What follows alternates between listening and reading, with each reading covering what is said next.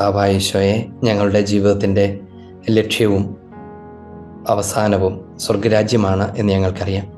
ഈ ഭൂമിയിലെ ജീവിതത്തിൻ്റെ സമാപനം സ്വർഗരാജ്യത്തിൻ്റെ പൂർത്തീകരണത്തിലേക്ക് നയിക്കുന്നതാണ് എന്ന് ഞങ്ങൾ അറിഞ്ഞിട്ടുണ്ട്, ഞങ്ങളെ അങ്ങ് പഠിപ്പിച്ചിട്ടുണ്ട്. സ്വർഗരാജ്യത്തെ ലക്ഷ്യമാക്കിയല്ലാതെ സത്യവിശ്വാസ പ്രബോധനത്തിന് അർത്ഥമില്ല എന്ന് ഞങ്ങൾക്കറിയാം. കർത്താവെ, അതുകൊണ്ട് തന്നെ സ്വർഗത്തെക്കുറിച്ചുള്ള അങ്ങ് ഞങ്ങൾക്ക് വെളിപ്പെടുത്തിയ ദൈവിക പ്രബോധനങ്ങൾ അത് ഞങ്ങളുടെ വിശ്വാസ ജീവിതത്തിൻ്റെ അടിസ്ഥാനമാണ്, ഞങ്ങളുടെ ഭാവി ജീവിതത്തിൻ്റെ ഭാഗധേയമാണ്. നല്ല ദൈവമേ, അങ്ങ് ആഗ്രഹിക്കുന്നത് പോലെ അങ്ങേ അറിയാനും അങ്ങ് പൂർണ്ണനായിരിക്കുന്നത് പോലെ സ്വർഗത്തിൻ്റെ പൂർണ്ണതയെക്കുറിച്ച് അറിയാനും അവിടുന്ന് കാലക്രമത്തിൽ ഞങ്ങളുടെ ജീവിതത്തിൻ്റെ സ്വർഗരാജ്യ പ്രവേശനത്തോട് ചേർന്ന് ഞങ്ങളെ ബോധ്യപ്പെടുത്തുമെന്ന് ഞങ്ങൾക്കറിയാം. അതുവരെ ഈ ഭൂമിയിലായിരുന്നു കൊണ്ട് അങ്ങ് ഞങ്ങൾക്ക് തന്ന സ്വർഗത്തെക്കുറിച്ചുള്ള വീക്ഷണങ്ങളെ, ദർശനങ്ങളെ ധ്യാനിക്കാനും അതിനെക്കുറിച്ച് കൂടുതൽ ആഴത്തിൽ അറിയാനും അങ്ങ് ഞങ്ങളെ അനുഗ്രഹിക്കണമേ. അങ്ങയുടെ സ്നേഹത്തെ പ്രതി അങ്ങേക്ക് നന്ദി പറയുന്നു. നല്ല ഈശോയെ തുടർന്നുള്ള സമയത്ത് അങ്ങയുടെ പരിശുദ്ധാത്മാവ് ഞങ്ങളെ പഠിപ്പിക്കാൻ ഇടവരട്ടെ. പരിശുദ്ധ മാതാവേ, അമ്മയുടെ മാധ്യസ്ഥം തേടി ഞങ്ങൾ പ്രാർത്ഥിക്കുന്നു. നന്മ നിറഞ്ഞ മറിയമേ സ്വസ്തി, കർത്താവ് അങ്ങയുടെ കൂടെ സ്ത്രീകളിൽ അങ്ങ് അനുഗ്രഹിക്കപ്പെട്ടവളാകുന്നു. അങ്ങയുടെ ദരത്തിൻ ഫലമായി ഈശോ അനുഗ്രഹിക്കപ്പെട്ടവനാകുന്നു. പരിശുദ്ധ മറിയമേ തമ്പുരാന്റമ്മേ, പാപികളായ ഞങ്ങൾക്ക് വേണ്ടി ഇപ്പോൾ ഞങ്ങളുടെ മരണസമയത്തും തമ്പുരാനോട് അപേക്ഷിക്കണമേ. ആമേൻ. ഈശോമിശിഹായ്ക്ക് സ്തുതിയായിരിക്കട്ടെ. നമ്മുടെ വത്തിക്കാൻ കൗൺസിലിന്റെ ആദ്യത്തെ ഡോക്യുമാറ്റിക് കോൺസ്റ്റിറ്റ്യൂഷൻ ലൂമൻ ജെൻസിയം, അതിലൂടെയാണ് നമ്മളിപ്പോൾ കടന്നുപോയിക്കൊണ്ടിരിക്കുന്നത്. അതിൻ്റെ ഏതാണ്ട് അവസാന ഭാഗങ്ങളിലൂടെയാണ് നമ്മളിപ്പോൾ കടന്നു പോകുന്നത്.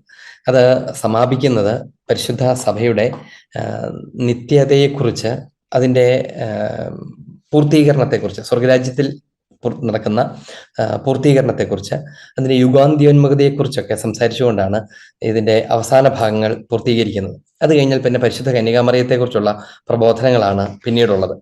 അതെല്ലാ കോൺസ്റ്റിറ്റ്യൂഷൻ്റെയും അവസാനം 8ാമത്തെ അധ്യായം അത് പരിശുദ്ധ കന്യകാമറിയത്തെക്കുറിച്ചുള്ളതാണ്. അതിനു മുൻപ് യുഗാന്ത്യത്തെക്കുറിച്ച് പറഞ്ഞുകൊണ്ടാണ് ഈ കോൺസ്റ്റിറ്റ്യൂഷൻ ഏതാണ്ട് സമാപിക്കുന്നത്. ഏതാണ്ട് ആ ഭാഗത്താണ് നമ്മളിപ്പോൾ എത്തിയിരിക്കുന്നത്.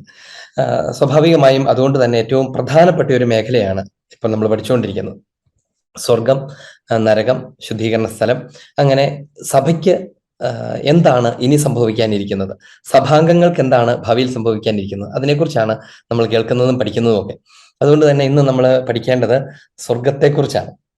നിങ്ങളൊരു കാര്യം ചിലപ്പോൾ ശ്രദ്ധിച്ചിട്ടുണ്ടാവുമായിരിക്കും, ഈ സ്വർഗം എന്ന് പറയുന്ന വിഷയം എല്ലാവർക്കും ഒരു പൊതുധാരണയുള്ള ഒരു കാര്യമാണ്. പൊതുവിൽ ആളുകൾക്ക് സ്വർഗത്തെക്കുറിച്ച് ഒരു ധാരണയുണ്ട്, അല്ലെ? എന്ത് പറഞ്ഞാലും സ്വർഗം എന്ന് ആളുകൾ അങ്ങോട്ട് കൂട്ടിച്ചേർക്കാറാണ്. പലപ്പോഴും ആളുകൾ സന്തോഷത്തിന്റെ ഒരു സ്ഥലം എന്നുള്ള അർത്ഥത്തിലാണ് സ്വർഗത്തെക്കുറിച്ച് പറയാറുള്ളത്. വീട്ടിൽ നല്ല സന്തോഷം ഉണ്ടെങ്കിൽ സ്വർഗം പോലത്തെ കുടുംബം എന്നൊക്കെ പറയും, അല്ലെ? ഭയങ്കര സങ്കടമൊക്കെ ഉണ്ടെങ്കിൽ നരകം പോലത്തെ കുടുംബം എന്നും ആളുകൾ പറയാറുണ്ട്. അപ്പൊ സ്വാഭാവികമായും ഈ സ്വർഗം എന്ന പദം ഒരു സാധാരണ സംസാരത്തിൽ ഉള്ളതാണ്. ഇനി ഞാൻ ശ്രദ്ധിച്ചിട്ടുള്ള ഒരു കാര്യം, പലപ്പോഴും ആളുകളോട് സ്വർഗത്തെക്കുറിച്ച് പറയുമ്പോൾ ഉള്ളതിനേക്കാൾ കൂടുതൽ ജിജ്ഞാസ ആളുകൾക്ക് നരകത്തെക്കുറിച്ച് പറയുമ്പോഴാണ് കണ്ടിട്ടുള്ളത്. സ്വർഗത്തെക്കുറിച്ച് ഒരു ക്ലാസ് ഉണ്ടെന്ന് പറഞ്ഞാൽ വരുന്നതിനേക്കാൾ കൂടുതൽ ആളുകൾ സാധാരണ നരകത്തെക്കുറിച്ച് പഠിപ്പിക്കുന്നുണ്ട് എന്ന് പറഞ്ഞു കേട്ടാൽ വരാൻ സാധ്യതയുണ്ട്. നരകത്തിലെ ആത്മാക്കളെ കുറിച്ചൊക്കെ പറയാൻ പോകുന്നു എന്ന് പറഞ്ഞു കഴിഞ്ഞാൽ ആളുകൾ ഒത്തിരി ഭയങ്കര ആകാംക്ഷയോടെ വരാണ്. സ്വർഗത്തിലെ ആത്മാക്കളെ കുറിച്ച് എന്ന് പറഞ്ഞാൽ സ്വർഗത്തിലുള്ള വിശുദ്ധരൊക്കെ അല്ലേ, അവരവിടെ എങ്ങനെ സുഖമായിട്ടിരിക്കുന്നുണ്ടാവും, അതൊക്കെ അങ്ങനെ കരുതുന്ന ആളുകളുണ്ട്. ഇനി ലോകത്തിലെ ഒരുവിധം എല്ലാ മതവിഭാഗങ്ങൾക്കും അവരുടേതായ വിധത്തിലുള്ള സ്വർഗത്തെക്കുറിച്ചുള്ള കാഴ്ചപ്പാടുകളുണ്ട്. അപ്പൊ അതിന്റെയൊക്കെ പശ്ചാത്തലത്തിൽ ഈശോ എന്താണ് സ്വർഗത്തെക്കുറിച്ച് പഠിപ്പിച്ചിരിക്കുന്നത്, നമുക്ക് എന്താണ് സ്വർഗത്തെക്കുറിച്ച് അറിയാൻ കഴിയുന്നത്, നമുക്കതിനെക്കുറിച്ച് പൂർണ്ണമായി അറിയാൻ കഴിയുമോ, ഏതാണ് നമുക്ക് കർത്താവ് വെളിപ്പെടുത്തി തന്ന സ്വർഗം എന്താണ്, ഏത് തരത്തിലുള്ളതാണ് എന്നൊക്കെയാണ് നമ്മൾ പഠിക്കാൻ പോകുന്നത്. അത് പഠിക്കുന്നതിന്റെ പശ്ചാത്തലം എന്താണെന്ന് ചോദിച്ചാൽ ലൂമൻ ജെൻസിയത്തിന്റെ 50ാമത്തെ പാരഗ്രാഫ് അത് വിശുദ്ധരെ കുറിച്ച്, സ്വർഗത്തെക്കുറിച്ചൊക്കെ പരാമർശിക്കുന്നതാണ്. തീർത്ഥാടക സഭയ്ക്ക് സ്വർഗീയ സഭയോടുള്ള ഐക്യം, ഗാഠബന്ധം, അതാണ് അതിന്റെ ടൈറ്റിൽ. 50ാമത്തെ പാരഗ്രാഫ്, 50ാമത്തെ സെക്ഷൻ അത് തീർത്ഥാടകയായിരിക്കുന്ന ഈ ഭൂമിയിൽ സഞ്ചരിച്ചുകൊണ്ടിരിക്കുന്ന സഭയ്ക്ക് നിത്യതയിൽ എത്തിച്ചേർന്ന, സ്വർഗരാജ്യത്തിൽ എത്തിച്ചേർന്ന സഭയോടുള്ള ഐക്യം എന്താണ്, ഗാഠമായ ബന്ധം എന്താണ് എന്നതിനെ കുറിച്ചാണ് ഈ പാരഗ്രാഫിൽ നമ്മൾ പഠിക്കുന്നത്. അപ്പൊ സ്വാഭാവികമായി അതുകൊണ്ട് തന്നെ സ്വർഗവുമായി ബന്ധപ്പെട്ട വിഷയങ്ങൾ, വിശുദ്ധരുടെ ലോകവുമായി ബന്ധപ്പെട്ട വിഷയങ്ങൾ ധാരാളം ഇതിനകത്ത് പരാമർശ വിഷയമാണ്. ഞാൻ അതിന്റെ കഴിഞ്ഞ പ്രാവശ്യം നമ്മൾ പറഞ്ഞ ചില ഭാഗങ്ങൾ അവയുടെ ടെക്സ്റ്റുകൾ വായിച്ചിട്ട് തുടരാം. അതിലെ ഒരു ആ സെക്ഷന്റെ അവസാന പാരഗ്രാഫുകൾ ഒന്നിങ്ങനെയാണ്: സ്വർഗസ്ഥരുടെ ഓർമ്മ നാം വിലപ്പെട്ടതായി കരുതുന്നത് അവരുടെ മാതൃകയുടെ പേരിൽ മാത്രമല്ല എന്ന് പറയുകയാണ്. അതായത് സ്വർഗീയവാസികളുടെ ഓർമ്മ, വിശുദ്ധരുടെ ഓർമ്മയൊക്കെ നമ്മൾ കൊണ്ടാടാറുണ്ടല്ലോ, വിശുദ്ധരുടെ തിരുനാളുകളൊക്കെ ആഘോഷിക്കുന്നു. അത് നമ്മൾ ചെയ്യുന്നത് അവരുടെ മാതൃകയുടെ പേരിൽ മാത്രമല്ല. ഇത് ശ്രദ്ധിക്കേണ്ട ഒരു കാര്യമാണ്. പലപ്പോഴും നമ്മളിപ്പോൾ ഒരു തിരുനാൾ സന്ദേശങ്ങളൊക്കെ ശ്രദ്ധിച്ചു നോക്കിയോ, നിങ്ങൾ ശ്രദ്ധിച്ചിട്ടുണ്ടാവും. അതിനകത്ത് കൂടുതൽ പറയുന്നത് എന്താണ്? വിശുദ്ധരുടെ മാതൃക നിലനിർത്തുന്നതിനെ കുറിച്ചൊക്കെയാണ്, അവരെ പോലെ ആകുന്നതിനെ കുറിച്ചാണ് കൂടുതൽ പറയാറുള്ളത്. ഇപ്പൊ അൽഫോൻസാമയുടെ തിരുനാൾ നമ്മൾ വളരെ റീസെന്റ് ആയിട്ട് ആഘോഷിച്ചു. സ്വാഭാവികമായും അൽഫോൻസാമ ത്യാഗത്തിലൂടെ, സഹനത്തിലൂടെ എങ്ങനെ വിശുദ്ധ പദവിയിലേക്ക് എത്തി, അവളുടെ ജീവിതം നമുക്കെങ്ങനെ മാതൃകയായിരിക്കുന്നു എന്നതിനെ കുറിച്ചാണ്. സ്വാഭാവികമായി അത് ശരിയുമാണ്. കാരണം ഒരു ആളെ വിശുദ്ധിയായി പ്രഖ്യാപിക്കുന്നത് ആ വ്യക്തി സ്വർഗത്തിലേക്ക് നടന്ന പ്രത്യേക വഴി അനേകം ആളുകൾക്ക് മാതൃകയാകാൻ വേണ്ടി കൂടെ തന്നെയാണ്. അതുകൊണ്ട് അതിനകത്ത് തെറ്റൊന്നുമില്ല. പക്ഷേ തിരുസഭ പഠിപ്പിക്കുകയാണ്, അങ്ങനെ ഒരു മോഡൽ നൽകുക, മാതൃക നൽകുക എന്നുള്ള ഉദ്ദേശം മാത്രമല്ല സ്വർഗവാസികളെ കുറിച്ച്, സ്വർഗീയരെ കുറിച്ച് പറയുന്നതിന്റെ പിറകിലുള്ളത്. പിന്നെ എന്താണ്? അതിലുപരി സഭ മുഴുവന്റെയും പരിശുദ്ധാത്മാവുള്ള ഐക്യം സഹോദര സ്നേഹത്തിന്റെ പ്രവർത്തനം വഴി കൂടുതൽ ശക്തിപ്പെടുത്തുന്നു എന്നുള്ളത് കൊണ്ട് കൂടിയാണ്. എന്താണ് അതിന്റെ അർത്ഥം? സഭ മുഴുവന്റെയും പരിശുദ്ധാത്മാവിലുള്ള ഐക്യത്തെ വെളിപ്പെടുത്തുന്നു എന്നുള്ളത് കൊണ്ടാണ് വിശുദ്ധരെ കുറിച്ച് പറയുന്നത് എന്നാണ് തിരുസഭ പഠിപ്പിക്കുന്നത്. സഭയ്ക്ക് മുഴുവനും പരിശുദ്ധാത്മാവിന്റെ ഐക്യമുണ്ട്. ഭൗമിക സഭയ്ക്ക് ശുദ്ധീകരണ സഭയോടും സ്വർഗീയ സഭയോടും ഒരു ഐക്യമുണ്ട്. അതൊരു വെറുതെ ഒരു വ്യക്തിബന്ധം എന്നതിന്റെ അപ്പുറത്ത് പരിശുദ്ധാത്മാവ് 3 സഭകളിലും വ്യാപരിക്കുന്ന ഒരേ പരിശുദ്ധാത്മാവിന്റെ കൂട്ടിച്ചേർക്കലിന്റെ പ്രവൃത്തിയാണ്. അപ്പൊ അതുകൊണ്ട് ഈ ഐക്യത്തെക്കുറിച്ച്, സഭയ്ക്ക്, സ്വർഗീയ സഭയ്ക്കും ഭൗമിക സഭയ്ക്കും തമ്മിലുള്ള ഐക്യത്തെക്കുറിച്ച് പറയാൻ വേണ്ടിയാണ് നമ്മൾ സ്വർഗീയരെ കുറിച്ച് പറയുന്നത് എന്നതാണ് തിരുസഭ പഠിപ്പിക്കുന്ന ഒരു കാര്യം. അപ്പൊ അതുകൊണ്ട് പരിശുദ്ധ സഭ സ്വർഗത്തെക്കുറിച്ച് പറയുന്നത് ഈ ഐക്യത്തെക്കുറിച്ച് പറയാനാണ്. അല്ലാതെ അവര് ജീവിച്ച് കടന്നുപോയ വഴികൾ നമുക്ക് മാതൃകയാകുക എന്നുള്ളത് മാത്രമല്ല അതിന്റെ ലക്ഷ്യം. പലപ്പോഴും ലോകം സ്വർഗത്തെക്കുറിച്ച് പറയുന്നത് എന്തുകൊണ്ടാണെന്നറിയാമോ? നീ ഒന്നും പേടിക്കണ്ട, ഭാവിയിൽ നിനക്കൊരു സ്ഥലമുണ്ട് എന്ന് പറയാൻ വേണ്ടിയിട്ടാണ് ലോകം സ്വർഗത്തെക്കുറിച്ച് പറയുന്നത്. നമ്മൾ ഇവിടെ സ്വർഗത്തെക്കുറിച്ച് പറയുന്നത് എന്തുകൊണ്ടാണ്? ഇവിടെയായിരിക്കും നമുക്ക് അവരുമായ ഒരു ഗാഢബന്ധമുണ്ട് എന്ന് പറയാൻ വേണ്ടിയിട്ടാണ്. ഇനി കാരണം പറയുകയാണ്. എന്തുകൊണ്ടെന്നാൽ തീർത്ഥാടകരായ നമ്മുടെ ക്രിസ്തീയ കൂട്ടായ്മ, അതായത് ഈ ഭൂമിയിൽ സഞ്ചരിച്ചുകൊണ്ടിരിക്കുന്ന, സ്വർഗ ലക്ഷ്യമാക്കി സഞ്ചരിച്ചുകൊണ്ട് നമ്മളെ സഭയെ വിളിക്കുന്നത് തീർത്ഥാടക സഭയെന്നാണ്. നമുക്ക് പരിചയമുള്ള കാര്യമാണ് എന്നുകൊണ്ടാണ് ഞാനത് വിശദീകരിക്കാത്തത്. സഭ അറിയപ്പെടുന്നത്, ഈ ഭൂമിയിൽ സഭ അറിയപ്പെടുന്നത് തീർത്ഥാടക സഭയെന്നാണ്. പിൽഗ്രിം ചർച്ച്, ഈ ഭൂമിയിൽ തീർത്ഥാടകരായിരിക്കുന്ന, തീർത്ഥാടനം എന്ന് പറഞ്ഞാൽ എന്താ? ഒരു വിശുദ്ധ സ്ഥലത്തേക്കുള്ള യാത്രയാണല്ലോ തീർത്ഥാടനം എന്ന് പറയുന്നത്. നമ്മൾ വേളാങ്കണ്ണിക്കൊക്കെ പോകാറുണ്ട്, അല്ലെങ്കിൽ ലൂർദ്, ഫാത്തിമ പോലെ സ്ഥലത്തേക്കൊക്കെ, ഹോളി ലാൻഡ്സിലേക്കൊക്കെ പോകാറുണ്ട്. വിശുദ്ധ സ്ഥലത്തേക്കൊക്കെ നമ്മൾ പ്രാർത്ഥനാപൂർവ്വം സഞ്ചരിക്കും. ആ സഞ്ചാരം തീർത്ഥാടനമാണ്. ഈ തീർത്ഥാടക സഭ, തീർത്ഥ സഭ എന്ന് പറഞ്ഞാൽ മതി. തീർത്ഥസഭയ്ക്ക് തീർത്ഥാടനത്തിലായിരിക്കുന്ന, അത് 2 അഡ്ജക്റ്റീവ് ആവശ്യമില്ലാത്തതുകൊണ്ടാണ്. തീർത്ഥാടക സഭ അത് യാത്രയിലാണ്, ആരാധനയിലാണ്, പ്രാർത്ഥനയിലാണ്, ഒപ്പം സഞ്ചാരത്തിലുമാണ്. ഇത് നമ്മളെ ഓർമ്മിപ്പിക്കുന്നത് പഴയ നിയമത്തിലെ ഇസ്രായേൽ മരുഭൂമിയിൽ തീർത്ഥാടകരായിരുന്നതാണ്. തേനും പാലും ഒഴുകുന്ന സ്വർഗസമാനമായ കാനാൻ ദേശത്തേക്കുള്ള അവരുടെ സഞ്ചാരം, 40 വർഷത്തെ സഞ്ചാരം അവരെ സ്വർഗരാജ്യത്തിലേക്കുള്ള യാത്രയ്ക്ക് വേണ്ടിയാണ് ഒരുക്കിയത്, ഇസ്രായേൽ ജനത്തെ ഒരുക്കിയത്.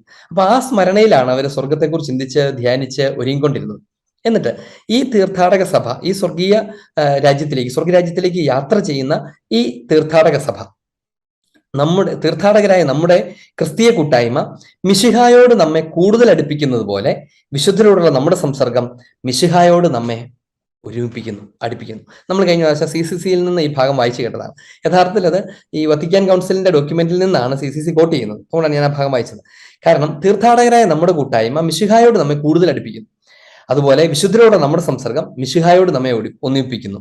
ഉറവിടവും ശിരസും എന്ന നിലയിലുള്ള എല്ലാ കൃപാവരത്തിന്റെയും ദൈവജനത്തിന്റെ ജീവൻ തന്നെയും പ്രഭവസ്ഥാനമായ മിശിഹായോട് തന്നെ. അപ്പൊ നോക്കുക, സ്വർഗീയരോട്, വിശുദ്ധരോടൊക്കെയുള്ള നമ്മുടെ ബന്ധമൊക്കെ എന്തിനു വേണ്ടിയുള്ളതാണെന്ന് ചോദിച്ചാൽ അവരോടൊരു ബന്ധം പുലർത്തുക എന്നുള്ളതല്ല, മിശിഹായോടുള്ള ബന്ധം പുലർത്തുക എന്നുള്ളതാണ്. മിശിഹായുടെ ഗാത്രമാണ് ഇത് എന്നതാണ് ഇതിന്റെ ഒക്കെ അടിസ്ഥാനം.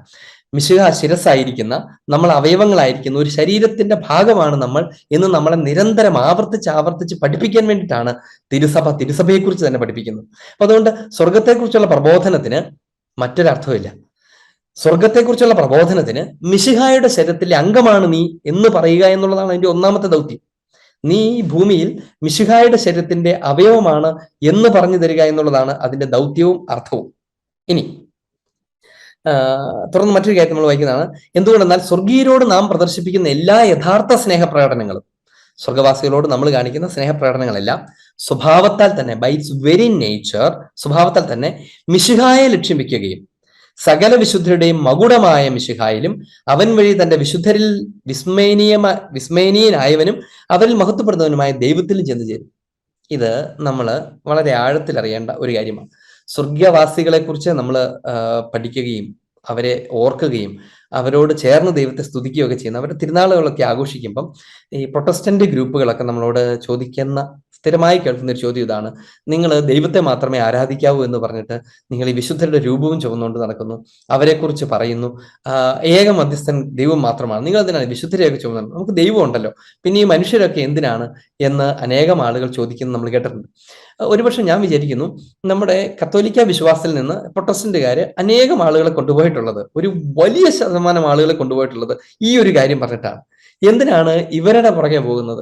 എന്തിനാണ് നമ്മളെപ്പോലെ ജീവിച്ച് മരിച്ചുപോയ മനുഷ്യൻ, നമുക്ക് ദൈവം ഉണ്ടല്ലോ പ്രാർത്ഥിക്കാൻ, നിങ്ങൾ എന്തിനാണ് മാതാവിന്റെ കാര്യം പറയുന്നത്? നമുക്ക് ദൈവം ഉണ്ടല്ലോ, ഈശോയോട് പ്രാർത്ഥിച്ചാൽ പോരെ, അതിനപ്പുറത്തുള്ളതൊക്കെ എന്തിനാണ്, എന്താണ് അതിന്റെ ആവശ്യം എന്ന് അനേകം ആളുകൾ ചോദിക്കാറുണ്ട്. നമ്മൾ എന്തുകൊണ്ട് അവരെക്കുറിച്ച് ഓർക്കുന്നു എന്നത് അവർക്കൊരു അജ്ഞാത വിഷയമാണ്. എന്തുകൊണ്ടാണ് അവർക്കത് അജ്ഞാതമായിരിക്കുന്നത് ചോദിച്ചാൽ, അവർക്ക് സഭ അജ്ഞാതമാണ് എന്നതാണ് അതിന്റെ ഉത്തരം. തിരുസഭ അജ്ഞാതമാണ്. തിരുസഭ എന്ന് പറയുന്ന സ്വർഗ ശുദ്ധീകരണ ഭൗമിക ഗേഹങ്ങൾ ഒരുമിച്ച് ചേരുന്ന ക്രിസ്തു ശരീരമായ സഭ അവർക്ക് അജ്ഞാതമാണ്. അതറിയാത്തിടത്തോളം കാലം വിശുദ്ധരും അവരുടെ ലോകവും ഒന്നും അറിയാൻ പറ്റില്ല. അതുകൊണ്ട് സഭ പഠിപ്പിക്കുകയാണ്, എന്തുകൊണ്ടെന്നാൽ സ്വർഗീയരോട് നാം പ്രദർശിപ്പിക്കുന്ന എല്ലാ യഥാർത്ഥ സ്നേഹപ്രകടനങ്ങളും അത് സ്വഭാവത്താൽ തന്നെ മിശിഹായെയാണ് ലക്ഷ്യം വെക്കുന്നത്. അത് അവർ ലക്ഷ്യം വെക്കുന്നതല്ല. ഒരു വിശുദ്ധനെ നമ്മൾ സ്നേഹിക്കുന്നെങ്കിൽ, ഒരു വിശുദ്ധനോട് നമ്മൾ വലിയ സ്നേഹാദരവ് കാണിക്കുന്നെങ്കിൽ, ഇതിനകത്ത് ഉപയോഗിക്കുന്ന ഒരു പദം നിങ്ങൾ ശ്രദ്ധിച്ചോ, യഥാർത്ഥ സ്നേഹപ്രകടനങ്ങൾ. ഇതൊരു ഭയങ്കര ഈ പല ഫോറങ്ങളിലുമൊക്കെ ഞാൻ തന്നെയും ഈ വിശുദ്ധർക്ക് കൊടുക്കുന്നത് വണക്കമാണ്. നമ്മൾ മുമ്പ് ചില ക്ലാസ്സുകളിൽ അതിനെ കുറിച്ച് പറഞ്ഞിട്ടുണ്ട്. വിശുദ്ധർക്ക് കൊടുക്കുന്ന വണക്കമാണ് ധൂളിയ, അതാണ് വിശുദ്ധർക്ക് കൊടുക്കുന്നത്. മാതാവിന് കൊടുക്കുന്നത് ഹൈപ്പർ ധൂളിയയാണ്, ഉന്നതമായ വണക്കമാണ്. ഇനി ഔസേപ്പിതാവിന് കൊടുക്കുന്ന പ്രോത്തോധൂളിയാണ്, അതായത് വിശുദ്ധരിൽ ഒന്നാമൻ എന്നുള്ള സ്ഥാനമാണ് ഔസേപ്പിതാവ്. അങ്ങനത്തെ കാര്യങ്ങളൊക്കെ ഉണ്ട്. എന്നതിനെ കുറിച്ചൊക്കെ പറയുന്ന സമയത്ത് ഇവര് ചോദിക്കാറുള്ള ഒരു ചോദ്യമാണ്, ഓക്കെ ശരി വണക്കമാണെന്നൊക്കെ നിങ്ങൾ പറഞ്ഞാലും ഞങ്ങൾക്ക് അങ്ങനെ വണക്കമായിട്ടല്ല തോന്നുന്നത്. കാരണം നിങ്ങൾ കുർബാനയൊക്കെ കഴിഞ്ഞിട്ട് ഞങ്ങൾ കണ്ടിട്ടുണ്ട്, നിങ്ങൾ രൂപങ്ങളിലൊക്കെ പോയി തൊട്ട് ചുംബിക്കുന്നു, അതിൽ മാലയൊക്കെ ഇടുന്നു, പ്രദക്ഷിണമൊക്കെ ചുമന്നുകൊണ്ട് പോകുന്നു, അതിൽ പൂക്കളൊക്കെ വാരി എറിയുന്നു, ഇനിയും അവിടെ പോയി ഇങ്ങനെ പ്രാർത്ഥിച്ചുകൊണ്ടിരിക്കുന്നു. ഇതെല്ലാം കാണുമ്പോൾ ഞങ്ങൾക്ക് മനസ്സിലാകും നിങ്ങൾ അവയൊക്കെ ആരാധിക്കുകയാണ് എന്നാണ് ഞങ്ങൾക്ക് മനസ്സിലാകുന്നതാണ് അവർ പറയുന്നത്. ഓക്കെ, സ്വാഭാവികമായും അത് അവരുടെ തോന്നലാണ്, അവരുടെ വിചാരമാണ്. നിങ്ങൾക്ക് തന്നെ തോന്നുന്നതുകൊണ്ട് കാര്യമില്ലോ, ഞങ്ങൾ ചെയ്യുന്നത് എന്താണെന്ന് ഞങ്ങൾക്കറിയാമല്ലോ എന്ന് നമുക്ക് മറുപടി പറയാൻ പറ്റും. പക്ഷേ ഇവരോട് കാണിക്കുന്ന ഈ സ്നേഹത്തിന്റെ പ്രകടനങ്ങൾ, അതാണ് അവരെ അസ്വസ്ഥപ്പെടുത്തുന്നത്. ഇവരോട് എന്താണ് ഇത്ര സ്നേഹം പ്രകടനം കാണിക്കുന്നത്? ഒരു അൽഫോൻസാമ്മയുടെ കബറിടത്തിൽ അവളുടെ മരണദിനത്തിൽ എന്തിനാണ് ഈ കണ്ട മനുഷ്യരെല്ലാം വണ്ടിയും വിളിച്ച് അവിടെ പോയി ചെല്ലുന്നത്? അവിടെ എല്ലാം അലങ്കരിച്ച് അവിടെ വിശുദ്ധ കുർബാനയൊക്കെ അർപ്പിച്ച് എന്തിനാണ് ഇങ്ങനെയൊക്കെ കാണിക്കുന്നത്? എന്താണ് ഇതിനു മാത്രം അവരോടൊരു ബന്ധം എന്നാണ് അവർ ചോദിക്കുന്ന ചോദ്യം. ശരിക്കും ആലോചിച്ച് നോക്കി കഴിഞ്ഞാൽ നമുക്ക് അല്പ സഹതാപം ഇത് ചോദിക്കുന്നവരോട് തോന്നും. കാരണം ഇത് ഒരു കുടുംബത്തിനകത്തുള്ള സ്നേഹമാണ്, ഒരു കുടുംബത്തിലെ അംഗങ്ങളോടുള്ള സ്നേഹമാണ്. ഇനി അതിൻ്റെയും അപ്പുറത്ത് മിശിഹായുടെ പൂർണ്ണതയുള്ള അവയവമായി അവർ മാറിയതുകൊണ്ട് മിശിഹായോടുള്ള സ്നേഹമാണ്. മിശിഹായുടെ പൂർണ്ണതയുള്ള അവയവമായി സ്വർഗത്തിന്റെ ഭാഗമായി അവർ മാറിയത് കൊണ്ട് സത്യത്തിൽ അവരെ നമ്മൾ സ്നേഹിക്കുമ്പോൾ മിശിഹായെയാണ് സ്നേഹിക്കുന്നത് എന്നുള്ളതാണ് അതിന്റെ കാര്യം. അതുകൊണ്ട് സഭ അങ്ങനെ പഠിപ്പിക്കും. സ്വഭാവത്താൽ തന്നെ മിശിഹായെ ലക്ഷ്യം വെക്കുകയും സകല വിശുദ്ധരുടെയും മകുടമായ മിശിഹ, എല്ലാ വിശുദ്ധരുടെയും കിരീടം, മകുടം, അത് മിശിഹ തന്നെയാണ്. അപ്പൊ അതുകൊണ്ട് ഏതൊരു വിശുദ്ധനെ കുറിച്ച് നമ്മൾ പറഞ്ഞാലും ആ വിശുദ്ധന്റെ വിശുദ്ധിയെക്കുറിച്ചായിരിക്കും നമ്മൾ പറയുന്നത്. ഇപ്പൊ ഉദാഹരണത്തിന് അൽഫോൻസാമ്മയെ കുറിച്ച് പറയുന്നു, അൽഫോൻസാമ്മയുടെ വലിയ സഹനത്തെക്കുറിച്ച് പറയുന്നു. സ്വാഭാവികമായും ആരാണ് അനുസ്മരിക്കപ്പെടുന്നത്? അൽഫോൻസാമ്മയ്ക്ക് ഈ സഹനം എവിടുന്ന് ലഭിച്ചതാണ്? അത് മിശിഹായുടെ സഹനത്തിൽ അവൾ പങ്കുചേർന്നു എന്ന് മാത്രമേ ഉള്ളൂ. അപ്പോൾ അൽഫോൻസാമ്മയെ നോക്കുന്നവൾ അവളുടെ സഹനത്തെ കാണുന്നു, അവളുടെ സഹനത്തെ കാണുന്നവൻ മിശിഹായിലെ സഹനത്തെ കാണുന്നു, അങ്ങനെ അയാൾ മിശിഹായെ അറിയുന്നു. അതാണ് അതിന്റെ കാര്യം. എല്ലാ വിശുദ്ധരും മിശിഹായുടെ ഏതെങ്കിലും ഭാവങ്ങൾ അതിന്റെ അതിന്റെ അതിന്റെ പെർഫെക്ഷനിൽ പ്രകടിപ്പിക്കുന്നവരാണ്. പെർഫെക്ഷൻ വിശുദ്ധ അന്തോനീസിനെ കാണുന്നവൻ വിശുദ്ധ അന്തോനീസിന്റെ പ്രബോധനത്തെ കാണുന്നു. വിശുദ്ധ അന്തോനീസിന്റെ പ്രബോധനത്തെ കാണുന്നവൻ പ്രബോധകനായ ഗുരുവായ മിശിഹായെ കാണുന്നു. സകല പ്രബോധനവും ആ മിശിഹായിൽ നിന്നാണ് വരുന്നത്. മിശിഹായിൽ നിന്ന് ഒഴുകുന്ന പ്രബോധനത്തെ സ്വീകരിച്ച് പകർന്നു കൊടുത്ത വിശുദ്ധ അന്തോനീസിനെ കാണുന്ന ഒരാൾ യഥാർത്ഥത്തിൽ കാണുന്നത് മിശിഹായെയാണ്. അപ്പൊ അതുകൊണ്ട് ഏത് വിശുദ്ധനോടുള്ള ബന്ധവും നമ്മളെ മിശിഹായിലേക്കാണ് അടുപ്പിക്കുന്നത് എന്ന് നമ്മൾ ഓർക്കണം. മിശിഹായിലേക്ക് അടുപ്പിക്കുന്നു എന്ന് നമ്മൾ ഓർക്കണം. അപ്പൊ അതുകൊണ്ട് ഈ വിശുദ്ധരെ നമുക്ക് അവഗണിക്കാൻ കഴിയില്ല. വിശുദ്ധരെ അവഗണിക്കാൻ പ്രേരിപ്പിക്കുന്നത് ക്രിസ്തീയമല്ല എന്നും നമ്മൾ ഓർക്കണം. എന്നിട്ട് വീണ്ടും തുടർന്ന് പഠിപ്പിക്കുകയാണ്, അതിശ്രേഷ്ഠമായ കാരണത്താൽ നമുക്ക് സ്വർഗീയ സഭയുമായുള്ള ഐക്യം യാഥാർത്ഥ്യവൽക്കരിക്കപ്പെടുന്നത് പ്രധാനമായും തിരുക്കർമ്മങ്ങളിൽ പരിശുദ്ധാത്മാവിന്റെ ശക്തി കൗദാശിക അടയാളങ്ങൾ വഴി നമ്മിൽ പ്രവർത്തിക്കുകയും നാം ഒരു സമൂഹമായി ദൈവമഹത്വത്തിന്റെ സ്തുതി ഉയർത്തി സംഘടിത ആഘോഷം നടത്തുമ്പോഴുമാണ്. ഞാൻ ഈ ടെക്സ്റ്റ് വായിക്കുന്നത് നമുക്ക് വത്തിക്കാൻ കൗൺസിലിന്റെ പ്രബോധന രേഖകളാണ് പഠിക്കുന്നത്. അപ്പോൾ സ്വാഭാവികമായും ആ ടെക്സ്റ്റിനെ നമുക്കൊരു നേരിട്ടുള്ള ഒരു പരിചയം കൂടി ഉണ്ടാകാൻ വേണ്ടി എൻ്റെ ചില ഭാഗങ്ങൾ വായിക്കുന്നു മാത്രമേ ഉള്ളൂ. പറഞ്ഞു തരിക മാത്രമല്ലോ, വായിക്കുന്നതും നല്ലതാണ്. നോക്കുക, സ്വർഗീയ സഭയുടെ ഐക്യം ഉണ്ടാകുന്നതിന്റെ അടിസ്ഥാനം എന്താണ്? സാക്രമെന്റ്സ് ആണ് എന്നതാണ് തിരുസഭ പഠിപ്പിക്കുന്ന കാര്യം. സ്വർഗീയ സഭയോട്, അതായത് വിശുദ്ധരോട് നമുക്ക് ബന്ധം എങ്ങനെയാണ് ഉണ്ടാകുന്നത്? അത് തിരുനാൾ ആഘോഷിക്കുമ്പോഴല്ല, അത് അവരുടെ ഒരു ചിത്രം നമ്മുടെ മുറിയിൽ വെച്ചിരിക്കുമ്പോഴുമല്ല, അവരുടെ പേര് വഹിച്ച് നടക്കുമ്പോഴുമല്ല. അതിൻ്റെയൊക്കെ ഉപരിയായി, ഒന്നും വേണ്ടെന്നല്ല പറഞ്ഞത്, അതിനൊക്കെ ഉപരിയായി കൂദാശകളിലൂടെയാണ്. കൗദാശിക അടയാളങ്ങൾ വഴി നമ്മിൽ പ്രവർത്തിക്കുകയും നാം ഒരു സമൂഹമായി ദൈവമഹത്വത്തിന്റെ സ്തുതി ഉയർത്തി സംഘടിതമായ കളക്റ്റീവായിട്ടുള്ള സെലിബ്രേഷൻ നടത്തുകയും ചെയ്യുമ്പോഴാണ്. കാരണം എന്താണെന്ന് അറിയാമോ? ഏതൊരു കൂദാശ പരികർമ്മം ചെയ്താലും അവിടെ വിശുദ്ധരുടെ സംഘമുണ്ട്, ശുദ്ധീകരണാത്മാക്കളുണ്ട്, നമ്മളുണ്ട്. കൂദാശകളിലാണ് ഈ മൂന്ന് സഭയും ഒരുമിച്ച് വരുന്നത്. കൂദാശകളിലാണ് നമുക്ക് ഈ മൂന്ന് സഭയും ഒരുമിച്ച് അനുഭവിക്കാൻ കഴിയുന്നത്. അതുകൊണ്ട് കൂദാശകളിലെ ബന്ധമാണ് യഥാർത്ഥത്തിൽ സ്വർഗീയ സഭയോടുള്ള ബന്ധം. നിങ്ങൾക്കൊരു വിശുദ്ധനോട് കൂടുതൽ അടുക്കണമെന്ന് ആഗ്രഹിക്കുക എന്ന് വിചാരിക്കുക. അതിന്റെ മാർഗം വിശുദ്ധരുടെ ഒരു പടം നമ്മുടെ കയ്യിൽ സൂക്ഷിക്കുക എന്നുള്ളതല്ല. അതൊക്കെ ചെയ്യാവുന്നതാണ് അവർ ഓർക്കാനായിട്ട്. അതിന്റെ അപ്പുറത്ത് കൂദാശകളിലേക്ക് കടന്നു ചെല്ലുക എന്നുള്ളതാണ്. ഇനി അതിനകത്ത് തന്നെ എടുത്തു പറയും അത് വിശുദ്ധ കുർബാനയാണ്. ഒരേ സ്തുതി കീർത്തനത്താൽ ത്രിത്വൈക ദൈവത്തെ മഹത്വപ്പെടുത്തുമ്പോഴുമാണ്. അതിനാൽ ദിവ്യകാരുണ്യ ബലി ആഘോഷിക്കുന്നവർ പ്രധാനമായും നിത്യകന്യകയും മഹത്വപൂർണമായ മറിയത്തിന്റെയും അതോടൊപ്പം വിശുദ്ധ യൗസേപ്പിന്റെയും വിശുദ്ധ സ്ലീഹന്മാരുടെയും രക്തസാക്ഷികളുടെയും വിശുദ്ധരുടെയും ഓർമ്മയാചരിച്ചുകൊണ്ടും അവരോട് ചേർന്നുകൊണ്ടും സ്വർഗീയ സഭയുടെ ആരാധനയോട് പരമാവധി ഒന്നു ചേരുന്നു. നോക്കുക, ഈ ഒന്നാമത് വിശുദ്ധരോടുള്ള ഐക്യത്തിന്റെ ഇടം വിശുദ്ധ കുർബാനയാണ്, ഒപ്പം മറ്റു കൂദാശകളും. അപ്പൊ അതുകൊണ്ട് വിശുദ്ധരെ കുറിച്ച് പറയുന്നത് കൂദാശകളോട് ചേർത്ത് വേണമെന്നുള്ളതാണ് നമ്മൾ സ്വർഗീയ സഭയെക്കുറിച്ച്, വിശുദ്ധരെ കുറിച്ച് പറയുന്നതിന്റെ ഒന്നാമത്തെ പ്രമാണം. കൂദാശകളോട് ചേർത്ത് പറയണം, മിശിഹായോട് ചേർത്ത് പറയണം. വിശുദ്ധരെ കുറിച്ചുള്ള പ്രസംഗങ്ങളിലെല്ലാം ഈ രണ്ട് ഘടകങ്ങൾ ചേർന്ന് പോയിരിക്കണം. കൂദാശകളെ കുറിച്ച് സംസാരിക്കപ്പെട്ടിരിക്കണം, മിശിഹായിലേക്ക് അത് എത്തി നിൽക്കണം. അല്ലെങ്കിൽ വിശുദ്ധരെ കുറിച്ച് പറയുന്നത് ഏതോ നല്ല മനുഷ്യന്റെ സൽകൃത്യങ്ങൾ പ്രകീർത്തിക്കുന്നത് പോലെ ഇരിക്കും. അത് ദൈവം ആഗ്രഹിക്കുന്നില്ല. ഒരു നല്ല മനുഷ്യന്റെ മഹനീയ കൃത്യങ്ങളും അത്ഭുതങ്ങളും വർണ്ണിക്കുന്നത് പോലത്തെ ഒരു കാര്യമല്ല, ചില സിദ്ധന്മാരെ അവതരിപ്പിക്കുന്നത് പോലത്തെ കാര്യമല്ല വിശുദ്ധരെ കുറിച്ച് പറയുന്നത്. വിശുദ്ധരെ കുറിച്ച് പറയുന്നത് രണ്ട് കാര്യങ്ങളിലാണ്. ഒന്ന് കൗദാശികമായിട്ടാണ്, കൂദാശ അധിഷ്ഠിതമായിട്ടാണ്. രണ്ട് മിശിഹ കേന്ദ്രീകൃതമായിട്ടാണ്. മിശിഹ കേന്ദ്രീകൃതമായും കൗദാശികമായും അല്ലാതെ വിശുദ്ധരെ കുറിച്ച് പറയുന്നതിന് അർത്ഥമില്ല. അത് നമ്മുടെ നാട്ടിലെ ഏതൊരു നല്ല മനുഷ്യനെ കുറിച്ച് പറയുന്നതിൽ നിന്ന് വലിയ വ്യത്യാസമൊന്നും ഉണ്ടാവില്ല. അല്ലെങ്കിൽ ചില മാന്ത്രികരെ കുറിച്ച് പറയുന്നതിൽ നിന്ന് വലിയ വ്യത്യാസം ഉണ്ടാകും. പലപ്പോഴും നമ്മൾ വിശുദ്ധരെ കുറിച്ചുള്ള പ്രഘോഷണമൊക്കെ എവിടെ ചെന്ന് നിൽക്കുന്നു നമ്മൾ ശ്രദ്ധിച്ചാൽ പലപ്പോഴും അവരുടെ അത്ഭുത പ്രവൃത്തികൾ ചെന്ന് നിൽക്കുന്നു എന്നുള്ളതാണ് അതിന്റെ സങ്കടകരമായ കാര്യം, അല്ലെ? അവർ ചെയ്തിട്ടുള്ള അത്ഭുതങ്ങളാണ് നമ്മൾ കൊട്ടിഘോഷിക്കാറുള്ളത്. അവർ അങ്ങനെ ചെയ്തു, ഇങ്ങനെ ചെയ്തു എന്നൊക്കെ പറഞ്ഞിട്ട് കേൾക്കാനും ഭയങ്കര രസമാണ്. ഞാനും ധാരാളം പറയാറുണ്ട്. അത് പറയുന്നത് കേൾക്കുമ്പോൾ ആളുകൾക്ക് ഭയങ്കര സന്തോഷമാണ്, അല്ലെ? വളരെ ചില വിശുദ്ധരൊക്കെ ബൈലൊക്കേഷൻ ഉണ്ടായിരുന്ന ഒരേ സമയം രണ്ട് സ്ഥലത്ത് കാണപ്പെട്ടിരുന്നു. അതുകൊള്ളാലോ വെച്ചാൽ കൂടുതൽ പറഞ്ഞ് എന്നൊക്കെ പറഞ്ഞ് അവർ നമ്മളോട് പറയാറുണ്ട്. അതുപോലെ ചില വിശുദ്ധരൊക്കെ പതിരിപ്പയെ പോലുള്ള വിശുദ്ധരെ കുറിച്ചൊക്കെ പറയുന്നത് അവർ വിശുദ്ധ ബലി മധ്യ ഉയർന്ന് അതെങ്ങനെ പൊങ്ങിക്കുന്നത് പറഞ്ഞു കേൾക്കട്ടെ എന്നൊക്കെ പറഞ്ഞു കേൾക്കാറുണ്ട്. പക്ഷേ ഇതൊക്കെ രസകരമാണ്, ശ്രദ്ധേയമാണ് എന്നതിന്റെ അപ്പുറത്ത് വിശുദ്ധരെ കുറിച്ച് സംസാരിക്കേണ്ടത് ഈ രണ്ട് മേഖലകളിലാണ്. ഏതൊക്കെയാണത്? ഒന്ന്, ശിരസായ മിശിഹായുമായി ബന്ധപ്പെടുത്തി. രണ്ട്, കൂദാശകളുമായി ബന്ധപ്പെടുത്തി. ഈ കാര്യം എപ്പോഴും ശ്രദ്ധയിൽ വയ്ക്കണം. വിശുദ്ധരെ കുറിച്ച് ഇത് രണ്ടും കൂടാതെ പറയരുത് എന്നുള്ളതാണ് കാര്യം. ഇനി വിശുദ്ധരെ കുറിച്ച് പറയുമ്പോഴാണ് നമ്മൾ വിശുദ്ധരായി തീരുന്നവർ അവരുടെ ലോകത്തെക്കുറിച്ച് പറയേണ്ടത്. അതാണ് നമുക്ക് ഇന്ന് പറഞ്ഞു വരേണ്ട വിഷയം, സ്വർഗം. സ്വർഗത്തെക്കുറിച്ച് പറയുന്നതിന് മുൻപ് എപ്പോഴാണ് സ്വർഗത്തിലേക്ക് പറഞ്ഞു തുടങ്ങുകയെന്നായിരിക്കും നിങ്ങൾ ഈ ആകാംക്ഷപൂർവ്വം കാത്തിരിക്കുന്നത്. സ്വർഗത്തെക്കുറിച്ച് പറയുന്നതിന് മുമ്പ് തനത് വിധിയെക്കുറിച്ച് ചില കാര്യങ്ങൾ പറയണം. ഞാൻ ആ ടെക്സ്റ്റ് ഒന്ന് പറയുക മാത്രമേ ചെയ്യുന്നുള്ളൂ. നമ്മൾ അതിനെക്കുറിച്ച് വിശദീകരിച്ചിട്ടുള്ളതാണ്. ക്രിസ്തുവിൽ വെളിവാക്കപ്പെട്ട കൃപാവരത്തെ സ്വീകരിക്കുന്നതിനോ തിരസ്കരിക്കുന്നതിനോ സാധ്യമായ സമയം എന്ന നിലയിലുള്ള മനുഷ്യജീവിതത്തിന് മരണം അന്ത്യം കുറിക്കുന്നു. നമ്മൾ കഴിഞ്ഞ ദിവസം പറഞ്ഞത് ഓർക്കുക. മരണം എന്ന് പറഞ്ഞാൽ എന്താണ്? തീരുമാനമെടുക്കാനുള്ള, സ്വർഗത്തിലേക്ക് പോകണോ നരകത്തിലേക്ക് പോകണോ എന്ന് ഒരാൾക്ക് തീരുമാനമെടുക്കാനുള്ള സമയം കഴിയുന്നു. നോക്കുക, സ്വർഗം എന്ന് പറയുന്നത് ഒരാളുടെ തീരുമാനത്തിലും കൂടെ നിൽക്കുന്ന കാര്യമാണ്. ദൈവം എനിക്ക് സ്വർഗം തന്നു എന്ന് പറയുന്നതിനേക്കാൾ ശരിയായത് എന്താണെന്ന് അറിയാമോ? ഞാൻ സ്വർഗം അക്സെപ്റ്റ് ചെയ്തു എന്ന് പറയുന്നതാണ്. ഞാൻ സ്വർഗം അംഗീകരിച്ചു എന്ന് പറയുന്നതാണ്. ഞാൻ സ്വർഗം സ്വീകരിച്ചു എന്ന് പറയുന്നതാണ്. കാരണം എന്താണെന്ന് അറിയാമോ? പരിശുദ്ധ മാമോദീസയാൽ, നമ്മൾ കഴിഞ്ഞ പ്രാവശ്യം പറഞ്ഞ കാര്യം ഓർക്കുക, മാമോദീസ സ്വീകരിക്കുന്ന ഒരു വ്യക്തിക്ക് അതിനാൽ തന്നെ ദൈവം സ്വർഗം നൽകി കഴിഞ്ഞു. ദൈവിക ജീവൻ നൽകുന്നു. ഉത്ഭവപാപവും കർമ്മപാപവും അതിന്റെ പരിണിത ഫലങ്ങളും എല്ലാം മായ്ച്ചു കളയുന്നു. ആൾ പൂർണ്ണമായും ശുദ്ധനായിരിക്കുന്നു. അതുകൊണ്ടാണ് വിശുദ്ധരെ എന്ന് സഭാംഗങ്ങളെ വിളിക്കുന്നതൊക്കെ നമ്മൾ കഴിഞ്ഞ പ്രാവശ്യം പറഞ്ഞായിരുന്നു. അങ്ങനെ വിശുദ്ധീകരിക്കപ്പെട്ടിരിക്കുന്നു. അപ്പൊ ദൈവരാജ്യമുള്ള, ദൈവമക്കളുടെ സ്ഥാനമുള്ള, പാപരഹിതനായ ഒരു വ്യക്തിയാണ് മാമോദിസ സ്വീകരിച്ച ഒരാൾ. അതിനാൽ തന്നെ ദൈവം നമുക്ക് സ്വർഗം തന്നു കഴിഞ്ഞു. ഇനി അടുത്ത് നിന്റെ ചോയ്സാണ്. നീ അത് അക്സെപ്റ്റ് ചെയ്യണോ വേണ്ടയോ? ഇത്രേ ഉള്ളൂ. നീ അത് അക്സെപ്റ്റ് ചെയ്യണോ വേണ്ടയോ? അല്ലാണ്ട് ദൈവം എന്നെ സ്വർഗത്തിലേക്ക് വിട്ടില്ല എന്നൊരാൾക്ക് പറയാൻ പറ്റില്ല. ദൈവം എന്നെ സ്വർഗത്തിൽ നരകത്തിലേക്ക് കൊണ്ട് എറിഞ്ഞു എന്ന് പറയാൻ പറ്റില്ല. ദൈവം അവനെ നരകത്തിലേക്ക് അയച്ചു എന്ന് പറയാൻ പറ്റില്ല. ദൈവം അയാളെ സ്വർഗത്തിലേക്ക് ഏറ്റുവിട്ടു എന്ന് പറയാൻ പാടില്ല. പകരം എന്താണ് പറയേണ്ടത്?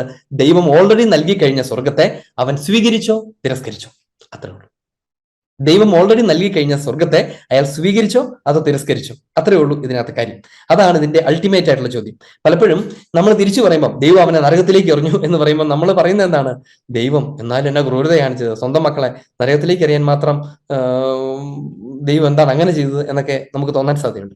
ദൈവം എല്ലാവർക്കും കൊടുക്കുന്ന സ്വർഗമാണ്. ആ സ്വർഗത്തെ സ്വീകരിക്കുകയും തിരസ്കരിക്കുകയും ചെയ്യുന്നവർ എന്നുള്ള വ്യത്യാസം മാത്രമേ ഈ കാര്യത്തിലുള്ളൂ.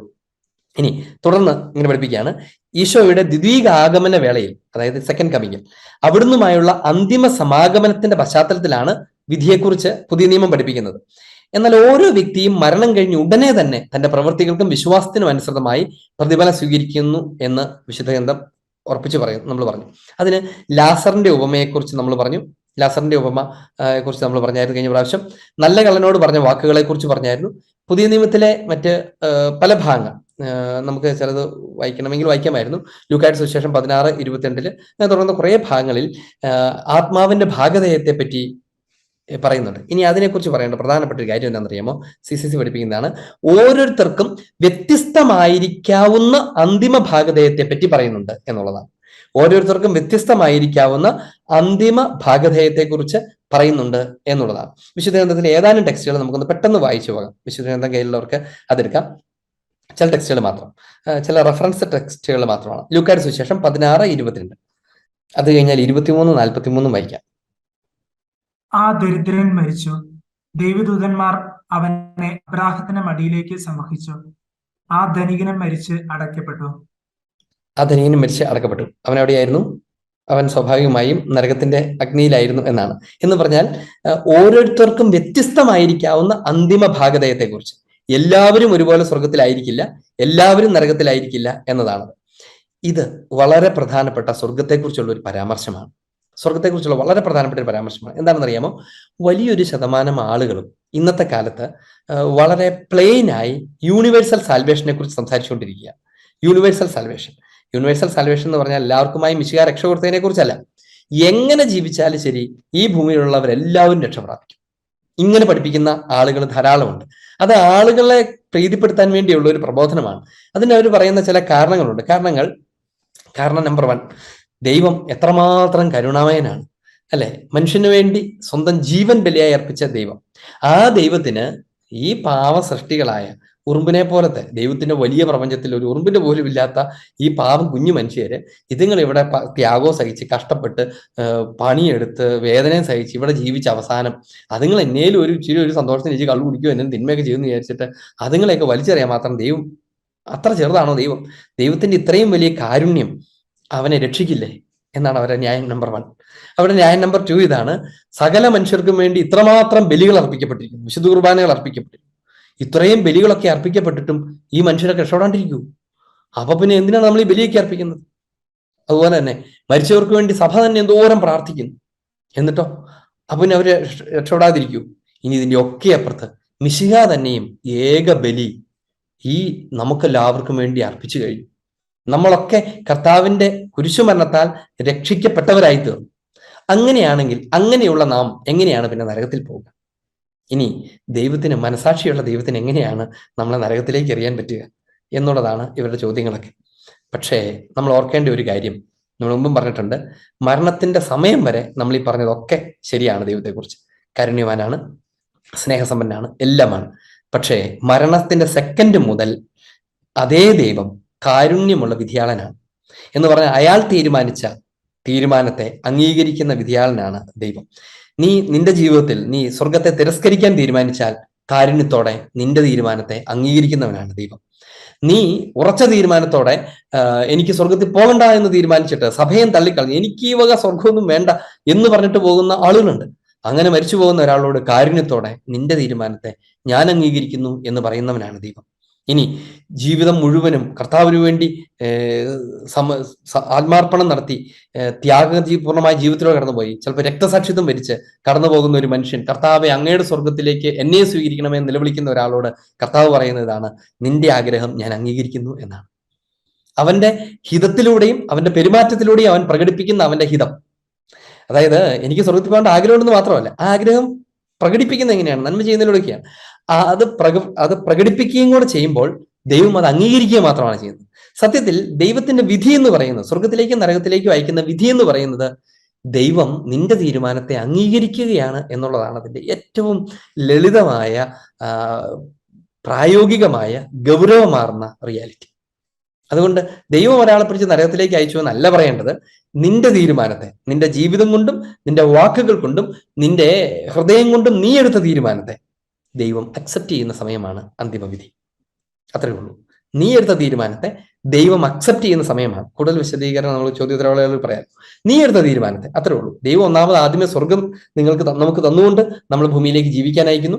അവിടെ വെച്ച് നീ ഏത് തീരുമാനമെടുക്കുന്നു, എനിക്കത് വേണ്ട ഇത് മതി, ഇത് വേണ്ട അത് മതി, ഏത് തീരുമാനിക്കാം, ആ തീരുമാനത്തെ ദൈവം അക്സെപ്റ്റ് ചെയ്യും. അതാണ്. ഇനി ആ അക്സെപ്റ്റൻസ് അതുകൊണ്ട് തന്നെ ഓരോരുത്തർക്കും വ്യത്യസ്തമായിരിക്കും. നീ ഏത് തീരുമാനം എടുക്കുന്നോ അതിനനുസരിച്ചായിരിക്കും നിന്റെ വിധി. അതുകൊണ്ടാണ് ഓരോരുത്തർക്കും വ്യത്യസ്തമായിരിക്കാവുന്ന അന്തിമ ഭാഗതയത്തെ പറ്റി പറയുന്നത്. ലാസറിന്റെ കാര്യം ഓർക്കുക. ലാസർ ഒരു സ്ഥലത്ത്, ധനവാൻ മറ്റൊരു സ്ഥലത്ത്. അതാണ് അതിന്റെ പരാമർശം. ഇനി അതേ ലൂക്കായുടെ സുവിശേഷം തന്നെ 23:43 വായിക്കാമോ? 23:43.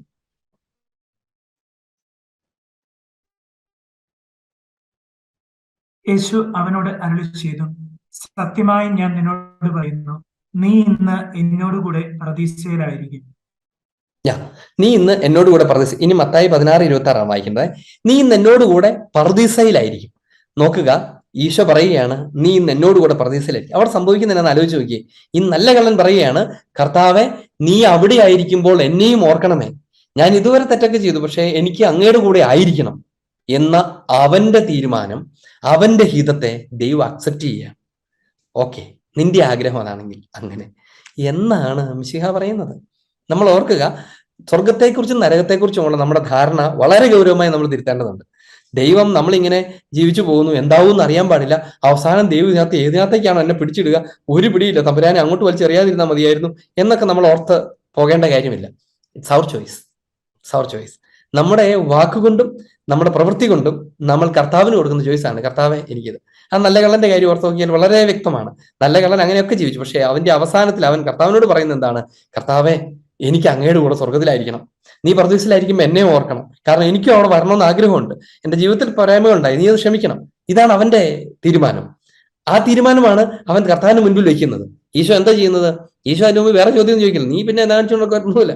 അവന്റെ തീരുമാനത്തെ കർത്താവ്, കാരണം അവന്റെ പശ്ചാത്താപത്തിന്റെ പ്രവൃത്തിയാണ് കർത്താവ് നോക്കുന്നത്. പശ്ചാത്താപത്തിന്റെ പ്രവൃത്തിയിലൂടെ സംഭവിക്കുന്ന ആ തീരുമാനം എന്ന് പറഞ്ഞതിന്റെ അർത്ഥം എന്താണ്? അവൻ ആ സെക്കൻഡ് കുരിശിൽ നിന്ന് ഇറങ്ങാൻ പറ്റിയാൽ അവൻ പിന്നെ വിശുദ്ധനായി ജീവിച്ചിരിക്കും എന്നുള്ളതാണ് കർത്താവിന്റെ ഉറപ്പ്. അതുകൊണ്ട് അവൻ എടുത്ത ആ തീരുമാനത്തെ കർത്താവ് അംഗീകരിക്കുകയാണ്. കർത്താവ് ഇന്ന് നീ എന്റെ കൂടെ പർദീസയിലായിരിക്കും. ഇനി അടുത്ത ഭാഗം വായിക്കാമോ? മത്തായി 16:26. ഒരുവൻ ലോകം മുഴുവൻ നേടാനും സ്വന്തം ആത്മാവിനെ നഷ്ടപ്പെടുത്തിയാൽ അവന് എന്ത് പ്രയോജനം?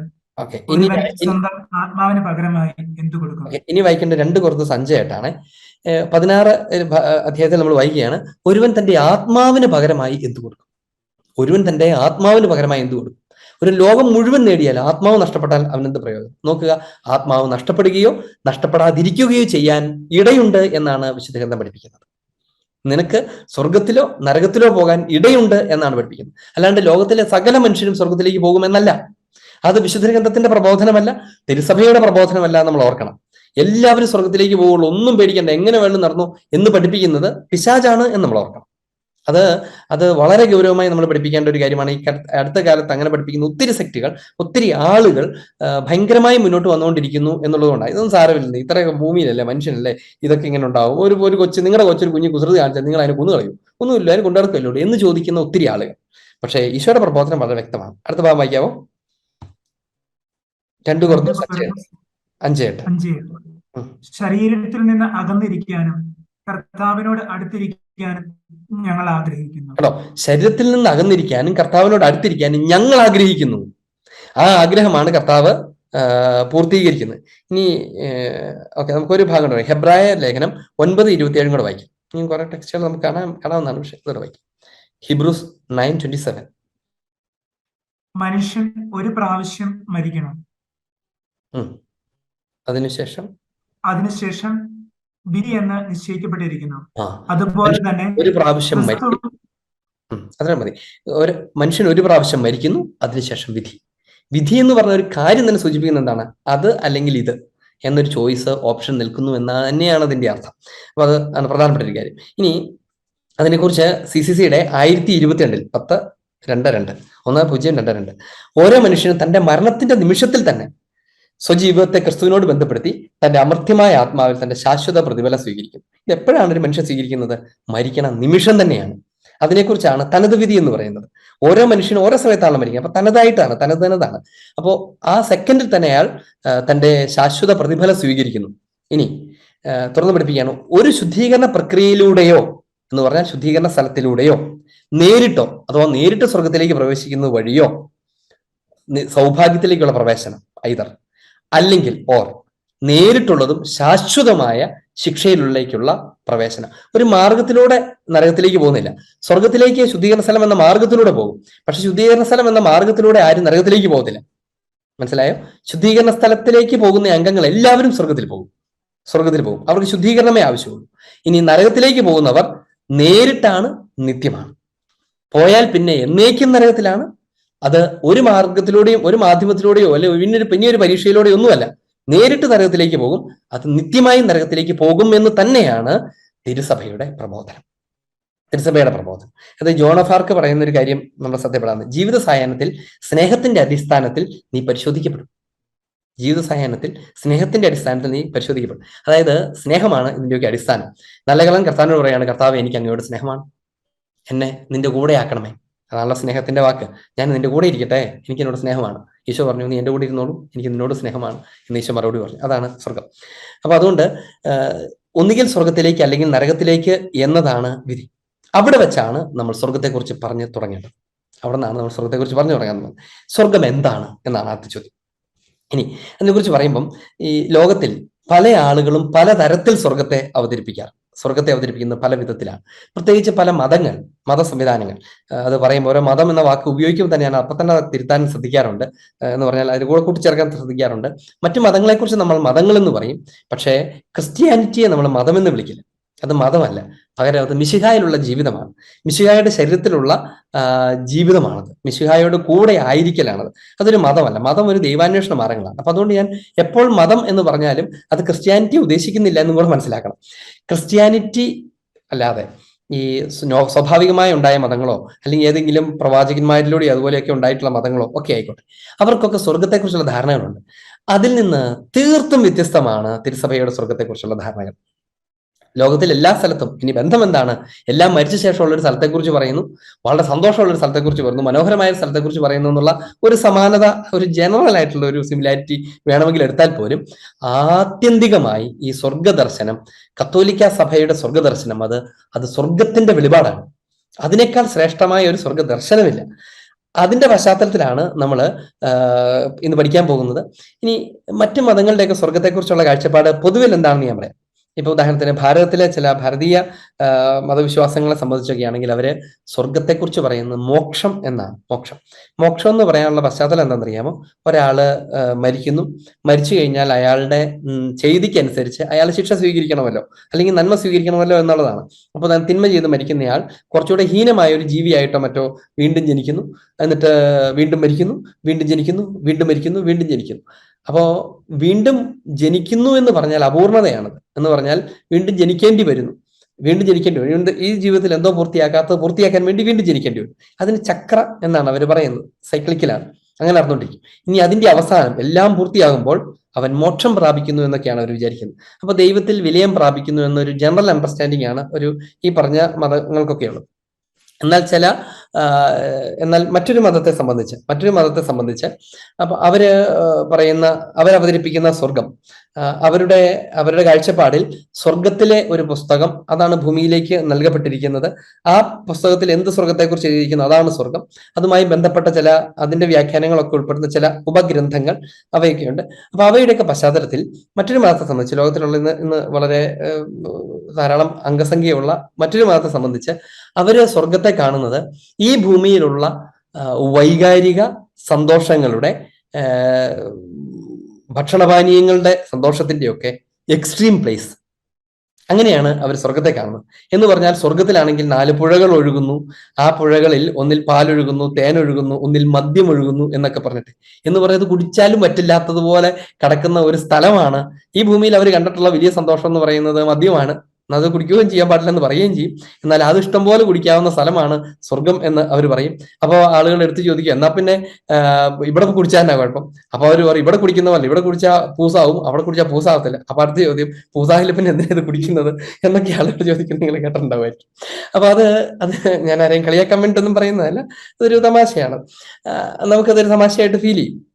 അല്ലെങ്കിൽ സ്വർഗം എന്ന് പറയുന്ന അവരുടെ വർണ്ണനകൾ നിറച്ച് പഴങ്ങളുള്ള മരങ്ങൾ, ഒരു പഴത്തിൽ നിന്ന് ഒരു പഴം പറിക്കുമ്പോഴേക്കും അതിൽ വീണ്ടും ധാരാളം പഴങ്ങൾ ഉണ്ടാകുന്നു, ഒരു പഴം എടുത്ത് അതിന്റെ തൊലി പൊളിക്കുമ്പോൾ അതിനകത്ത് തേൻ ഒഴുകുന്നു എന്നൊക്കെ പറയുന്നത് പോലത്തെ ഭാവനാ വർണ്ണനകൾ. ഇതിനകത്തൊക്കെ ഉള്ളത് എന്താണ്? നമുക്ക് പരിചിതമായ ചില കാര്യങ്ങൾ അവ അതിന്റെ സൂപ്പർലേറ്റീവ് ലെവലിൽ അവിടെ കാണുന്നു. ഇനി ആ മതത്തെ സംബന്ധിച്ച് സ്വർഗവുമായി ബന്ധപ്പെട്ട ഏറ്റവും പ്രധാനപ്പെട്ട ഒരു കാര്യം ദാമ്പത്യ ലൈംഗിക ബന്ധത്തിന്റെ പശ്ചാത്തലത്തിലുള്ളതാണ്. അതായത് മനുഷ്യനെ സംബന്ധിച്ച് അവനിവിടെ അനുഭവിച്ചിട്ടുള്ള ഏറ്റവും വലിയ സന്തോഷം അതാണ് എന്ന് അവൻ കരുതുന്നു. അങ്ങനെ കരുതുന്ന മനുഷ്യൻ പറയുകയാണ്, ലൈംഗിക സന്തോഷമാണ് ഇവിടുത്തെ ഏറ്റവും ഭയങ്കര രസമുള്ള ഒരു കാര്യം. അതുകൊണ്ട് അതങ്ങ് 1072 ഭാര്യമാരെ നിനക്ക് കിട്ടുന്നത് പോലെ, കുറിമാരെയൊക്കെ കിട്ടുന്നത് പോലത്തെ ഒരു സന്തോഷം അവിടെ, അത്രയും കുറിമാരെ നിനക്ക് കിട്ടുന്നു എന്ന് പറയുന്നത് പോലത്തെ ഒരു സ്ഥലമാണ് സ്വർഗം.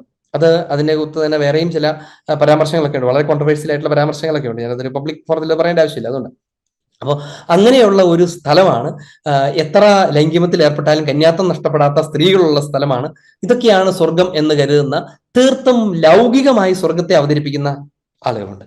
തീർത്തും ലൗകികമായി, മെറ്റീരിയലിസ്റ്റിക് ആയിട്ട്, പ്ലഷർ കേന്ദ്രീകൃതമായിട്ട്, ആനന്ദമല്ല പ്ലഷർ എന്ന് പറഞ്ഞാൽ വൈകാരികമായ രസങ്ങളെ കേന്ദ്രീകരിച്ച് അവയങ്ങ് മാക്സിമം എൻജോയ് ചെയ്യാവുന്നതിന്റെ അറ്റം വരെ എൻജോയ് ചെയ്യുന്ന ഒരു സ്ഥലമായി സ്വർഗത്തെ അവതരിപ്പിക്കുന്ന ആളുകളുണ്ട്. ഇതിന്റെയൊക്കെ പശ്ചാത്തലത്തിൽ നിന്നാണ് ഈശോ എന്താണ് സ്വർഗത്തെക്കുറിച്ച് പഠിപ്പിക്കുന്നത്, തിരുസഭയുടെ സ്വർഗദർശനം എന്താണ് എന്ന് നമ്മൾ കാണാൻ പോകുന്നു. അത് വളരെ വിശദമായ ഒരു ലോകമാണ്, എന്നാലും കുറച്ചൊക്കെ നമുക്ക് പറയാം. ഒന്ന് തുടങ്ങുന്നത് ഇങ്ങനെയാണ്: ദൈവത്തിന്റെ കൃപാവരത്തിലും സൗഹൃദത്തിലും മരിക്കുകയും പൂർണ്ണമായി വിശുദ്ധീകരിക്കപ്പെടുകയും ചെയ്യുന്നവർ ക്രിസ്തുവിനോടുകൂടെ എന്നേക്കും ജീവിക്കുന്നു. അവർ എന്നേക്കും ദൈവത്തെ പോലെയാണ്. എന്തെന്നാൽ അവിടുന്ന് ആയിരിക്കുന്നത് പോലെ അവർ അവിടുത്തെ മുഖാമുഖം കാണുന്നു. ഇതാണ് സ്വർഗത്തെക്കുറിച്ച് പറയുന്ന ആദ്യത്തെ കാര്യം. ഒന്ന്, അതെങ്ങനെയാണ്? ആരാണ് സ്വർഗത്തിൽ പോകുന്നത്? ദൈവത്തിന്റെ കൃപാവരത്തിലും സൗഹൃദത്തിലും മരിക്കുന്നവർ. അതായത് ദൈവത്തിന്റെ കൃപാവരങ്ങളുടെ ഉറവിടം കൂദാശകളാണെന്ന് നമുക്കറിയാം. കൂദാശ ജീവിതത്തിലൂടെ ഒക്കെ സ്വീകരിക്കുന്ന കൃപാവരത്തിൽ, ദൈവത്തിന്റെ കൃപയുടെ തണലിൽ ജീവിച്ചവർ, ദൈവത്തോട് സൗഹൃദത്തിലായിരിക്കുന്നു എന്ന് പറഞ്ഞാൽ ദൈവത്തോട് കൂട്ടുകൂടുന്നു എന്നല്ല അർത്ഥം. ദൈവത്തിന്റെ ഹൃദയത്തോട് ചേർന്ന് ജീവിച്ചവർ, അതിന് സമമായി ജീവിക്കുകയും മരിക്കുകയും ചെയ്തവർ, പൂർണ്ണമായി വിശുദ്ധീകരിക്കപ്പെട്ടവർ, ഈ ഭൂമിയിൽ തന്നെ അവർ പൂർണ്ണമായും വിശുദ്ധീകരിക്കപ്പെട്ടു, അഥവാ ആ വിശുദ്ധിയിൽ തന്നെ തുടർന്നവർ ക്രിസ്തുവിനോടുകൂടെ എന്നേക്കും ജീവിക്കുന്നു. ഈശോയോട് കൂടെയുള്ള എന്നേക്കുമുള്ള ജീവിതത്തെയാണ് സ്വർഗം എന്ന് വിളിക്കുന്നത്. That is not a place. ഒന്നാമത്തെ കാര്യം അതാണ്. മറ്റു മതങ്ങളൊക്കെ സ്വർഗത്തെ ഒരു സ്ഥലമായി കരുതുന്നെങ്കിൽ കത്തോലിക്ക സഭ മിശിഹായുടെ പ്രബോധനത്തിലൂടെ സ്വർഗത്തെ മനസ്സിലാക്കുന്നത് ഒരു ജീവിതമായിട്ടാണ്. That's an eternal life rather than a place. ഒരു സ്ഥലത്തേക്കാൾ അത് ജീവിതമാണ്, ക്രിസ്തുവിനോട് കൂടെയുള്ള ജീവിതമാണ് അവിടുത്തോട്. ഇനി അവർ എന്നേക്കും ദൈവത്തെ പോലെയാണ് എന്നാണ് അടുത്ത കാര്യം. അവർ എന്നേക്കും ദൈവത്തെ പോലെയാണ്, ദൈവമാണെന്നല്ല അർത്ഥം, ദൈവത്തെ പോലെയാണ്. എന്താണ് അതിന്റെ അർത്ഥം? ഉദ്ധിതനായ മിശിഹായുടെ സ്വർഗീയ ശരീരത്തെക്കുറിച്ചൊക്കെ നമ്മൾ പറഞ്ഞായിരുന്നു, അതിന്റെ തേജസ്സിനെ കുറിച്ചൊക്കെ നമ്മൾ പറഞ്ഞായിരുന്നു. അതുപോലത്തെ ഒരു അവസ്ഥയിൽ ദൈവത്തെ പോലെ ജീവിക്കുന്നവരാണ്. ഇതിന്റെ പശ്ചാത്തലം എന്താണെന്നറിയാമോ? ദൈവം മനുഷ്യനെ സൃഷ്ടിച്ചത് തന്റെ ഛായയിൽ സാദൃശ്യത്തിലുമാണ്. എന്നിട്ട് അവൻ പർദീസയിലായിരുന്നു എന്ന്, പർദീസയെ കുറിച്ച് ഞാൻ പറയാം, പർദീസയിലായിരുന്നു എന്ന് നമ്മൾ വായിക്കും.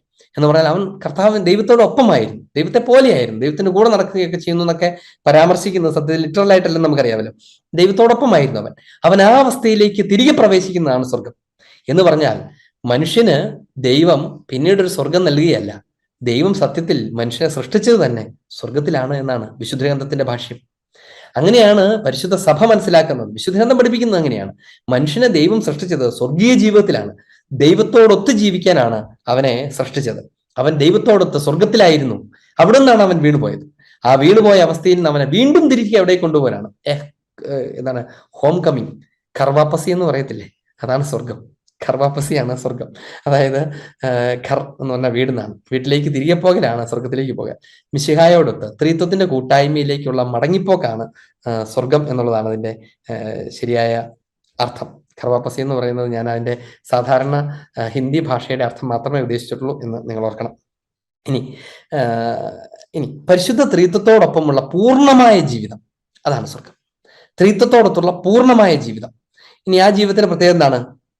കന്യകാമറിയത്തോടും മാലാഖമാരോടും എല്ലാ വിശുദ്ധരോടും ഒപ്പമുള്ള ത്രിത്വത്തോടുള്ള ജീവന്റെയും സ്നേഹത്തിന്റെയും സംസർഗം, അതാണ് സ്വർഗം. സകല വിശുദ്ധരോടും മാലാഖമാരോടും പരിശുദ്ധ കന്യകാമറിയത്തോടും ചേർന്ന് ത്രിത്വൈക ദൈവത്തിലുള്ള സംസർഗമാണ്, കമ്മ്യൂണിയനാണ് സ്വർഗം, സംസർഗമാണ് സ്വർഗം. ഇനി അതിനെക്കുറിച്ച് ബെനഡിക്റ്റ് 12 മാർപ്പാപ്പ ബെനഡിക്തോസ് ദേവുസ് എന്ന ഡോക്യുമെന്റിൽ പറയുന്ന ചില കാര്യങ്ങൾ ഞാൻ വായിച്ചേപ്പിക്കാം. അവർ തങ്ങളുടെ ശരീരം വീണ്ടും സ്വീകരിക്കുന്നതിന് മുൻപും പൊതുവായ അന്തിമ വിധിക്ക് മുൻപും നമ്മുടെ കർത്താവും രക്ഷകനുമായ യേശുക്രിസ്തു സ്വർഗത്തിലേക്ക് ആരോഹണം ചെയ്തത് മുതലാണ് ഈ മരണാനന്തര വിശുദ്ധീകരണത്തെ കുറിച്ചൊക്കെ പറയുന്ന കാര്യമാണ്. എന്നിട്ട് പീഡാസഹനവും മരണവും മുതൽ ഈ ആത്മാക്കൾ ദൈവീക സത്തയെ മുഖാമുഖമായി യാതൊരു സൃഷ്ടിയുടെയും മധ്യവർത്തിത്വം കൂടാതെ ആന്തരികമായ ദർശനം വഴി കണ്ടിട്ടുണ്ട്, കാണുകയും ചെയ്യുന്നു. സ്വർഗത്തെക്കുറിച്ച് പറയുന്ന കാര്യമാണ്. അതായത് അവരുടെ കർത്താവ് യേശുക്രിസ്തുവിന്റെ പീഡാസഹനവും മരണവും മുതൽ ഈ ആത്മാക്കൾ ദൈവീക സത്തയെ, സ്വർഗീയ പ്രതീക്ഷയെ, മാലാഖമാരടുത്ത് സ്വർഗത്തിലുള്ള യാഥാർത്ഥ്യത്തെ അവര് യാതൊരു എന്താ പറയാ മിഡിൽ വേയും കൂടാതെ നേരിട്ട് ദർശിച്ചിട്ടുണ്ട്. അവര് ഇപ്പോഴും ദർശിക്കുന്നു എന്നാണ് ബെനഡിക്റ്റ് 12 മാർപ്പാപ്പ തന്റെ ഡോക്യുമെന്റിനകത്ത് പറയുന്നത്. ഇനി അതിൻ്റെയൊക്കെ ഒരു പശ്ചാത്തലത്തിലാണ് CCC അതിന്റെ 1024 ഭാഗത്ത് സ്വർഗത്തെക്കുറിച്ച് പറയുകയാണ്. ഈ സംസർഗമാണ് സ്വർഗമെന്ന് വിളിക്കപ്പെടുന്നത്. അഗാധതമങ്ങളായ മാനുഷിക അഭിലാഷങ്ങളുടെ പരമാന്തവും നിറവേറലുമാണ് സ്വർഗം. പരമവും സുനിശ്ചിതവുമായ സന്തോഷത്തിന്റെ അവസ്ഥയാണ്. നോക്കുക, 3 കാര്യങ്ങൾ നമ്മളിപ്പോൾ സ്വർഗത്തെക്കുറിച്ച് പറഞ്ഞു. രണ്ടാമത് പറഞ്ഞ കാര്യം എന്താണ്? അത് സംസർഗമാണ് എന്നുള്ളതാണ്. ഇത് വളരെ പ്രധാനപ്പെട്ട കാര്യം. അതിനെക്കുറിച്ചാണ് നമുക്ക് കൂടുതൽ പറയേണ്ടത്. കത്തോലിക്ക സ്വർഗീയ ദർശനം, മിശിഹായിലൂടെ അപ്പസ്തോലന്മാരുടെ കൈമാറ്റം ചെയ്യപ്പെട്ട സ്വർഗത്തെക്കുറിച്ചുള്ള തിരുസഭയുടെ കാഴ്ചപ്പാട് സത്യത്തിൽ എന്താണെന്ന് അറിയാമോ? ദാറ്റ് ഈസ് കമ്മ്യൂണിയൻ എന്നാണ് അതിന്റെ ഉത്തരം. അതായത് അതൊരു സ്ഥലമല്ല, പകരം അത് കൂട്ടായ്മയാണ്. ദൈവത്തോടും വിശുദ്ധരോടുമുള്ള കൂട്ടായ്മയാണ് സ്വർഗം എന്ന് പറയുന്നത്. Heaven is communion. അതിന്റെ ഛായയിലുള്ള സഭ കൂട്ടായ്മയിൽ സ്വർഗീയ സാദൃശ്യം വഹിക്കുന്നു. അതുകൊണ്ടാണ് കമ്മ്യൂണിയൻ ആയിരിക്കുന്ന സഭയെ ഭൂമിയിൽ സ്ഥാപിച്ചപ്പോൾ, കൂട്ടായ്മയായിരിക്കുന്ന സഭയെ ഭൂമിയിൽ സ്ഥാപിച്ചപ്പോൾ ഈശോ തന്റെ അപ്പസ്തോലന്മാരോട് പറഞ്ഞത് സ്വർഗരാജ്യം നിങ്ങളിൽ തന്നെയാണ് എന്ന് പറഞ്ഞത്. സ്വർഗരാജ്യം അത് വന്നു കഴിഞ്ഞു എന്ന് കർത്താവ് പറഞ്ഞത്. സ്വർഗരാജ്യം ആരംഭിച്ചു എന്ന് പറഞ്ഞത് കമ്മ്യൂണിയൻ സ്ഥാപിച്ചത് കൊണ്ടാണ്. കൂട്ടായ്മ എന്ന് പറയുന്ന ദൈവിക രഹസ്യമാണ് സ്വർഗം. ദൈവത്തോട് നമുക്ക് കൂട്ടായ്മ ഉണ്ടായിരിക്കുന്നത്, സംസർഗത്തിലായിരിക്കുന്നത്, വിശുദ്ധരോടും പരിശുദ്ധ കന്യകാമറിയത്തോടും ശ്ലീഹന്മാരോടും നമുക്ക് കൂട്ടായ്മ ഉണ്ടായിരിക്കുന്ന അവസ്ഥ, പൂർണ്ണതയുള്ള കൂട്ടായ്മ ഉണ്ടായിരിക്കുന്ന അവസ്ഥ, അതിനെയാണ് സ്വർഗം എന്ന് പറയുന്നത്. ഇനി ആ കമ്മ്യൂണിയനാണ് സ്വർഗം. മൂന്നാമത്തെ കാര്യം എന്താണത്? പരമവും സുനിശ്ചിതവുമായ സന്തോഷത്തിന്റെ, ആനന്ദത്തിന്റെ അവസ്ഥയാണ് സ്വർഗം എന്നുള്ളതാണ്. ആത്മാവിന്റെ ആനന്ദത്തിന്റെ പൂർണ്ണതയുള്ള സ്ഥായിയായ അവസ്ഥയെ പറയുന്ന പേരാണ് സ്വർഗം. അതുകൊണ്ട് ഒന്നാമത് നമ്മുടെ മനസ്സിൽ നിന്ന് നീക്കിക്കളയേണ്ട ഒരു കാര്യം ഒരു പ്ലേസ് റിലേറ്റഡ് മെറ്റീരിയലിസ്റ്റിക് ഹെവൻലി കാഴ്ചപ്പാടാണ്. എന്ന് പറഞ്ഞാൽ സ്വർഗത്തെ ഒരു വസ്തുക്കളുടെ ഒരു സ്ഥലമായിട്ടോ. ചെറിയ കുഞ്ഞുങ്ങൾക്കൊക്കെ നമ്മൾ അങ്ങനെ പറഞ്ഞു കൊടുക്കുമല്ലോ, ഒരു എന്താ പറയണേ, നല്ല പൂന്തോട്ടം, നിറച്ചു പൂക്കളൊക്കെ, നല്ല വീടുകൾ, അങ്ങനെ സ്വർഗം എന്നൊക്കെ പറഞ്ഞിട്ട് നമ്മളിങ്ങനെ പറഞ്ഞു കൊടുക്കും. നിറച്ച് പൂക്കൾ, നിറച്ച് കായ്കനികൾ, അങ്ങനെയൊക്കെ ഉണ്ടെന്നൊക്കെ പറഞ്ഞ പിള്ളേർക്കൊക്കെ ചില കാറ്റസിൻ ടീച്ചേഴ്സൊക്കെ സ്വർഗത്തെക്കുറിച്ച് വർണ്ണിച്ചു കൊടുക്കുന്നത് പിള്ളേർ ഹായ് എനിക്ക് അവിടെ പോകണം എന്നൊക്കെ. പിള്ളേർ ഉദ്ദേശിക്കുന്ന ഒരു പിക്നിക്ക് പോകുന്ന പോലെ ആ പാർക്കിൽ പോകാമെന്നായിരിക്കും ഉദ്ദേശിക്കുന്നത്. പക്ഷെ അതുപോലത്തെ ഒരു സ്ഥലമല്ല സ്വർഗമെന്ന് വളർന്നു വലുതാകുന്ന നമ്മൾ അറിയണം. പകരം അതൊരു അവസ്ഥയാണ്, ദൈവത്തോട് കൂടെയായിരിക്കുന്ന അവസ്ഥയാണ്, ദൈവിക നന്മകൾ അനുഭവിക്കുന്ന അവസ്ഥയാണ്, ദൈവിക സാന്നിധ്യത്തിന്റെ ആനന്ദം അനുഭവിക്കുന്ന അവസ്ഥയാണ്. അത് ഒരു സ്ഥലവുമല്ല, അത് കൃത്യമായ അർത്ഥത്തിൽ സമയം പോലുമല്ല. സമയത്തിനും കാലത്തിനും സമയത്തിനും അതീതമായ നിത്യതയുടെ സ്വഭാവമുള്ള, എപ്പോഴും ഇപ്പോഴായിരിക്കുന്ന, പരമമായ ആനന്ദം അനുഭവിക്കുന്ന, ദൈവത്തിൽ തന്നെയായിരിക്കുന്ന, മിശിഹായോടൊത്തായിരിക്കുന്ന, മിശിഹായുടെ ശരീരമായി പൂർത്തീകരിക്കപ്പെട്ടിരിക്കുന്ന, സഭ ഒന്നടങ്കം ഒന്നായി തീർന്നിരിക്കുന്ന ആ എക്സിസ്റ്റൻസ് ആണ് ഹെവൻ. ആ അവസ്ഥയാണ് സ്വർഗം എന്നത്. ഇനി സ്വർഗത്തിൽ ജീവിക്കുക എന്നത് CCCയുടെ 1025 ഇങ്ങനെ പഠിപ്പിക്കും. സ്വർഗത്തിൽ ജീവിക്കുക എന്നത് ക്രിസ്തുവിനോട് കൂടെ ആയിരിക്കുക എന്നുള്ളതാണ്. ടു ബി വിത്ത് ഹിം, അവനോട് കൂടെ ആയിരിക്കുക എന്നുള്ളതാണ്. ഇപ്പോഴാണ് നമ്മൾ അപ്പസ്തോലന്മാരെ ഈശോ വിളിച്ചത് എന്തിന് എന്ന് നമ്മൾ വീണ്ടും റിക്കളക്ട് ചെയ്യുന്നത്. അപ്പസ്തോലന്മാരെ വിളിച്ചത് എന്തിനാണ്? തന്നോട് കൂടെ ആയിരിക്കാനും, സുവിശേഷം പ്രഘോഷിക്കാൻ പോകാനും, ഇങ്ങനെ കാര്യങ്ങളൊക്കെ പറഞ്ഞിട്ട് തന്നോട് കൂടെ ആയിരിക്കാനും അവൻ അപ്പസ്തോലന്മാരെ വിളിച്ചു. വിച്ച് മീൻസ് സ്വർഗത്തിലായിരിക്കാൻ, സ്വർഗീയ സന്തോഷത്തിലേക്ക് അവരെ അവൻ വിളിച്ചു എന്നാണ് ആ ടെക്സ്റ്റിന്റെ അർത്ഥം. അവനോട് കൂടെ ആയിരിക്കാൻ, ഈ ഭൂമിയിൽ കൂടെ ആയിരിക്കുന്നത് പോലെയല്ല, പൂർണ്ണതയിൽ അവന്റെ കൂടെ ആയിരിക്കാൻ, ക്രിസ്തുവിനോട് പൂർണ്ണമായും ഐക്യപ്പെട്ടിരിക്കാൻ. ആ ഐക്യപ്പെട്ടിരിക്കലാണ്, അവന്റെ കൂടെ ആയിരിക്കലാണ് സ്വർഗം. എന്നിട്ട് തുറന്നു പഠിപ്പിക്കും, തിരഞ്ഞെടുക്കപ്പെട്ടവർ അവിടുന്നിൽ ജീവിക്കുന്നു, ലിവിങ് ഇൻ ഹിം. ദൈവത്തിൽ ജീവിക്കലാണ് സ്വർഗം. ദൈവത്തിൽ ജീവിക്കലാണ് സ്വർഗം. അല്ലാതെ ദൈവം ഒരുക്കിയിരിക്കുന്ന ഒരു പൂന്തോട്ടത്തിൽ പോയി പണിയെടുത്തോ അല്ലാതെ പറിച്ചു തന്നോ ജീവിക്കല്ല. ദൈവത്തിനകത്തായിരിക്കുന്ന നിത്യതയുടെ എക്സിസ്റ്റൻസ് ആണത്. എന്ന് പറഞ്ഞാൽ അതിനു മുകളിലേക്ക് ഒന്നുമില്ലാത്ത, അതിനു മുകളിൽ ഒരു ആനന്ദം അനുഭവിക്കാനില്ലാത്ത, അതിനു മുകളിൽ ഒന്നും ചെയ്യാനില്ലാത്ത, പ്രവൃത്തികൾ പോലും ഇല്ലാത്ത. ഈ പ്രവൃത്തികളൊക്കെ ലിമിറ്റഡ് ആണ് അല്ലെ. ഒരു കാര്യം ചെയ്ത് നമ്മൾ മറ്റൊന്നിലേക്ക് പോകുന്നു, ഒരു പ്രവൃത്തിയിലൂടെ ചില കാര്യങ്ങൾ പൂർത്തീകരിക്കുന്നു. പ്രവൃത്തികൾ എപ്പോഴും ആക്ട്, അത് അതിൽ തന്നെ കംപ്ലീറ്റ് അല്ല. ആക്ട് എന്ന് പറയുന്നത്, പ്രവൃത്തി എന്ന് പറയുന്നത് അത് അതിന്റെ റിസൾട്ടിലേക്ക് പോകുന്നതാണ്. പൂർണ്ണതയിൽ എത്തി നിൽക്കുമ്പോൾ പിന്നെ പ്രവൃത്തി പോലുമില്ല. അങ്ങനെ പ്രവൃത്തികൾ പോലും ഇല്ലാതാകുന്ന പരമമായ ആനന്ദത്തിൽ ദൈവത്തിലായിരിക്കുന്ന അവസ്ഥയാണ് സ്വർഗം. അതൊരവസ്ഥയാണ്. അപ്പൊ അതുകൊണ്ട് പലപ്പോഴൊക്കെ നമ്മളിങ്ങനെ വിശുദ്ധ പോലുള്ള ചില പരാമർശങ്ങളിൽ സ്വർഗീയ ദർശനത്തിലകത്തൊക്കെ മാലാഖമാരെല്ലാം പരിശുദ്ധൻ പരിശുദ്ധൻ എന്ന് പാട്ട് പാടിക്കൊണ്ടിരിക്കുന്നു. അപ്പൊ ചിലപ്പോൾ ആളുകൾ കേൾക്കുമ്പോൾ ദൈവമേ ഫുൾ ടൈം അവിടെ പാട്ടും ആരാധനയും പ്രാർത്ഥനയും മാത്രമേ ഉള്ളൂ, വേറൊരു കാര്യം ചെയ്യാൻ നേരമില്ലേ എന്നൊക്കെ ആളുകൾ വിചാരിക്കും. അത് ഹൃദയ ആനന്ദത്തിന്റെ അവസ്ഥയെക്കുറിച്ച് വിവരിക്കുന്നതാണത്. ഇനി എന്നാൽ അവർ തങ്ങളുടെ യഥാർത്ഥമായ വ്യക്തിത്വവും തങ്ങളുടെ തന്നെ പേരും നിലനിർത്തുന്നു അഥവാ കണ്ടെത്തുന്നു സ്വർഗത്തിൽ എന്നാണ്. ഈ സ്വർഗത്തിൽ അവർ ദൈവത്തോടൊത്തായിരിക്കുന്നു, ദൈവത്തിലായിരിക്കുന്നു. But still they remain themselves. അവർ തന്നെ ആയിരിക്കുകയും ചെയ്യും. അവരുടെ അസ്തിത്വത്തെ നിലനിർത്തുന്നു. Their existence that is their എന്ന് പറഞ്ഞാൽ നമ്മളല്ലാതെ തീരുകയും സ്വർഗത്തിലെ ഏതോ ഒരു ഭാഗത്തിന്റെ ഒരു അപ്പുപണ്ടാരി പോലെ അതിനകത്ത് പറന്ന് ചേരുകയും ചെയ്യുന്നു, അല്ലെങ്കിൽ അതിനകത്ത് അങ്ങ് അലിഞ്ഞു തീർന്നു പോകുന്നു എന്നുമല്ല. നമ്മുടെ ഐഡന്റിറ്റിയും എക്സിസ്റ്റൻസും നിലനിന്നുകൊണ്ടാണ് നമ്മൾ ദൈവത്തിലായിരിക്കുന്നത്. അതുകൊണ്ട് വിശുദ്ധ അംബ്രോസ് പറയുന്ന ഒരു കാര്യമാണ്, ക്രിസ്തുവിനോട് കൂടെ ആയിരിക്കുക എന്നതാണ് ജീവിതം. കാരണം ക്രിസ്തു എവിടെയോ അവിടെയാണ് രാജ്യം. The kingdom is where Christ is. ഈശോ എവിടെയാണോ, വിശുദ്ധ അംബ്രോസ് പറഞ്ഞ കാര്യം, ഈശോ എവിടെയാണോ അവിടെയാണ് ദൈവരാജ്യം. അതുകൊണ്ടാണ് ദൈവരാജ്യം നിങ്ങളിൽ തന്നെ, നിങ്ങളോടൊപ്പമുണ്ട്, ഇതാ ഭൂമിയിൽ ഇവിടെ തന്നെ എന്നൊക്കെ ഈശോ പറയുന്നത്. ഈശോ ഉള്ള സ്ഥലമാണ് ദൈവരാജ്യം. അതുകൊണ്ട് സ്വർഗം, ദൈവരാജ്യം എന്ന പദങ്ങളൊക്കെ പരസ്പരം മാറി മാറി ഉപയോഗിക്കുന്നതാണ്. ദൈവരാജ്യം തന്നെയാണ് സ്വർഗം, ദൈവത്തിന്റെ രാജ്യമാണ് സ്വർഗം. അപ്പൊ ചില സെക്റ്റുകളൊക്കെ ഇതിനെക്കുറിച്ച് വേർതിരിച്ച് പറയും, ദൈവരാജ്യം വേറെ സ്വർഗം വേറെ എന്നൊക്കെ പറയും. അതുപോലെ തന്നെ പാരഡൈസ്, പർദീസ അത് വേറെ എന്നൊക്കെ പറയും. പ്രാക്ടിക്കലി കൃത്യമായ അർത്ഥത്തിൽ ഇതെല്ലാം ഒന്ന് തന്നെയാണ് പർദീസ. പിന്നെ അതിന്റെ വ്യത്യാസം എന്താണെന്ന് വെച്ചാൽ, പർദീസ എന്ന പദം കൂടുതൽ ഉപയോഗിക്കുന്നത് ഒരു പരിധി വരെ ഒരു ഭൗമിക പശ്ചാത്തലത്തിൽ സ്വർഗീയ സന്തോഷത്തെ അവതരിപ്പിക്കാൻ നടത്തുന്ന ശ്രമങ്ങളെയാണ്. അതായത് ഇപ്പൊ ഉദാഹരണത്തിന് ആദ്യത്തെ ഹൗവായെയും ദൈവം സൃഷ്ടിച്ച് വർദ്ദീസയിലാക്കി എന്ന് പറയും. അപ്പൊ എന്താണ് അതിനകത്ത്? ആദവും ഹൗവായും അവരെ സൃഷ്ടി, അതെല്ലാം വളരെ സിംബോളിക് ആയിട്ടുള്ള അവതരണമാണെന്ന് നമുക്കറിയാമല്ലോ. നമ്മൾ സോ നമ്മൾ കുറച്ചും കൂടെ ഇത് ദൈവറിവിനകത്ത് കുറച്ചുകൂടെ കൂടുതൽ നമ്മൾ ഉൽപ്പത്തി ചരിത്രത്തെ കുറിച്ചൊക്കെ പഠിക്കും. അപ്പം അപ്പോഴാണ് നമുക്ക് കൂടുതൽ ഈ ശാസ്ത്ര സംബന്ധമായ ചോദ്യങ്ങൾക്ക് ഉത്തരമൊക്കെ പറയും. ഇപ്പം എവല്യൂഷനെ കുറിച്ചൊക്കെ ഉള്ള ചോദ്യങ്ങൾ, സൃഷ്ടി എങ്ങനെയാണ് നടന്നത്, ദൈവം മനുഷ്യനെ മണ്ണ് ഒഴിച്ച് സൃഷ്ടിക്കുമായിരുന്നു, ഇത് എന്ത് കഥയാണ് എന്നുള്ള ചോദ്യങ്ങളുടെ ഉത്തരമൊക്കെ നമ്മൾ പിന്നീട് പറയാനിരിക്കുന്നു. അതെല്ലാം നമ്മൾ ദൈവരൂപത്തെക്കുറിച്ച്, വചനത്തെക്കുറിച്ച് പഠിക്കുന്ന സമയത്ത് നമ്മൾ പഠിക്കാൻ തുടങ്ങും. പറഞ്ഞു വന്ന കാര്യം ഇതാണ്, ഈ സൃഷ്ടിയെക്കുറിച്ച് വർണ്ണിക്കുന്നത് മനുഷ്യന് മനസ്സിലാകുന്ന ഒരു പ്രത്യേക ഭാഷാ ശൈലി ഉപയോഗിച്ചാണ്. അപ്പോൾ അതിനകത്ത് സ്വർഗത്തെക്കുറിച്ചൊക്കെ പറയുന്നത് അവനെ തോട്ടത്തിലാക്കി എന്നൊക്കെ പറയുന്നതൊക്കെ ഒരു മെറ്റീരിയലിസ്റ്റിക്കോ അല്ലെങ്കിൽ അങ്ങനെയൊക്കെയുള്ള ഒരു ആലങ്കാരിക പഴയ നിയമത്തിന്റെ സ്വഭാവത്തിലുള്ള ഒരു പ്രൈമോഡിയൽ ആയിട്ടുള്ള റെവലേഷനാണ്. ഈ പ്രൈമോഡിയൽ റെവലേഷനെ കോപ്പി ചെയ്യുന്നതുകൊണ്ടാണ് ചില മതങ്ങൾ അതിനെ അങ്ങനെ അവതരിപ്പിക്കുന്നത്. അങ്ങനെ ഒരു തോട്ടം, ഇപ്പം ഈ ശരിക്കും പറഞ്ഞാൽ ഈ പർദീസ അവതരിപ്പിക്കപ്പെടുന്നത് എങ്ങനെയാണെന്നറിയാമോ? കാനാൻ ദേശത്തിന്റെ പശ്ചാത്തലത്തിലാണ്. അതായത് ഇസ്രായേൽ ജനം സ്വർഗസമാനമായ കാനാൻ, മരുഭൂമിയുടെ നടുക്ക് ഇച്ചിരി പച്ചപ്പും ഫലഭൂലാദികളും ഒക്കെ ഉള്ള ഒരു നാട്, അവിടേക്കാണ് അവർ അടിമത്തത്തിൽ നിന്ന് ചെന്നെത്തുന്നത്. ഒരു സ്വർഗത്തിലേക്ക് എത്തുന്ന പോലെയല്ലേ മരുഭൂമിയുടെ യാത്രയെ കഴിഞ്ഞിട്ട്.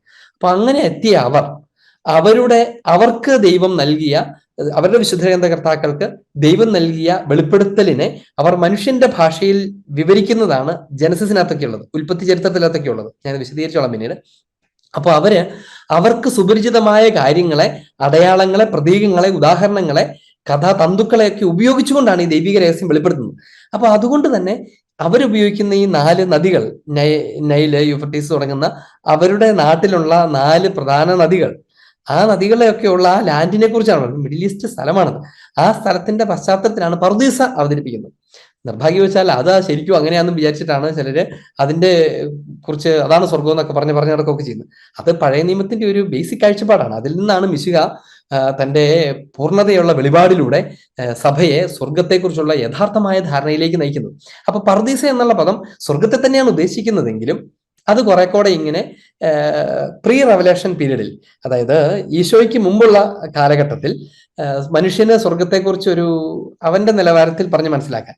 ഇപ്പൊ ഒരു കൊച്ചിന് നമ്മൾ സ്വർഗത്തെക്കുറിച്ച് പറയുമ്പം അതൊരു അവസ്ഥയാണെന്ന് പറഞ്ഞാൽ പിള്ളേർ ഇത് എന്തൊരു അവസ്ഥ ദൈവമേ എന്ന് വിചാരിക്കാൻ സാധ്യതയുണ്ടല്ലോ. അപ്പൊ അതുകൊണ്ട് സ്വാഭാവികമായി അവരോട് ഇങ്ങനെ നല്ല പൂന്തോട്ടം പോലെയൊക്കെ വർണ്ണിക്കുകയൊക്കെ ചെയ്യുന്നത് പോലത്തെ ഒരു പരാമർശമാണ്, ഒരു എക്സ്പ്ലനേഷനാണ് ഈ പർദീസ എന്നുള്ള വാക്ക് നേരിട്ട് ഡിനോട്ട് ചെയ്യുന്നത്. എന്നാൽ ഹെവൻ എന്ന് പറയുമ്പോൾ ഹിമ്മൽ, ജർമ്മനിൽ ഹിമ്മൽ എന്നാണ് നമ്മൾ അതിനുപയോഗിക്കുന്ന ഒരു മലയാള ഭാഷയിൽ ഒരു പദം ആകാശം എന്നാണ്. പണ്ടത്തെ സ്വർഗസ്ഥനായ പിതാവിനകത്ത് സ്വർഗസ്ഥനായ ഞങ്ങളുടെ പിതാവ് എന്നതിന് പകരം ആകാശങ്ങളിലിരിക്കുന്ന ഞങ്ങളുടെ ഭാവതമ്പുരാൻ എന്ന് ചെല്ലിയിരുന്നു, അല്ലെ? ആകാശം എന്ന് പറഞ്ഞാൽ ഉദ്ദേശിക്കുന്നത് ഈ ആകാശമല്ല. അത് കേട്ടിട്ട് പല ആളുകൾക്കും ഉണ്ടായിട്ടുള്ള ഒരു ധാരണ, അപ്പം സ്വർഗം എന്ന് പറയുന്നത് മുകളിലെ മേഘത്തിന്റെ അപ്പുറത്തുള്ള ഏതോ സ്ഥലമാണ് എന്നൊരു ധാരണ നമ്മൾ അറിയാതെ വരുന്നുണ്ട്. അതുകൊണ്ട് തന്നെ നമ്മൾ സ്വർഗത്തെക്കുറിച്ച് പറയുമ്പോൾ സ്വർഗത്തിൽ എന്ന് നമ്മൾ പറയില്ലേ? ഇപ്പം ഞാനാണെങ്കിൽ പല ഇടയ്ക്കിടയ്ക്ക് വരെ സ്വർഗത്തിൽ പോകുമ്പോൾ എന്ന് പറയില്ലേ? സ്വർഗത്തിൽ പോകുമ്പോൾ എന്ന് പറഞ്ഞാൽ ഇങ്ങനെ ചൂണ്ടുന്നതിന്റെ അർത്ഥം ഈ മേഘത്തിന്റെ അപ്പുറത്ത് എന്നല്ല. പിന്നെ എന്താണ് അതിന്റെ അർത്ഥം? ഉന്നതങ്ങളിൽ എന്നാണ്. ഈ ലോകത്തിന്റെ, പ്രപഞ്ചത്തിന്റെ അസ്തിത്വത്തിന്റെയും ഉപരിയായി എന്നൊക്കെയാണ് അർത്ഥം. ആ അർത്ഥത്തിലാണ് ഇതിന്റെയും മീതെ, ഇതിന്റെയും മേലെ, ഇതിന്റെയും അപ്പുറത്ത്, ബിയോണ്ട് ദിസ് എന്ന് പറയാൻ വേണ്ടിയാണ് ഹിമ്മൽ, ജർമ്മനാണത്, ചേലോ എന്ന് ഇറ്റാലിയനിൽ പറയും, ആകാശങ്ങൾ എന്ന് നമ്മൾ മലയാളത്തിൽ പറയുമായിരുന്നു ആ സ്ഥലത്തെക്കുറിച്ച് പരാമർശിക്കുന്നത്. അതുകൊണ്ടാണ് അതുകൊണ്ട് ഹെവൻ, കിങ്ഡം എന്ന് പറയുന്നതൊക്കെ ഏതാണ്ട് ഒരേ റിയാലിറ്റീസ് ആണ്. ഇനി സ്വർഗം നമുക്ക് നൽകപ്പെട്ടതിനെ കുറിച്ച് പഠിപ്പിക്കുന്ന ഒരു കാര്യമാണ്, തന്റെ മരണവും ഉത്ഥാനവും വഴി യേശു ക്രിസ്തു നമുക്കായി സ്വർഗം തുറന്നു. ഈശോ ഒരിക്കൽ അടയ്ക്കപ്പെട്ട സ്വർഗത്തെക്കുറിച്ചാണ് സഭ സംസാരിക്കുന്നത്. എന്ന് പറഞ്ഞാൽ മനുഷ്യവംശത്തിന് ഒരിക്കൽ അനുഭവിച്ചിട്ടുള്ള ദൈവിക കൂട്ടായ്മയുടെ അവസ്ഥയിലേക്ക് മടങ്ങിപ്പോക്ക് മാത്രമാണ് സ്വർഗം. അതാണ് ദൈവം നമ്മെ പഠിപ്പിച്ചിട്ടുള്ള സ്വർഗത്തിന്റെ അനുഭവം, ഒരു മടങ്ങിപ്പോക്ക് മാത്രമാണ്. ഇനി ആ മടങ്ങിപ്പോക്ക്, അടയ്ക്കപ്പെട്ട കവാടങ്ങൾ, മനുഷ്യൻ എനിക്കിനി ഇത് വേണ്ട എന്ന് പറഞ്ഞ് ഇറങ്ങിപ്പോയപ്പോൾ അവന്റെ മുൻപിൽ കൊട്ടിയടയ്ക്കപ്പെട്ട ആ സ്വർഗം വീണ്ടും തുറക്കുന്നത് മിശിഹായാണ്. മിശിഹായുടെ പീഡാസഹനവും കുരിശുമരണവും ഉത്ഥാനം വഴിയാണ് ആ തുറക്കുന്നത്. ഇനി അതിനെക്കുറിച്ച് പറയുന്ന ഒരു കാര്യം ഇതാണ്, അവിടുന്ന് വിശ്വസിക്കുകയും, ഈ അനുഗ്രഹീതരുടെ ജീവിതം, സ്വർഗീയവാസികളുടെ ജീവിതം, അവിടുന്ന് വിശ്വസിക്കുകയും അവിടുത്തെ ഇഷ്ടത്തോട് വിശ്വസ്തത പുലർത്തുകയും ചെയ്തവരെ അവിടുന്ന് തന്റെ സ്വർഗീയ മഹത്വീകരണത്തിൽ പങ്കുകാരാക്കും. അവിടുന്ന് വിശ്വസിക്കുകയും അവിടുത്തെ ഇഷ്ടത്തോട് വിശ്വസ്തത പുലർത്തുകയും ചെയ്തവരെ, ഈശോയിൽ വിശ്വസിച്ചവർ അവിടുത്തെ ഹിതത്തോട് എന്ന് പറഞ്ഞാൽ അവിടുത്തെ കൽപ്പനകൾ അനുസരിക്കലാണ് ഈ പറഞ്ഞു വരുന്ന കാര്യം. അവിടുത്തെ ഇഷ്ടത്തോട് വിശ്വസ്ത പുലർത്തുക എന്ന് പറഞ്ഞാൽ അവിടുത്തെ ഇഷ്ടം അവിടുന്ന് വെളിപ്പെടുത്തിയിരിക്കുന്ന കൽപ്പനയോടെയാണ്. ഇതാണ് എന്റെ ഇഷ്ടം, ഇങ്ങനെ ചെയ്യണം, ഇങ്ങനെ ചെയ്യരുത്. അതിനോട് വിശ്വസ്ത പുലർത്തുകയും ചെയ്തവരെ അവിടുന്ന് തന്റെ സ്വർഗീയ മഹത്വീകരണത്തിൽ പങ്കുകാരാക്കുന്നു. ഇനി വീണ്ടും, പരിപൂർണമായി അവിടുന്നിലേക്ക് ഒന്നു ചേർന്നവരുടെ അനുഗ്രഹീത സമൂഹമാണ് സ്വർഗം. See, that's the key point. സ്വർഗത്തെക്കുറിച്ചുള്ള ഏറ്റവും കീ ആയിട്ടുള്ള കാര്യം എന്താണ്? പരിപൂർണമായി ദൈവത്തിലേക്ക് ഒന്നു ചേർന്നവരുടെ അനുഗ്രഹീത സമൂഹമാണ്, ബ്ലെസ്സഡ് കമ്മ്യൂണിയൻ ആണ് ഹെവൻ. സ്വർഗം എന്താണ് എന്ന് ഇനി ആര് ചോദിച്ചാലും നമ്മൾ ഇങ്ങനെ പറയണം, അത് അനുഗ്രഹീത കമ്മ്യൂണിയനാണ്, അത് ബ്ലെസ്സഡ് കമ്മ്യൂണിയനാണ്, അനുഗ്രഹീതരുടെ കൂട്ടായ്മയാണ് സ്വർഗം എന്നതാണ്. അപ്പൊ അതുകൊണ്ട് finally fundamentally what you mean by heaven എന്നൊരാൾ ചോദിച്ചാൽ അതിന്റെ ഉത്തരം ഇതാണ്, ദാറ്റ്സ് എ കമ്മ്യൂണിയൻ. സഭ എന്താണെന്ന് ചോദിച്ചാൽ നമ്മൾ മുമ്പ് പറഞ്ഞിട്ടുണ്ട്, ബെനഡിക്റ്റ് മാർപ്പാപ്പ സഭയെക്കുറിച്ച് പറയുന്ന ഏറ്റവും കോൺക്രീറ്റ് ആയിട്ടുള്ള ഡെഫിനിഷനിൽ ഉപയോഗിക്കുന്ന പദം ചർച്ച് ഈസ് കമ്മ്യൂണിയൻ എന്നാണ്. ബാക്കിയൊന്നുമല്ല സഭ. അതൊരു ജനങ്ങളുടെ കൂട്ടമാണെന്നോ അല്ലെങ്കിൽ അങ്ങനെയൊന്നുമല്ല, പകരം ബട്ട് ഇറ്റ് ഈസ് കമ്മ്യൂണിയൻ എന്നാണ്, കൂട്ടായ്മ എന്നാണ്. എന്തുകൊണ്ടാണ് പരിശുദ്ധ പിതാവ് കമ്മ്യൂണിയൻ എന്ന പദമാണ് സഭയ്ക്ക് ഏറ്റവും അനുയോജ്യമായിരിക്കുന്നത് എന്ന് ഇപ്പൊ നമുക്ക് മനസ്സിലാവും. എന്താണ് അതിന്റെ കാരണം? എന്റെ ദൈവശാസ്ത്രപരമായ തിയോളജിക്കൽ ആയിട്ടുള്ള റീസൺ ഇതാണ്. കാരണം സഭ സ്വർഗത്തിൻ്റെതാണ്. സ്വർഗത്തോട് ബന്ധപ്പെടുത്തിയല്ലാതെ സഭയില്ല, സ്വർഗത്തോട് ചേർന്നല്ലാതെ സഭയെക്കുറിച്ച് പറയാനില്ല. സ്വർഗവും സഭയും പരസ്പരം പൂർത്തീകരിക്കപ്പെടുന്ന യാഥാർത്ഥ്യങ്ങളാണ്. നമ്മളിപ്പോൾ പഠിച്ചുകൊണ്ടിരിക്കുന്ന ഡോക്യുമെന്റിന്റെ ഹെഡിങ് അതിങ്ങനെയാണല്ലോ, സ്വർഗീയ സഭയോടുള്ള ഐക്യവും ഗാഠബന്ധവും ഭൗമിക സഭയ്ക്ക്. കാരിമി ഹെഡിങ് മലയാളം ട്രാൻസ്ലേഷന്റെ ഹെഡിങ് ആണ്, എന്നാൽ പോലും അത് അർത്ഥപൂർണമായ ഹെഡിങ് ആണ്. സ്വർഗീയ സഭയോട് ഈ സഭ ഐക്യപ്പെട്ടിരിക്കുന്നു എന്നുള്ളത് കൊണ്ടാണ് ഇത് സഭയായിരിക്കുന്നത്. വിച്ച് മീൻസ് സ്വർഗത്തിലെ സമൂഹം ഈ ഭൂമിയിൽ, സ്വർഗത്തിലെ സമൂഹം ഈ ഭൂമിയിലായിരിക്കുന്നതാണ് സഭ. വിച്ച് മീൻസ് കമ്മ്യൂണിയൻ ഇവിടെയും ഉണ്ടായിരിക്കുന്നതാണ് ഭൗമിക സഭ. ഇനി ഭൗമിക സഭയുടെ ഭാഗതയം എന്താണ്? അത് പെർഫെക്ഷൻ ഓഫ് കമ്മ്യൂണിയൻ ആണ്, അനുഗ്രഹീതമായ സമൂഹം ആണ് സ്വർഗം. അപ്പൊ സ്വർഗം എന്ന് പറയുന്നത് നാളിതുവരെ നമ്മൾ കരുതിയിരുന്ന ഒരു സ്ഥലത്തിന്റെ അപ്പുറത്ത് അത് സമൂഹമാണ് എന്നാണ് നമ്മൾ ഇനി തിരിച്ചറിയാൻ പോകുന്നത്. സ്വർഗം എന്താണെന്ന് ചോദിച്ചാൽ അത് കൂട്ടായ്മയാണ് എന്നാണ് ഉത്തരം. ലോകത്തിലെ മറ്റെല്ലാവരും കരുതുന്നത് എന്താണ്? സ്വർഗം ഒരു സ്ഥലമാണ്, നമ്മളൊക്കെ അവിടെ പോയിട്ട് പാർക്കും എന്നാണ്. എന്നാൽ നമ്മൾ അറിയുന്നു സ്വർഗം എന്ന് പറയുന്നത് പൂർണ്ണതയുള്ള കൂട്ടായ്മ അനുഭവമാണ്. ആ പൂർണ്ണതയുള്ള കൂട്ടായ്മ അനുഭവം ഇവിടെ വെച്ച് ആസ്വദിച്ചു തുടങ്ങുന്നതാണ് വിശുദ്ധ കുർബാന. അതുകൊണ്ട് തന്നെ വിശുദ്ധ കുർബാന സ്വീകരിക്കുന്നതിന് വിളിക്കുന്ന പേരെന്താണ്? ഹൗളി കമ്മ്യൂണിയൻ എന്നാണ്, പരിശുദ്ധ കൂട്ടായ്മ എന്നാണ്. സ്വർഗം കൂട്ടായ്മയാണ് എന്ന് ആണ് തിരുസഭ പഠിപ്പിക്കുന്നത്. ഇനി അതിനെക്കുറിച്ച് തുറന്നൊരു കാര്യം ഇതാണ്, ഈ രഹസ്യം എല്ലാ ഗ്രഹണശക്തിക്കും വിവരണത്തിനും അതീതമാണ്. സ്വർഗത്തെക്കുറിച്ച് പറയുമ്പം ബാക്കി എല്ലാ കാര്യങ്ങളും പറഞ്ഞുകൊണ്ടിരിക്കെ സഭ ഒരു കാര്യത്തെക്കുറിച്ച് പറയുമ്പം അല്പം മൗനം ഭജിക്കും. അതിങ്ങനെയാണ്, അതിനെക്കുറിച്ചുള്ള നമ്മുടെ അറിവ് അപൂർണമാണ്. എന്നാൽ നമുക്ക് എന്തറിയാം? സ്വർഗ സത്യത്തിൽ എന്താണ് എന്നറിയാം. അവിടെ ഓരോ മൈന്യൂട്ട് കാര്യങ്ങളും എങ്ങനെയിരിക്കുന്നു നമുക്ക് അറിഞ്ഞുകൂടാ. പകരം സ്വർഗത്തെക്കുറിച്ച് നമുക്ക് എന്തറിയാമെന്ന് ചോദിച്ചാൽ സ്വർഗം ഒരു റിയാലിറ്റിയാണെന്നറിയാം, അത് കമ്മ്യൂണിയൻ ആണെന്നറിയാം, അത് ദൈവത്തിലുള്ള ജീവിതമാണെന്നറിയാം. ഇങ്ങനെ തുടങ്ങുന്ന ഒത്തിരി കാര്യങ്ങൾ അറിയാം. അവിടേക്ക് ആര് പോകുമെന്നറിയാം. പക്ഷെ അതിനപ്പുറത്തുള്ള കാര്യങ്ങൾ നമുക്ക് ദൈവം സ്വർഗത്തിൽ പ്രവേശിക്കുന്നവർക്കായി കരുതി വെച്ചിരിക്കുന്ന കാര്യമാണ്. സ്വർഗത്തിൽ പ്രവേശിക്കുന്നവർക്കായി കരുതി വെച്ചിരിക്കുന്ന കാര്യം. അതുകൊണ്ട് തന്നെ ഇനി അതെന്തുകൊണ്ടാണ് അങ്ങനെ കരുതി വെച്ചിരിക്കുന്നതെന്ന് ചോദിച്ചാൽ അതിന്റെ ഉത്തരം വളരെ സിമ്പിൾ ആണ്. അത് ദൈവത്തിന്റെ പ്രപഞ്ചമാണ്. ഈ കണ്ണുകൊണ്ട് കാണാൻ പറ്റുന്ന ഈ പ്രപഞ്ചത്തെയാണ്, അല്ലെ? ഇതിനപ്പുറത്തുള്ള ഒരു സാധനത്തെ പോലും നമുക്ക് കാണാൻ പറ്റില്ല. ഇപ്പൊ എന്ന് പറഞ്ഞാൽ ഒരു സെല്ലിന്റെ അകത്ത് കിടക്കുന്ന പ്ലാസ്മയെ കാണാൻ പോലും എന്നെ കൊണ്ട് പറ്റത്തില്ല. അപ്പൊ സ്വാഭാവികമായും അതിന്റെ അപ്പുറത്തുള്ള ഇപ്പൊ ഒരു ഇത്ര കിലോമീറ്റർ അപ്പുറത്തേക്ക് എനിക്ക് കാണാൻ പോലും പറ്റത്തില്ല. അപ്പോൾ അതിനപ്പുറത്തേക്ക് പോലും എന്റെ ഭൗതിക കാഴ്ചകൾക്ക് സാധ്യതയില്ല. എനിക്ക് ഈ പ്രപഞ്ചത്തിലുള്ള നിറങ്ങളും അതിന്റെ ഷേപ്പുകളുമേ കാണാൻ പറ്റുള്ളൂ. അതിനപ്പുറത്തേക്ക് കാണാൻ എനിക്ക് പറ്റില്ല. എന്റെ തലച്ചോറിന് അതിനുള്ള കപ്പാസിറ്റി ഇല്ല. എന്റെ ഭാവനകൾക്ക് അതിനപ്പുറത്തുള്ള സാധ്യതയില്ല. അങ്ങനെയുള്ള ഒരു മനുഷ്യന് അവനാവശ്യമുള്ള നിലവാരത്തിലാണ് ദൈവം സ്വർഗത്തെക്കുറിച്ച് വെളിപ്പെടുത്തുന്നത്. അതിന്റെ അർത്ഥം ദൈവം സ്വർഗത്തെക്കുറിച്ച് വെളിപ്പെടുത്തിയില്ലെന്നല്ല, ദൈവം തനിക്ക് വെളിപ്പെടുത്താവുന്നിടത്തോളം വെളിപ്പെടുത്തി. നമ്മുടെ ബുദ്ധി കൊണ്ട് നമുക്ക് സ്വീകരിക്കാൻ കഴിയുന്നതിന് പരിമിതികളുണ്ട് എന്നാണ് അതിന്റെ അർത്ഥം. ഇനി അതുകൊണ്ട് തന്നെ ഈ കൂടുതൽ ആധ്യാത്മിക ജീവിതം നയിക്കുന്ന ആളുകൾക്ക് they can contemplate more on heaven എന്നൊരു റിയാലിറ്റിയും കൂടിയുണ്ട്. അവർക്ക് കൂടുതൽ വിശുദ്ധിയിലേക്ക് ഉയരുന്നവർക്ക് സ്വർഗത്തെക്കുറിച്ചുള്ള കൂടുതൽ വ്യക്തതയുള്ള ദർശനങ്ങൾക്ക് സാധ്യതയുണ്ട്, തിരിച്ചറിവുകൾക്ക് സാധ്യതയുണ്ട് എന്നുള്ളതാണ് അതിന്റെ കാര്യം. നമുക്ക് അതിലേക്ക് വരാം. വിശുദ്ധഗ്രന്ഥം അതിനെപ്പറ്റി പ്രതീകങ്ങളിലൂടെയാണ് സംസാരിക്കുന്നത്. വിശുദ്ധഗ്രന്ഥം സ്വർഗത്തെക്കുറിച്ച് സംസാരിക്കുന്നത് പ്രതീകങ്ങളിലൂടെയാണ്. കാരണം നമുക്ക് നേരിട്ട് കാണിച്ചു തരാൻ പറ്റുന്ന ഒരു കാര്യമല്ല. ഇതാണ് സ്വർഗം എന്ന് പറഞ്ഞ് കാണിച്ചു തരാൻ നമുക്ക് പരിചയമുള്ളത് ആ കൂടിയുള്ളത് ഈ ഭൗതിക പ്രപഞ്ചമാണ്. ഈ ഭൂമിയിൽ യൂണിവേഴ്സൽ സ്പേസ് ആണ് നമുക്ക് പരിചയമുള്ളത്. അപ്പൊ അതല്ല സ്വർഗം എന്നുള്ളത് കൊണ്ട് പിന്നെ എന്താണ് മാർഗം? അതിനെ റെപ്രസെന്റ് ചെയ്യുന്ന ചില കാര്യങ്ങൾ ഉപയോഗിച്ചുകൊണ്ട് സ്വർഗത്തെക്കുറിച്ച് പറയാൻ പറ്റും. അങ്ങനെ റെപ്രസെന്റ് ചെയ്യുന്ന ചില കാര്യങ്ങൾ ഞാൻ എടുത്തു പറയാം. അതിനകത്ത് ഒന്ന് ജീവനാണ്. വിശുദ്ധ ഗ്രന്ഥം ജീവനെക്കുറിച്ച് സംസാരിക്കുന്നത് സ്വർഗവുമായി ബന്ധപ്പെടുത്തിയാണ്. സ്വർഗം ജീവന്റെ സ്ഥലമാണ്, നിത്യജീവന്റെ. എന്നോടുകൂടെ മരിക്കുന്നവൻ എന്നോടുകൂടെ ജീവിക്കുമെന്ന് ഈശോ പറയുന്നു. ഈ അപ്പം ഭക്ഷിക്കുന്നവൻ നിത്യം ജീവിക്കുമെന്ന് പറയുന്നു. അപ്പൊ ജീവൻ എന്ന വാക്ക് ഉപയോഗിക്കുന്നത് സ്വർഗത്തെക്കുറിച്ച് പറയുന്നതാണ്. നമുക്കറിയാലോ, നമ്മൾ ഈ ഭൂമിയിൽ ജീവിച്ചിരിക്കുന്ന നമുക്ക് ഈ ഭൂമിയെ കാണാൻ കഴിയുന്നുണ്ട്, നമുക്കിവിടെ പ്രവർത്തിക്കാൻ കഴിയുന്നുണ്ട്, ചലിക്കാൻ കഴിയുന്നുണ്ട്, ബന്ധത്തിലായിരിക്കാൻ കഴിയുന്നുണ്ട്. അങ്ങനെയെങ്കിൽ സ്വർഗം എന്ന് പറയുന്ന സ്ഥലത്ത് അതിന്റെ പൂർണ്ണതയുണ്ടാകും. You will be in real life എന്നുള്ളതാണ്. ഇവിടെ മരണത്തിലായിരിക്കുന്ന ഒരാളും ജീവിച്ചിരിക്കുന്ന ഒരാളും നമ്മൾ വ്യത്യാസത്തെക്കുറിച്ച് ഓർത്തേ. എന്നിട്ട് സ്വർഗത്തിന്റെ ജീവനെ കുറിച്ച് ഓർക്കുക. അപ്പൊ അതുകൊണ്ട് ലൈഫ് എന്നുള്ളത് പറയുന്ന സ്വർഗത്തിന്റെ ഒരു പ്രതീകമാണ്. സ്വർഗത്തെക്കുറിച്ച് പരാമർശിക്കാൻ വിശുദ്ധ ഉപയോഗിക്കുന്ന ഒരു പദമാണ് ജീവൻ. മറ്റൊരു പദമാണ് പ്രകാശം. പ്രകാശത്തിന്റെ ലോകത്തെക്കുറിച്ച് പറയും. പൗലോസ്ലീഹയൊക്കെ ശരീരങ്ങളുടെ തേജസ്സിനെ കുറിച്ച് പറയും. സ്വർഗം പ്രകാശത്തെക്കുറിച്ച്, പ്രഭാപൂർണമായ സ്ഥലത്തെക്കുറിച്ച് പറയും. ഈശോ തന്നെയും ഞാൻ ലോകത്തിന്റെ പ്രകാശമാണ് എന്ന് പറയും. ലോകത്തെ തന്നിലോട്ട് കൂട്ടിച്ചേർക്കുന്ന സ്വർഗമാണ് ഞാനെന്നാണ് അതിന്റെ അർത്ഥം. അടുത്തത് സമാധാനമാണ് സ്വർഗമെന്ന് സ്വർഗത്തെക്കുറിച്ച് പറയുമ്പം സമാധാനം എന്ന പ്രതീകം ഉപയോഗിക്കും. ഈശോ ഉദ്ധിതനായ മിശിഹ, സ്വർഗീയനായ മിശിഹ പ്രത്യക്ഷപ്പെടുന്ന സ്ഥലത്തൊക്കെ ആശംസിക്കുന്നത് നിങ്ങൾക്ക് സമാധാനം എന്നാണ്. എന്ന് പറഞ്ഞാൽ ഞാൻ നിങ്ങൾക്കായി ഇതാ സ്വർഗം നേടിയിരിക്കുന്നു എന്നൊരർത്ഥം അതിനുണ്ട്. വിശുദ്ധ കുർബാനയിൽ ചെല്ലുന്ന നിങ്ങൾ ശ്രദ്ധിച്ചിട്ടില്ലേ? പിള്ളേര് ഒന്നും അറിയാതെ ആയിരിക്കും ചിലപ്പോൾ പിള്ളേര് നമുക്ക് പ്രാർത്ഥിക്കാം സമാധാനമോട് കൂടെ എന്ന് പറയില്ലേ?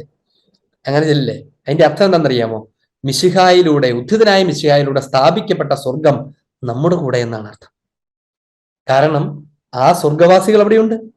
അതിനടുത്ത് നിൽക്കുന്ന ഡീക്കനാണ് അത് ചൊല്ലുന്നത്. ശുദ്ധീകരണ സ്ഥലത്തിലെയും സ്വർഗത്തിലെയും ആളുകൾ, മലാഖമാരും പരിശുദ്ധ കന്യകാമറിയവും ശ്ലീഹന്മാരും ത്രിത്വിക ദൈവം തന്നെയും സന്നിഹിതനായിരിക്കുന്ന ഇവിടെ അത് സമാധാനത്തിന്റെ സ്ഥലമാണ്. അതുകൊണ്ടാണ് സമാധാനം നിങ്ങളോടുകൂടെ എന്ന് ചെല്ലുന്നത്. അതിന്റെ കൂടെ ചേർത്ത് പറഞ്ഞോട്ടെ, നമ്മൾ കുർബാനയിൽ അങ്ങോട്ടും ഇങ്ങോട്ടും സമാധാനം ആശംസിക്കുവിൻ എന്ന് പറയുമ്പം നമ്മൾ ഈശോ മിശിഹായ്ക്ക് സ്തുതിയായിരിക്കട്ടെ നല്ല ചെല്ലുന്നത്. നമ്മൾ വീട്ടിൽ കുശാരായും ചെല്ലിയാൽ മതി. അത് ഇവിടെ നമ്മൾ ചെല്ലുന്നത് സമാധാനം അങ്ങയോടുകൂടെ എന്നാണ്. അതായത് സ്വർഗം അങ്ങയോടുകൂടെ, സ്വർഗസ്ഥനായ ഈശോ, ഉദ്ധിതനായ മിശിഹ നിന്നോടുകൂടെ ഉണ്ട് എന്നാണ് ആശംസിക്കുന്നത്. നിന്നോടുകൂടി ഉണ്ടാകട്ടെ എന്നാണ് ആശംസിക്കുന്നത്. അതുകൊണ്ട് ആ ഉദ്ധിതനായ മിശിഹായെ, വിശുദ്ധ കുർബാനയാകുന്ന മിശിഹായെ നമ്മൾ സ്വീകരിക്കുകയും ചെയ്യും. ആ മിശിഹായ, ഉദ്ധിതനായ മിശിഹായെ നമ്മൾ സ്വീകരിക്കുന്നു. അതിനെക്കുറിച്ചാണ് ഈ സമാധാനത്തെക്കുറിച്ച് പറയുന്നത്. പിന്നെ വിശുദ്ധ ഗ്രന്ഥത്തിൽ ഉപയോഗിക്കുന്ന സ്വർഗത്തെക്കുറിച്ച് പറയാൻ ഉപയോഗിക്കുന്ന കുറെ പ്രതീകങ്ങളുണ്ട്. വിവാഹാഘോഷം, രാജ്യത്തിലെ വീഞ്ഞ് എന്നതിനെ കുറിച്ചൊക്കെ പറയില്ലേ? വിവാഹാഘോഷമൊക്കെ. ഇപ്പൊ കാനായിലെ വിവാഹ വിരുന്നിനെ കുറിച്ച് ഞാൻ ഒരിക്കൽ അതിനെക്കുറിച്ച് വിശദീകരിച്ചാണ് എന്റെ ഓർമ്മ. കാനായിലെ വിവാഹ വിരുന്നിനെ കുറിച്ച് പറയുന്നത് ദൈവം വെള്ളം വീഞ്ഞാക്കിയെ കുറിച്ച് പറയാനൊന്നുമല്ല, ഈശോ വെള്ളം വീഞ്ഞാക്കി എന്ന് പറയുന്നതല്ല, ആ സ്വർഗീയ വിരുന്നിനെ കുറിച്ച് പറയുന്നതാണ്. കാരണം എന്താണ്? കാരണം അതിനകത്ത് പറയണ പോയിന്റഡ് ആയിട്ടുള്ള കാര്യം ആ കല്യാണം ആരുടെ ആയിരുന്നു എന്നല്ല, ആരുടെ കല്യാണത്തെ കുറിച്ച് പറയുന്നു എന്ന് അതിനകത്ത് പറയുന്നു പോലുമില്ല. പകരം ആ കല്യാണത്തിൽ ആരുണ്ടായിരുന്നു എന്നാണ് പറയുന്നത്. ഈശോയുണ്ടായിരുന്നു, മാതാവുണ്ടായിരുന്നു, ശിഷ്യന്മാരുണ്ടായിരുന്നു. ഈശോയും മാതാവും ശിഷ്യഗണവും കൂടെ കൂടുന്ന ഒരു വിരുന്ന്, അതും ഒരു വിവാഹ വിരുന്ന്. അതെന്താണ്? യഥാർത്ഥത്തിൽ അത് കുഞ്ഞാടിന്റെ വിവാഹ വിരുന്നാണ്, മിശിഹായുടെ വിവാഹ വിരുന്നാണ്. ആ വിവാഹ വിരുന്ന് കർത്താവിന്റെ കുരിശിലെ ബലിയർപ്പണമാണ്. ആ ബലിയർപ്പണമാണ് പെസഹ വിരുന്ന്. അതിലൂടെ നാം സ്വർഗരാജ്യത്തിലെ വിരുന്നിനിരിക്കുന്നതിനെ കുറിച്ചാണ് കാനായിലെ വിവാഹ വിരുന്നിൽ സംസാരിക്കുന്നത്. സ്വർഗരാജ്യത്തിലെ വിരുന്നിനിരിക്കലാണത്. അപ്പൊ അതുകൊണ്ട് കാനായിലെ വിവാഹ വിരുന്നിനെ കുറിച്ച് പറഞ്ഞുകൊണ്ടാണ് യോഹന്നാന്റെ സുവിശേഷം അടയാളങ്ങളുടെ പുസ്തകമാണ് ആരംഭിക്കുന്നത്. എന്ന് പറഞ്ഞാൽ ഈശോ തന്റെ പരസ്യജീവിതം ആരംഭിക്കുന്നത് നിങ്ങളെ ഞാൻ കൊണ്ടുപോകാനിരിക്കുന്ന സ്വർഗത്തെക്കുറിച്ച് പറഞ്ഞുകൊണ്ടും കാണിച്ചുകൊണ്ടുമാണ്. കാനായിലെ വിവാഹ വിരുന്ന് സ്വർഗത്തെ ഓർമ്മിപ്പിക്കുന്ന കാര്യമാണ്. ഇനി അതുപോലെ തന്നെ പിതാവിന്റെ ഭവനമെന്ന് ഈശോ പറയുന്നിടത്തൊക്കെ പിതാവിന്റെ ഭവനത്തിൽ അനേകം വാസസ്ഥലങ്ങളുണ്ടെന്നൊക്കെ പറയുന്നത് അവിടെ നിറച്ച് വീട് പണിത് വെച്ചിട്ടുണ്ട്, അപ്പാർട്ട്മെന്റ്സ് ഉണ്ടെന്നല്ല അതിന്റെ അർത്ഥം. സ്വർഗത്തെക്കുറിച്ചുള്ള പരാമർശമാണ്. പിതാവിന്റെ ഭവനം എന്ന് ഈശോ വിളിക്കുന്നത് സ്വർഗത്തെക്കുറിച്ചാണ്. അതുപോലെ സ്വർഗീയ ജെറുസലേം എന്ന് വിളിക്കുന്നത് സ്വർഗത്തെക്കുറിച്ച്. ഇതൊക്കെ സ്വർഗത്തിന്റെ പ്രതീകങ്ങളാണ് നമ്മൾ ഓർക്കണം. ഇനി എവിടെയെങ്കിലുമൊക്കെ സുവിശേഷം വായിച്ച് കേൾക്കുമ്പോഴോ നമ്മൾ ബൈബിൾ വായിക്കുമ്പോഴേക്ക് ഈ പറഞ്ഞ പദങ്ങൾ പരാമർശിക്കപ്പെടുന്നിടത്തൊക്കെ it has got some reference to heaven എന്ന് നമ്മൾ ഓർക്കണം. സ്വർഗത്തോട് ഈ പറയുന്ന കാര്യങ്ങൾക്ക് ബന്ധമുണ്ട് എന്ന് ഓർക്കണം. മറ്റൊന്നാണ് പറുദീസ, പാരഡൈസ്. ഇന്ന് നീ എൻ്റെ കൂടെ പറുദീസയിലായിരിക്കും എന്ന് പറഞ്ഞാൽ അതിനർത്ഥം സ്വർഗവുമായി റെഫറൻസ് ചെയ്തിട്ടാണ്. ഇനി നമുക്ക് വിശുദ്ധ ഗ്രന്ഥത്തിൽ നിന്നൊരു ഭാഗം വായിക്കാം. സ്വർഗത്തെക്കുറിച്ച് പറയുന്ന ഒരു കാര്യം 1 കൊരിന്തോസ് 2:9. 1 കൊരിന്തോസ് 2:9 എഴുതപ്പെട്ടിരിക്കുന്നത് പോലെ ദൈവം തന്നെ സ്നേഹിക്കുന്നവർക്കായി സജ്ജീകരിച്ചിരിക്കുന്നവ കണ്ണുകൾ കാണുകയോ എഴുതപ്പെട്ടിരിക്കുന്നത് പോലെ ദൈവം തന്റെ പ്രിയപ്പെട്ടവർക്കായി സജ്ജീകരിച്ചിരിക്കുന്നവ, സ്വർഗത്തെ കുറിച്ചാണ് പറയുന്നത്. സജ്ജീകരിച്ച സ്വർഗം കണ്ണുകൾ കാണുകയോ കണ്ണ് കണ്ടിട്ടില്ലാത്തതും ചെവികൾ കേട്ടിട്ടില്ലാത്തതും മനുഷ്യ മനസ്സ് ഗ്രഹിക്കുകയോ ഗ്രഹിച്ചിട്ടില്ലാത്തതുമാണ്. കണ്ണ് കണ്ടിട്ടില്ലാത്ത, കാത് കേട്ടിട്ടില്ലാത്ത, മനുഷ്യന്റെ ഹൃദയം ഗ്രഹിച്ചിട്ടില്ലാത്ത ഒരു സ്വർഗത്തെ കുറിച്ചാണ് തിരുസഭയ്ക്ക് പറയാനുള്ളത്. അതിന് ഈ ഭൂമിയിൽ കാണുന്നതും കേൾക്കുന്നതുമായിട്ടൊരു ബന്ധമില്ല. That is absolute communion. അവിടുത്തെ ആനന്ദം മനുഷ്യന്റെ ഹൃദയം അനുഭവിച്ചിട്ടില്ല. അവിടുത്തെ സന്തോഷം, അവിടുത്തെ മനോഹാരിത മനുഷ്യന്റെ കണ്ണ് കണ്ടിട്ടില്ല എന്ന് പറഞ്ഞാൽ അത് ഇന്ദ്രിയപരമല്ല എന്നർത്ഥം. അത് ഫിസിക്കൽ അല്ല എന്ന് ആണ് അതിന്റെ അർത്ഥം. അതിനപ്പുറത്തുള്ള, മനുഷ്യന്റെ ഭാവനയ്ക്കും അപ്പുറത്തുള്ള, ഹൃദയത്തിന് അനുഭവിക്കാൻ കഴിയാത്ത, ഭാവനയ്ക്ക്, ഒരു മനുഷ്യന്റെ ബ്രെയിൻ നൽകുന്ന ഭാവനകൾക്ക് കണ്ടെത്താൻ കഴിയാത്ത അത്രമാത്രം ഉന്നതമായ കൂട്ടായ്മയുടെ അവസ്ഥയാണ് സ്വർഗമെന്ന് ആണ് തിരുസഭയ്ക്ക് പഠിപ്പിക്കാനുള്ളത്. അതാണ് സ്വർഗത്തെക്കുറിച്ചുള്ള പരാമർശം. ഇനി ഈ തിരുസഭ പഠിപ്പിക്കുന്ന, ഞാൻ ആദ്യം പറഞ്ഞല്ലോ, ഒരു ബിയാറ്റിഫിക് വിഷൻ എന്ന് പറയുന്ന സ്വർഗീയ ദർശനം. ഒരു മനുഷ്യൻ എന്തോരം സ്വർഗം അറിയാൻ പറ്റും? ഇതൊരു പ്രധാനപ്പെട്ട ചോദ്യമാണ്. സഭ പഠിപ്പിക്കുന്ന ഇങ്ങനെയാണ്: മനുഷ്യൻ നേരിട്ട് ധ്യാനിക്കേണ്ടതിനായി സർവാതിശായിയായ ദൈവം തന്റെ രഹസ്യം അവന് തുറന്നു കൊടുക്കുകയും ധ്യാനിക്കാൻ അവന് കഴിവ് കൊടുക്കുകയും ചെയ്തില്ലെങ്കിൽ ദൈവത്തെ അവിടുന്ന് ആയിരിക്കുന്നത് പോലെ കാണാൻ കഴിയുകയില്ല. കാരണം അവിടുന്ന് സർവാതിശായിയാണ്, ബിയോണ്ട് എവരിതിങ്.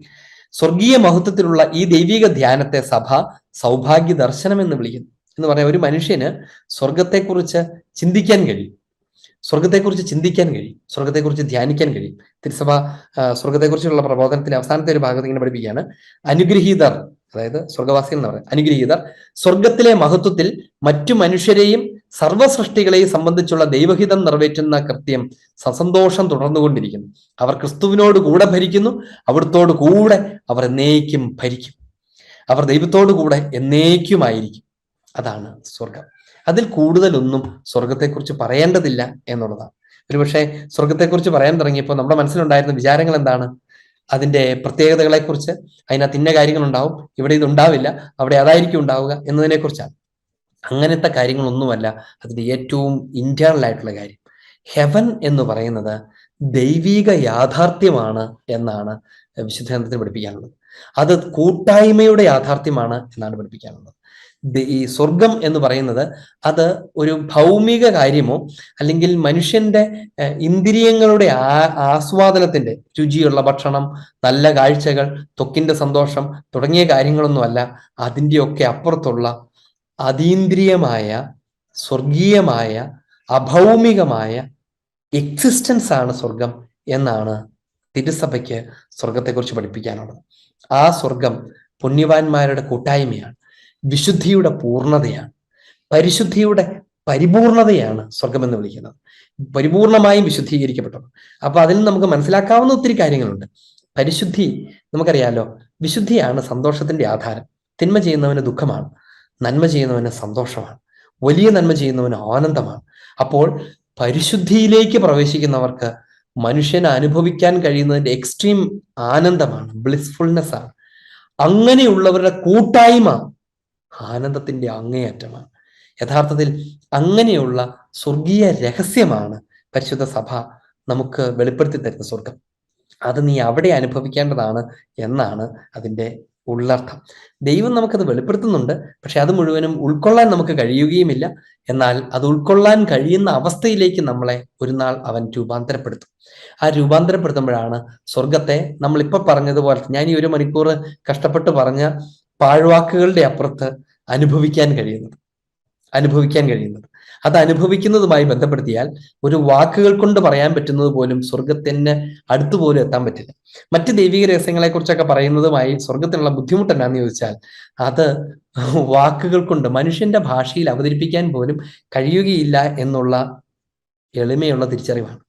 അതുകൊണ്ട് അതിൽ കൂടുതലൊന്നും സ്വർഗത്തെക്കുറിച്ച് നമുക്ക് പറയാൻ കഴിയില്ല എന്നുള്ളതാണ് അതിന്റെ കാര്യം. ഓർക്കേണ്ട കാര്യം ഇതാണ്: സകല നന്മയുടെയും അതിൻ്റെ ആനന്ദത്തിന്റെയും പെർഫെക്ഷനാണ്. ദൈവിക ദർശനത്തിന്റെ ആ സൗഭാഗ്യത്തിന്റെ പൂർണ്ണതയാണ്. ഈ ഭൂമിയിൽ നമുക്ക് മനോഹരമാണ് എന്നെന്തിനെങ്കിലും വിളിക്കാമെങ്കിൽ അതിന്റെ പൂർണ്ണതയാണ്. ഈ ഭൂമിയിൽ സമാധാനമെന്ന് നമുക്ക് എന്തിനെങ്കിലും വിളിക്കാമെങ്കിൽ അതിന്റെ പൂർണ്ണതയാണ്. ഈ ഭൂമിയിൽ ഒരുമിച്ചായിരിക്കലിന്റെ ആനന്ദമെന്ന് നമുക്ക് എന്തിനെങ്കിലും വിളിക്കാമെങ്കിൽ അതിന്റെ പൂർണ്ണതയാണ്. ഈ ഭൂമിയിൽ നമുക്ക് ഇഷ്ടമുള്ളത്, എനിക്ക് സ്നേഹമുള്ളത് എന്ന് എന്തിനെങ്കിലും വിളിക്കാമെങ്കിൽ സ്നേഹത്തിന്റെ പൂർണ്ണതയാണ് സ്വർഗം. Ultimately that is God himself. ദൈവത്തിലായിരിക്കലാണ് സ്വർഗം. ഇത്തരം പറഞ്ഞുകൊണ്ട് ഞാനിങ്ങനെ സ്വർഗത്തെക്കുറിച്ച് പറയുന്നത് അതങ്ങ് അവസാനിപ്പിക്കുകയാണ്. നമുക്ക് കുറച്ച് പേര് വീണ്ടും പറയാനുണ്ട്, പറയാം. ശുദ്ധീകരണ സ്ഥലത്തെക്കുറിച്ചും നരകത്തെക്കുറിച്ചും നമുക്ക് അടുത്ത ക്ലാസ്സിൽ സംസാരിക്കാം. അച്ഛാ, ഈശോമിശിഹായ്ക്ക് സ്തുതിയായിരിക്കട്ടെ. ആദ്യമായിട്ട് തന്നെ ഒത്തിരി നന്ദി പറയുകയാണ്. സിമ്പിളായിട്ട് ഇത്രയും വലിയൊരു കാര്യം ഞങ്ങൾക്ക് മനസ്സിലാക്കേണ്ടതും ഗ്രഹിക്കേണ്ടതുമായ ഒരു നല്ല കീ ആണ് ഞങ്ങൾക്ക് ലഭിച്ചിരിക്കുന്നത്. ഇത് പാഴ്വാക്കല്ല എന്ന് പറയട്ടെ. ചോദ്യം, അപ്പസ്തോലന്മാരുടെ കൂട്ടായ്മ എന്ന് നമ്മൾ പറയുമ്പം ത്രിത്വമായിട്ടുള്ള കൂട്ടായ്മയുടെ ആദ്യപടിയായിട്ട് നമുക്കതിനെ മനസ്സിലാക്കാൻ സാധിക്കുമോ? അതാണ് എൻ്റെ ചോദ്യം. ഓക്കെ, അത് മനസ്സിലാക്കാൻ സാധിക്കുമെന്ന് വെച്ചത് വളരെ പ്രധാനപ്പെട്ട ഒരു ചോദ്യമാണ് ഇപ്പോൾ സാർ പറഞ്ഞത്. അത് നമ്മൾ പെട്ടെന്ന് കേൾക്കുമ്പോൾ നമുക്ക് പ്രത്യേകിച്ചും തോന്നില്ലെങ്കിലും അതിന് ഉള്ളിൽ ഒത്തിരി ആഴമുണ്ട്. അപ്പസ്തോലന്മാരുടെ കൂട്ടായ്മ ത്രിത്വമായിട്ടുള്ള കൂട്ടായ്മയുടെ ആദ്യപടിയോ അല്ലെങ്കിൽ അടിസ്ഥാനമാണെന്ന് പറയാൻ പറ്റുമോ എന്നുള്ളതാണ് ചോദിച്ചത്. അത് വളരെ പ്രധാനപ്പെട്ട ഒരു ചോദ്യമാണ്. അത് വളരെ സിഗ്നിഫിക്കൻ്റുമാണ്. എന്തുകൊണ്ടാണ് ഞാൻ പറയാം. നോക്കുക, സ്വർഗത്തിൽ നഷ്ടപ്പെട്ടു പോയത് എന്താണ്? കൂട്ടായ്മയാണ്. അവര് പാപം ചെയ്തു, അതുമായി പാപം ചെയ്തു, അഥവാ അനുസരണക്കേട് കാണിക്കുന്നു. അവര് തമ്മിൽ കലഹിക്കുന്നു. നീ എനിക്ക് തന്ന ആ സ്ത്രീ എന്നെ എന്ന് പറഞ്ഞാൽ നിന്നോടും തന്റെ കൂടെയുള്ള വ്യക്തിയോടും ഒക്കെ ഉള്ള അകൽച്ച തുടങ്ങിയ കാര്യങ്ങളൊക്കെ നമ്മൾ ഓർക്കുക. അങ്ങനെ തകർന്നു പോയ, അനുസരണക്കേട് വഴിയൊക്കെ തകർന്നു പോയ കൂട്ടായ്മ നഷ്ടപ്പെട്ട, നമ്മൾ പറഞ്ഞായിരുന്നു ആദ്യം, സ്വർഗം എന്ന് പറയുന്ന കൂട്ടായ്മയാണ്. ആ കൂട്ടായ്മ ദൈവത്തിന് തമ്മിലുള്ള കൂട്ടായ്മ. അതുകൊണ്ട് ത്രിത്വം തന്നെ ഹെവനാണ്. ത്രിത്വം തന്നെ ഹെവനാണ്, സ്വർഗമാണ്. അപ്പോൾ സ്വർഗമായിരിക്കുന്ന ത്രിത്വത്തിനകത്തുള്ള കൂട്ടായ്മ, ആ കൂട്ടായ്മയിലേക്ക് ദൈവം കൂട്ടിച്ചേർത്ത തന്റെ സൃഷ്ടികൾ, അവരാണ് പിരിഞ്ഞു പോകുന്നത്. ഇനി ദൈവം അവരെ വീണ്ടും തിരികെ കൊണ്ടുവരുന്നത് എങ്ങനെയാണ്? കൂട്ടായ്മ സ്ഥാപിച്ചുകൊണ്ടാണ്. അതിനെ കർത്താവ് ചെയ്യുന്നതാണ്. തന്നെ അനുഗമിച്ച ഒത്തിരി പേരുണ്ടായിരുന്നു. അവരിൽ നിന്ന് 12 പേരെ തെരഞ്ഞെടുത്ത് അവരെ ഒരു കൂട്ടായ്മയാക്കി മാറ്റി. അതുകൊണ്ടാണ് അവർക്ക് അപ്പസ്തോലന്മാരെന്നൊരു സ്പെഷ്യൽ പേരും കൊടുത്തു. ഈ 12 പേരുടെ ഒരു കൂട്ടായ്മ സൃഷ്ടിച്ച് ആ കൂട്ടായ്മയെ തന്നോട് ചേർത്ത് തനിക്കുള്ളതൊക്കെ അവർക്ക് നൽകി, തന്റെ അധികാരങ്ങളൊക്കെ അവർക്ക് നൽകി, പാപം മോചിക്കാനും സുവിശേഷം പ്രഘോഷിക്കാനും പിശാചുക്കളെ ബഹിഷ്കരിക്കാനും ഒക്കെയുള്ള അധികാരങ്ങൾ, രോഗികൾ സൂപ്രധാനക്ക് അധികാരം നൽകി. എന്നിട്ട് അവരെ ഒരുമിച്ച് കൂട്ടി തന്റെ ശരീരം പങ്കുവെച്ചു കൊടുത്ത് അവരെ ബലിയർപ്പണത്തിൽ പങ്കാളികളാക്കി. അങ്ങനെ തന്റെ ശരീരം പോലും അവരിലേക്ക് കലർത്തി അവരെ തന്റെ ശരീരത്തോട് ചേർത്ത്, നിങ്ങൾ എന്നിൽ വസിക്കുവിൻ ഞാൻ നിങ്ങളിലും വസിക്കുമെന്ന് പറഞ്ഞുകൊണ്ട് അവരെ തായ്തണ്ടിലേക്ക് ശാഖകളെ ഒരുമിപ്പിക്കുന്നത് പോലെ ഒട്ടിച്ചു ചേർത്ത് ആ കമ്മ്യൂണിയൻ ദൈവം പുനഃസ്ഥാപിക്കുന്നത്, ആദിമ മനുഷ്യനിൽ നഷ്ടപ്പെട്ടു പോകുന്ന കമ്മ്യൂണിയൻ, സ്വർഗം നഷ്ടപ്പെട്ടു പോകുന്ന സ്വർഗത്തെ ദൈവം പുനഃസ്ഥാപിക്കുന്നത് അപ്പസ്തോലന്മാരിലാണ്. എന്നിട്ട് ആ അപ്പസ്തോലന്മാരോട് ബാക്കിയുള്ളവരെ കൂട്ടിയൊട്ടിക്കുക മാത്രമാണ് ചെയ്യുന്നത്. അതുകൊണ്ടാണ് അപ്പസ്തോലന്മാരാണ് അടിത്തറ എന്ന് തിരിച്ചു പഠിപ്പിക്കുന്നത്. അപ്പസ്തോലന്മാരാകുന്ന അടിത്തറമേൽ പണിതുയർത്തപ്പെട്ടുള്ളവരാണ് നിങ്ങളെന്ന് കൊരിന്തോസ് ലേഖനത്തിൽ പറയാൻ കാരണം ഇതാണ്. അതാണ് അടിത്തറ. അതായത് ഈ അടിസ്ഥാന സ്വർഗം, അടിസ്ഥാന communion, fundamental communion, that is the collegiality of the bishops, collegiality of the apostles. അതാണ്, അതിലേക്കാണ് നമ്മൾ ഒട്ടിച്ചേർത്തത്. അതുകൊണ്ട് തന്നെയാണ് സ്ലീഹന്മാരോടുള്ള ബന്ധം നഷ്ടപ്പെട്ടാൽ, മെത്രാന്മാരോടും അപ്പസ്തോലിക സഭയോടുള്ള ബന്ധം നഷ്ടപ്പെട്ടാൽ പിന്നെ നമുക്ക് സ്വർഗമില്ല എന്ന് പറയുന്നത്. നമ്മൾ വെറുതെ വലിച്ചെറിയുന്നത് അവരോടുള്ള ബന്ധമായിരിക്കില്ല, പകരം സ്വർഗമായിരിക്കും. അതുകൊണ്ട് അത് വളരെ സിഗ്നിഫിക്കന്റ് ആയിട്ടുള്ള ഒരു കാര്യമാണ്. സാർ ചോദിക്കുമ്പോൾ തന്നെ അത്ര ഉദ്ദേശിച്ചിട്ടാണ് ചോദിച്ചതെന്ന് എനിക്ക് അറിഞ്ഞുകൂടാ. പക്ഷെ അത്രമാത്രം ഏകദേശം അതുപോലെ തന്നെ ഉൾക്കൊണ്ടുകൊണ്ടാണ് ചോദിച്ചത്. ഇപ്പം വളരെ കാര്യമായ ഒരു കാര്യം, അടിസ്ഥാനം കൂടെ കിട്ടി. അതായത് അപ്പസ്തോലന്മാരുടെ അടിസ്ഥാനത്തിൽ പണിയുന്നത് ഈ കൂട്ടായ്മ, നഷ്ടപ്പെട്ട കൂട്ടായ്മ പുനരുദ്ധരിച്ച് പുതിയൊരു കൂട്ടായ്മ സ്ഥാപിച്ച് നമുക്കിത് ആരംഭിക്കുന്നു. അപ്പൊ നമുക്കിത് ഒത്തിരി പ്രബോധനം കൊടുക്കാനായിട്ടും ഒക്കെ വരുമ്പം ഇതിന്റെ ആ റൂട്ട് പോയിന്റ് ഇപ്പം വളരെ വ്യക്തമായിട്ട് അച്ഛൻ തന്നു കഴിഞ്ഞു. ഒത്തിരി നന്ദി അച്ഛാ. Thank you. ഒരു കാര്യം കൂട്ടിച്ചേർത്ത് പറയാം. അതുകൊണ്ടാണ് ആ കൂട്ടായ്മയിൽ ഈശോ പങ്കുവെച്ചു കൊടുക്കുന്ന ഭക്ഷണം തന്റെ ശരീരമാണ്. ആ ശരീരത്തിന്റെ പേരെന്താണെന്ന് ഓർത്ത് നോക്കുക. ഹോളി കമ്മ്യൂണിയൻ എന്നാണ്, പരിശുദ്ധ കൂട്ടായ്മ എന്നാണ്. വിശുദ്ധ കുർബാനയാണ് സ്ഥാപിക്കുന്നത്, കൂട്ടായ്മയുടെ ശുശ്രൂഷയെ സ്ഥാപിക്കും. എന്നിട്ട് ഈശോ അവരോട് പറയുന്നത് എന്താണ്? നിങ്ങൾ എന്റെ നാമത്തിൽ വീണ്ടും ഒരുമിച്ച് കൂടുമ്പോൾ, കൂട്ടായ്മകൾ സൃഷ്ടിക്കുമ്പോൾ അവിടെ ഞാനുണ്ടായിരിക്കുമെന്നാണ്. കൂട്ടായ്മ അത് അപ്പസ്തോലന്മാരോടെ പറഞ്ഞത്. അവരിൽ കൂട്ടായ്മ സ്ഥാപിച്ചു. ആ കൂട്ടായ്മയുടെ ചൈതന്യവുമായി അവർ ഓരോ നാട്ടിലേക്ക് പോകുന്നു. അവിടെ അവർ തെരഞ്ഞെടുക്കപ്പെട്ടവരെ ഒരുമിച്ച് കൂട്ടുന്നു, മാമൂസം നൽകി ശിക്ഷപ്പെടുത്തി ഒരുമിച്ച് കൂട്ടുന്നു. ആ കൂട്ടായ്മയിൽ വീണ്ടും ബലിയർപ്പിക്കുന്നു. അങ്ങനെ കൂട്ടായ്മകളെ വളർത്തുന്നു. അങ്ങനെ അപ്പൊ അതുകൊണ്ട് സ്വർഗമെന്ന് പറയുന്നത് കൂട്ടായ്മയാണെങ്കിൽ ആ സ്വർഗത്തിന്റെ പടുത്തുയർത്തലാണ് ഭൂമിയിൽ നടക്കുന്നത്. അഥവാ സ്വർഗരാജ്യത്തിന്റെ നിർമ്മിതിയാണ് ഈ പറയുന്ന അപ്പസ്തോലന്മാരുടെ ദൗത്യം. അതുകൊണ്ട് സുവിശേഷ പ്രഘോഷണത്തിന്റെ ഒക്കെ അടിസ്ഥാന ദൗത്യം സ്വർഗരാജ്യത്തിന്റെ നിർമ്മിതിയാണ്. അതുകൊണ്ട് തന്നെ നമ്മളിങ്ങനെ വായിക്കും, ഇത് ദൈവരാജ്യത്തെ പടുത്തുയർത്തുന്നതിന് വേണ്ടിയാണ് എന്ന് പറയും. വരങ്ങൾ നൽകുന്നത് ദൈവരാജ്യത്തെ പടുത്തുയർത്തുന്നത്, സ്വർഗത്തെ പടുത്തുയർത്തുന്നതിന് വേണ്ടിയാണ്. സഭയുടെ വളർച്ചയ്ക്ക് വേണ്ടിയുള്ളതെല്ലാം സ്വർഗത്തെ പടുത്തുയർത്തലാണ്. എന്തൊക്കെ എന്റെ കൂടെ കൂട്ടിച്ചേർത്ത് വായിച്ചു പോകേണ്ട കാര്യങ്ങളാണ്. അച്ഛൻ, എനിക്ക് രണ്ട് സംശയമാണുള്ളത്. ഒന്നെന്ന് പറഞ്ഞാൽ അച്ഛൻ പറഞ്ഞല്ലോ ഈശോ അല്ല സ്വർഗം ഒരു സ്ഥലമല്ലെന്ന് പറഞ്ഞല്ലോ. അപ്പൊ നമ്മളിപ്പോ ഈ മാതാവിന്റെ സ്വർഗാരോപണ തിരുനാൾ ആഘോഷിക്കുന്നത്, മാതാവ് ശരീരത്തോടെ സ്വർഗത്തോട് പോയെന്നല്ലേ പറയുന്നത്. അപ്പൊ ഈ ശരീരം എവിടാ പോയത്? അതുപോലെ തന്നെ ഈശോയുടെ ശൂന്യമായ കല്ലറയിലും ഈശോയുടെ ശരീരവും അവിടെ ഇല്ലായിരുന്നല്ലോ. അപ്പൊ അത് രണ്ടും എവിടാ പോയത്? പിന്നെ ഈ പഴയ നിയമത്തിൽ ഏലിയായും സ്വർഗത്തിലോട്ട് എടുക്കപ്പെട്ടു എന്നൊക്കെ പറഞ്ഞല്ലോ. അപ്പൊ ആ ഏലിയയുടെ ശരീരത്തോടെ ഈ എടുക്കപ്പെട്ടു എന്ന് പറയുമ്പോൾ അതെവിടാ പോകുന്നത്? പിന്നെ ഈ ഒരു സംശയം കൂടെ ഉള്ളത്, മരിച്ചവരെയും ജീവിക്കുന്നവരെയും വിധിക്കാൻ അവിടുന്ന് വീണ്ടും വരാനിരിക്കുന്ന ആണല്ലോ നമ്മൾ ഈ വിശ്വാസ പ്രമാണത്തിൽ പറയുന്നത്. അപ്പൊ ഈ ജീവിക്കുന്നവരുടെ സന്നദ്ധ വിധിയോ അത് അവർ മരിക്കാതെ തന്നെ ആയിരിക്കും അവരുടെ വിധി? ഒന്നാമത്തെ ചോദ്യം മാതാവിന്റെ സ്വർഗാരോപണത്തെ കുറിച്ചാണ്. മാതാവ് സ്വർഗത്തിലേക്ക് ആത്മശരീരങ്ങളോട് സംവഹിക്കപ്പെട്ടു എന്ന് പറയും. അതുകൊണ്ട് മാതാവിന്റെ മരണത്തെ കുറിച്ചൊക്കെ പറയുന്നത് ഡൊർമീഷൻ എന്നാണ്, മാതാവിന്റെ നിദ്ര എന്നതിനെ കുറിച്ച് പറയും. അതൊരു വിശ്വാസത്യമാണ്.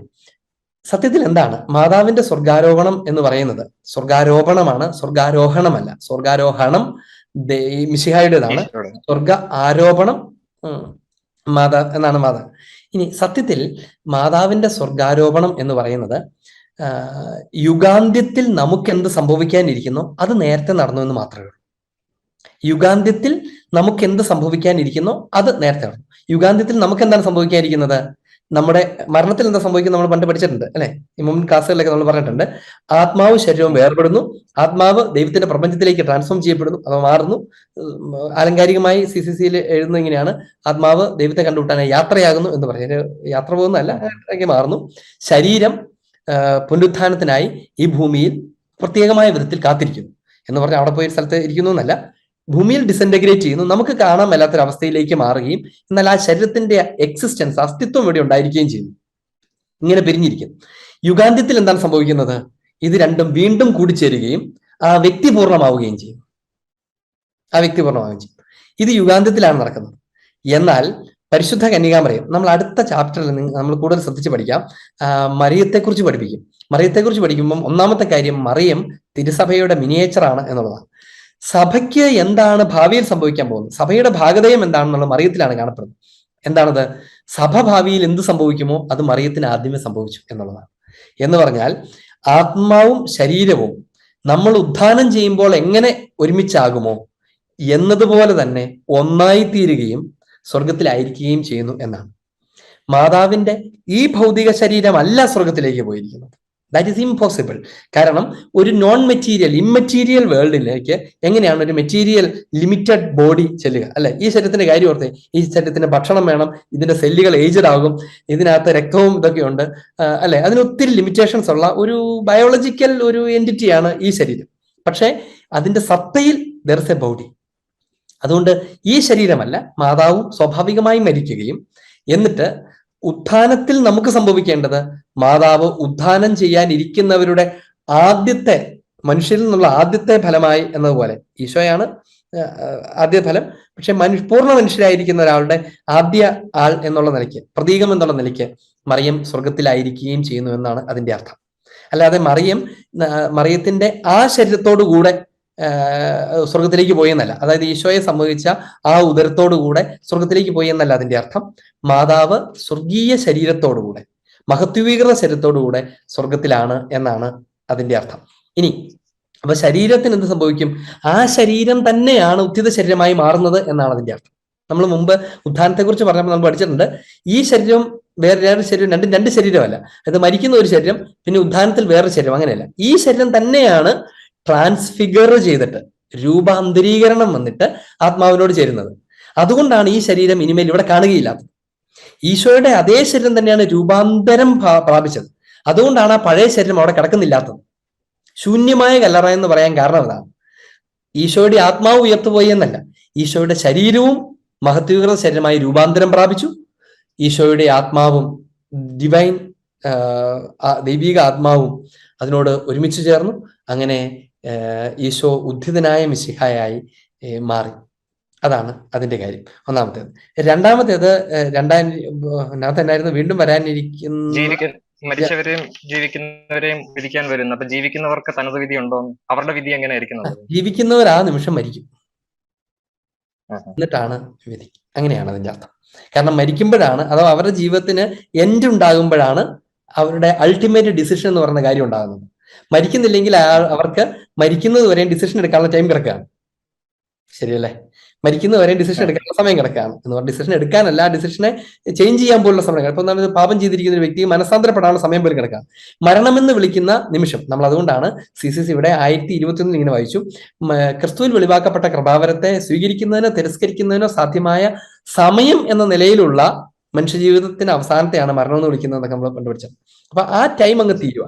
ആ ടൈം തീർന്നാലേ ഉള്ളൂ ദൈവത്തിന് പിന്നെ പ്രവർത്തിക്കാൻ പറ്റുള്ളൂ, അല്ലെ? നീ ഒരു ഫൈനൽ വേർഡ് പറഞ്ഞാലാണ് ദൈവം പിന്നെ അനുസരിച്ച് ചെയ്യാൻ പറ്റുക. അതുവരെ ദൈവത്തിന് നിന്റെ തീരുമാനത്തിന് വേണ്ടി വെയിറ്റ് ചെയ്യാൻ പറ്റും.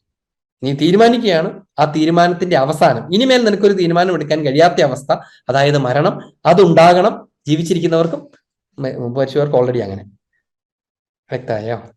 അച്ഛാ, അപ്പൊ ഈ തെസ്സലോനിക്കക്കാർക്കെതിരെ എഴുതിയ 1-ാം ലേഖനത്തിലെ പൗലോസ് പറയുന്ന, അപ്പോൾ ജീവിക്കുന്നവരായ നമ്മിൽ അവശേഷിക്കുന്നവർ ആകാശത്തിൽ കർത്താവിനെ എതിരേൽക്കാനായി അവരോടൊപ്പം മേഘങ്ങളിൽ സംഭവിക്കപ്പെടുന്നുണ്ടോ? അതിനകത്ത് മരണത്തെ പറ്റി പറയുന്നില്ലല്ലോ. മരണത്തെ കുറിച്ച് എടുത്തു പറയുന്നില്ലെന്നേ ഉള്ളൂ. ഇതൊരു തിയോളജിക്കൽ, ഫിലോസഫിക്കൽ, റാഷണൽ അണ്ടർസ്റ്റാൻഡിംഗ് ആണ്, അല്ലെ? അപ്പോൾ ജീവിച്ചിരിക്കുന്നവരും നമ്മൾ അപ്പൊ തന്നെ ഉണ്ടാവും, മുമ്പ് മരിച്ചുപോയവരും ഉണ്ടാവും എന്നാണ് അതിനെക്കുറിച്ച് പറയുന്നത്. അതായത് ഈ മരിക്കൽ എന്ന് പറയുന്നതിനെ തീർത്തും ഫിസിക്കലായിട്ട് പോലും എടുക്കേണ്ട ആവശ്യമില്ല. ആ ജീവിതത്തിന്റെ അവസാനം കുറിക്കുന്നു എന്നാണ് മനസ്സിലാക്കേണ്ടത്. അതായത് ആത്മാവും ശരീരവും വേർതിരിയുന്നു എന്ന് മാത്രമാണ് മനസ്സിലാക്കേണ്ടത്. പിടികിട്ടിയോ? അവര് പറയാണ്, അതായത് പൗലോസ്ലീഹ അവരുടെ കാലഘട്ടത്തിൽ പ്രത്യേകിച്ചും അവര് ഒരു ഇമ്മീഡിയറ്റ് പരോസിയ മാറാനാത്ത കർത്താവ് വേഗം വരണമേ, ഉടൻ തന്നെ വരുമെന്ന് അവര് കുറച്ചുകൂടെ മെറ്റീരിയലിസ്റ്റിക് ആയിട്ട്, അല്ലെങ്കിൽ കുറച്ചുകൂടെ ഒരു ഇച്ചിരി എക്സ്ട്രീം ആയിട്ട് അവർ അതിനെക്കുറിച്ച് അങ്ങനെ വിചാരിച്ചിരുന്നു. ഈശോ ഇപ്പൊ തന്നെ വരും എന്ന് അവർ കരുതിയിരുന്നു. അപ്പം ഈശോ ഉടനെ വരും എന്ന് പറഞ്ഞതിനെ അവർ ഗ്രഹിച്ചത്, ഈ ഉടനെ എന്ന് പറയുന്നതിനെ കുറച്ചുകൂടെ ഒന്ന് പീരിയോഡിക്കലായിട്ട് അവർ ഗ്രഹിച്ചത് കൊണ്ട് അവർ കുറച്ചുകൂടെ കൂടുതൽ ഇപ്പൊ വരും എന്ന് പറഞ്ഞു. ആ ഒരു പശ്ചാത്തലത്തിലാണ് ജീവിച്ചിരിക്കുന്ന നമ്മൾ അവനെ എതിരേക്കാൻ വേണ്ടി വെയിറ്റ് എന്നൊക്കെ പറയുന്നത്. ജീവിച്ചിരിക്കുന്ന നമ്മളെന്ന് ഇന്ന് നമ്മൾ വായിക്കുമ്പോൾ നമുക്ക് മനസ്സിലാക്കാം, ആ നമ്മൾ എന്നുവരെ ഉണ്ടെങ്കിലും ആ നമ്മൾ തന്നെയാണ്, അല്ലെ? ഇന്ന് ജീവിച്ചിരിക്കുന്ന നമ്മളും അവരുടെ നമ്മളിൽ കൊടുക്കുന്നതാണ്, അല്ലെ? അപ്പൊ സ്വലന്മാരുടെ നമ്മളില്ലാത്ത നമ്മളും പെടും. അങ്ങനെയാണ്. വളരെ വിലപ്പെട്ട കാര്യങ്ങൾ വളരെ ചുരുങ്ങിയ സമയം കൊണ്ട് വളരെ മനോഹരമായിട്ട് വിവരിച്ചു. വളരെ നന്ദി. എന്റെ സംശയം ഇതാന്ന് വെച്ചാൽ, അച്ഛൻ പറഞ്ഞല്ലോ നമ്മുടെ ഇച്ഛാപ്രകാരമാണ്, നമ്മുടെ ചോയ്സാണ് സ്വർഗമോ നരകമോ എന്നുള്ളത്. അങ്ങനെയാണെങ്കിൽ ഈ ഡിവൈൻ മേഴ്സിക്കൊക്കെ എന്താണ് പ്രസക്തി? അതായത് കർത്താവിന്റെ കരുണയിൽ ആശ്രയിക്കുന്നവർക്ക് സ്വർഗം ലഭിക്കുന്നു എന്നുള്ളത് അതാണ്. പിന്നെ ഇത് ഈ സ്വർഗം എന്ന് പറയുന്നത്, സ്വർഗത്തെ കുറിച്ച് അതൊരു ജ്ഞാനമല്ലേ? ഈശോ ഉയർപ്പിക്കുമ്പോൾ, മനുഷ്യനെ ഈശോയിൽ വിശ്വസിക്കുന്നവരെ ഈശോ ഉയർപ്പിക്കുമ്പോൾ നമുക്ക് കിട്ടുന്ന ഒരു ജ്ഞാനമല്ലേ? അങ്ങനെയാണെങ്കിൽ പിന്നെ ലത്തീൻ കുർബാനയിലൊക്കെ പറയുന്ന പോലെ സർവശക്തനായ ദൈവത്തിൽ, വിശ്വാസ പ്രമാണത്തില് സ്വർഗത്തിന്റെയും ഭൂമിയുടെയും സൃഷ്ടാവുമായ ദൈവത്തിൽ ഞങ്ങൾ വിശ്വസിക്കുന്നതാണ്. അപ്പൊ ഒരു കണക്കിൽ ഇപ്പോൾ തന്നെ നമ്മൾ സ്വർഗീയ ജ്ഞാനം ലഭിച്ചു കഴിഞ്ഞാൽ സ്വർഗത്തിന്റെ അവസ്ഥയിൽ തന്നെയല്ലേ? അപ്പൊ അങ്ങനെയാണെങ്കിൽ അവിടെ ഒരു മേഴ്സിയുടെ കാര്യം എന്താണ്? കരുണയിൽ ആശ്രയിക്കേണ്ട കാര്യം? ഓക്കെ, എനിക്ക് മനസ്സിലായത് വെച്ച് ഞാൻ പറയാം. അതായത് ഒന്ന് ദൈവിക ജ്ഞാനമല്ല എന്ന് ചോദിച്ചാൽ, ഒരർത്ഥത്തിൽ ഈ ജ്ഞാനം എന്ന് പറയുന്ന പദം വളരെ വിപുലമായ അർത്ഥത്തിലും കൂടെ മനസ്സിലാക്കാന്നാണ് പറഞ്ഞാൽ. ചിലപ്പോൾ പെട്ടെന്ന് കേൾക്കുന്ന ആളുകൾക്ക് ജ്ഞാനം എന്ന് പറയുമ്പം ഒരു വെളിവ് എന്നോ ഒരു തിരിച്ചറിവെന്നോ ഒരു ആന്തരിക വിസ്ഡം എന്നുള്ള അർത്ഥത്തിലേക്ക്. പക്ഷെ അതിനേക്കാൾ കൂടുതൽ സ്വർഗം എപ്പോഴും, സ്വർഗത്തെക്കുറിച്ചുള്ള അറിവ് അത് സത്യത്തിൽ ഒരു അറിവല്ല, but it is a wisdom. കാരണം അത് അഭൗമിക കാര്യത്തെക്കുറിച്ച് ദൈവം ഒരു മനുഷ്യന്റെ ആന്തരാത്മാവിൽ നൽകുന്ന വെളിപ്പെടുത്തലും തിരിച്ചറിവും ഒക്കെയാണ്. ആ തിരിച്ചറിവിന്റെ ആധാരം ദൈവം ഒരാൾക്കോ എന്ന് പറഞ്ഞു കൊടുക്കുന്നതല്ല, സഭയുടെ പ്രബോധനങ്ങളെ കൂടുതൽ ആഴത്തിൽ മനസ്സിലാക്കാൻ പറ്റുന്നതാണ്. അതുകൊണ്ട് ഇങ്ങനെ വിചാരിക്കരുത് ചില വിശുദ്ധർക്ക് ദൈവം സ്പെഷ്യലായിട്ട് ചില ഇൻഫർമേഷൻസ് കൊടുക്കുന്നു എന്ന് വിചാരിക്കരുത്. പകരം സഭയിൽ പഠിപ്പിക്കപ്പെട്ടിരിക്കുന്ന കാര്യങ്ങളെ കൂടുതൽ മനസ്സിലാക്കാൻ അവർ കഴിയുന്നു. അതിനെക്കുറിച്ചാണ് നമ്മൾ ബിയാറ്റിഫിക് വിഷൻ എന്നൊക്കെ നമ്മൾ അവസാനം പറഞ്ഞത്, സ്വർഗ്ഗധ്യാനത്തെ കുറിച്ചൊക്കെ പറയുന്നത്. അപ്പോൾ യഥാർത്ഥത്തിൽ അതങ്ങനെ തന്നെയാണ്. ഇനി ആദ്യം ചോദിച്ച കാര്യം ഡിവൈൻ മേഴ്സിയാണ്.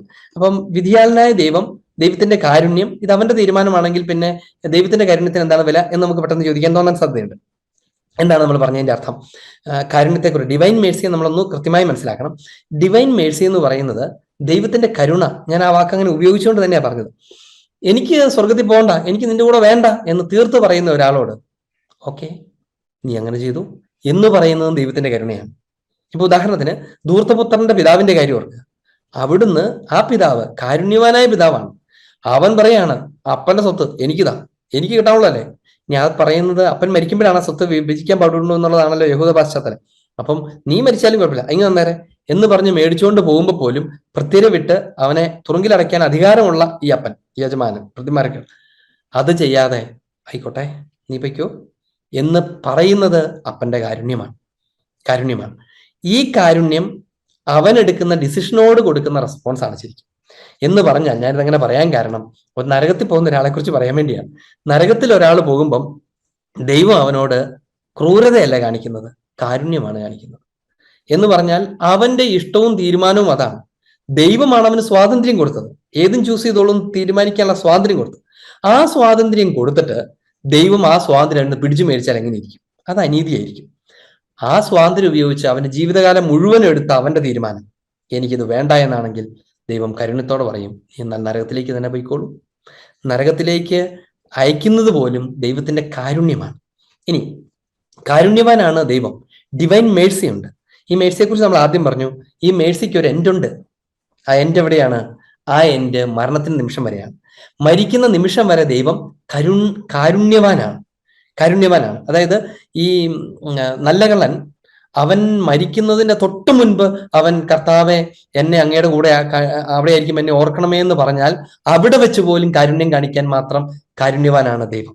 അതുകൊണ്ട് ഡിവൈൻ മേഴ്സിയെ കുറിച്ച് നമ്മൾ പറയുന്നിടത്തൊക്കെ മരണം വരെയുള്ള മേഴ്സിയെ കുറിച്ചേ പറയാവൂ, അല്ലെങ്കിൽ വലിയ പ്രശ്നം ഉണ്ടാവും.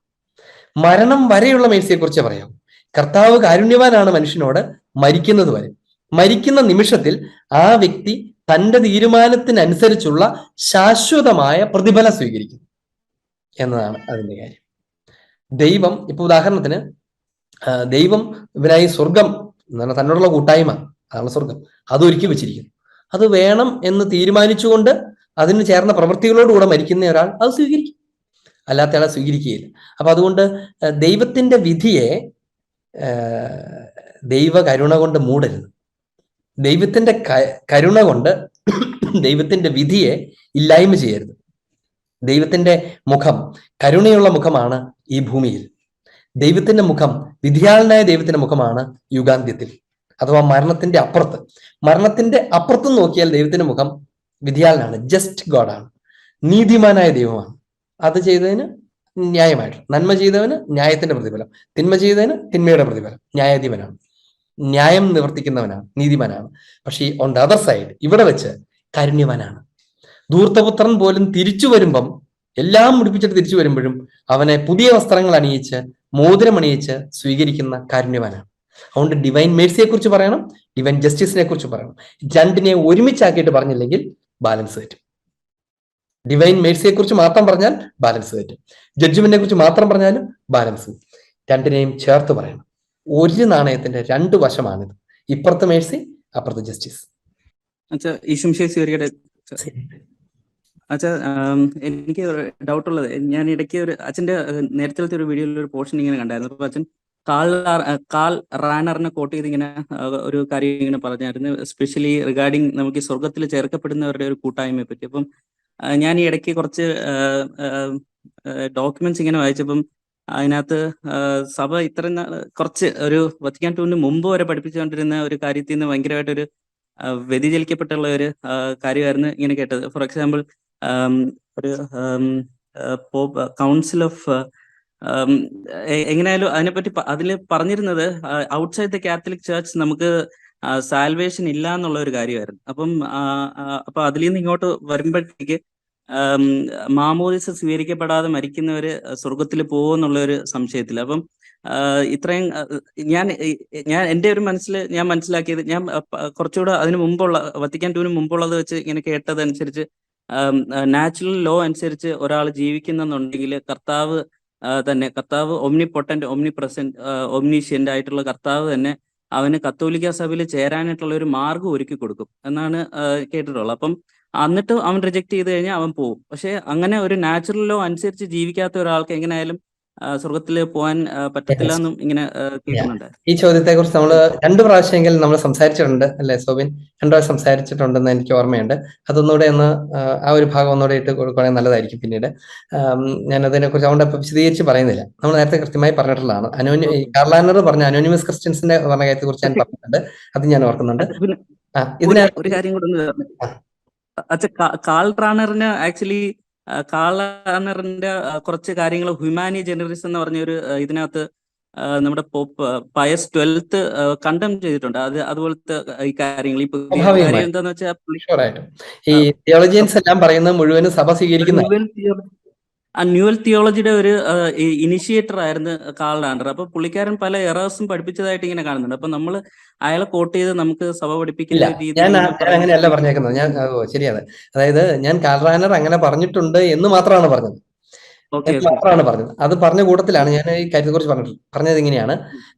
സഭ അഗ്രൈസ്തവരുടെ രക്ഷയെക്കുറിച്ച് പറയുന്നത് ആ ഭാഗം ഒന്ന് പിന്നീട് കേട്ടാൽ മതി, ഡീറ്റെയിൽ ആയിട്ട് ഒറ്റ വാക്കി പറയാം.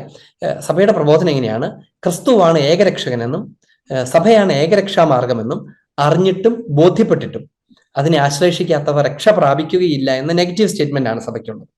ഇനി അതിൽ ഓരോ വാക്ക് ഞാൻ വിശദീകരിച്ചിട്ടുണ്ട്. അറിയുക എന്ന് പറഞ്ഞാൽ എന്താണ്? അപ്പൊ അറിയാതിരിക്കുന്ന അവരറിയാതിരുന്ന ആരാണ് കുറ്റക്കാര്? അറിയിക്കാത്ത നമ്മളാണ്.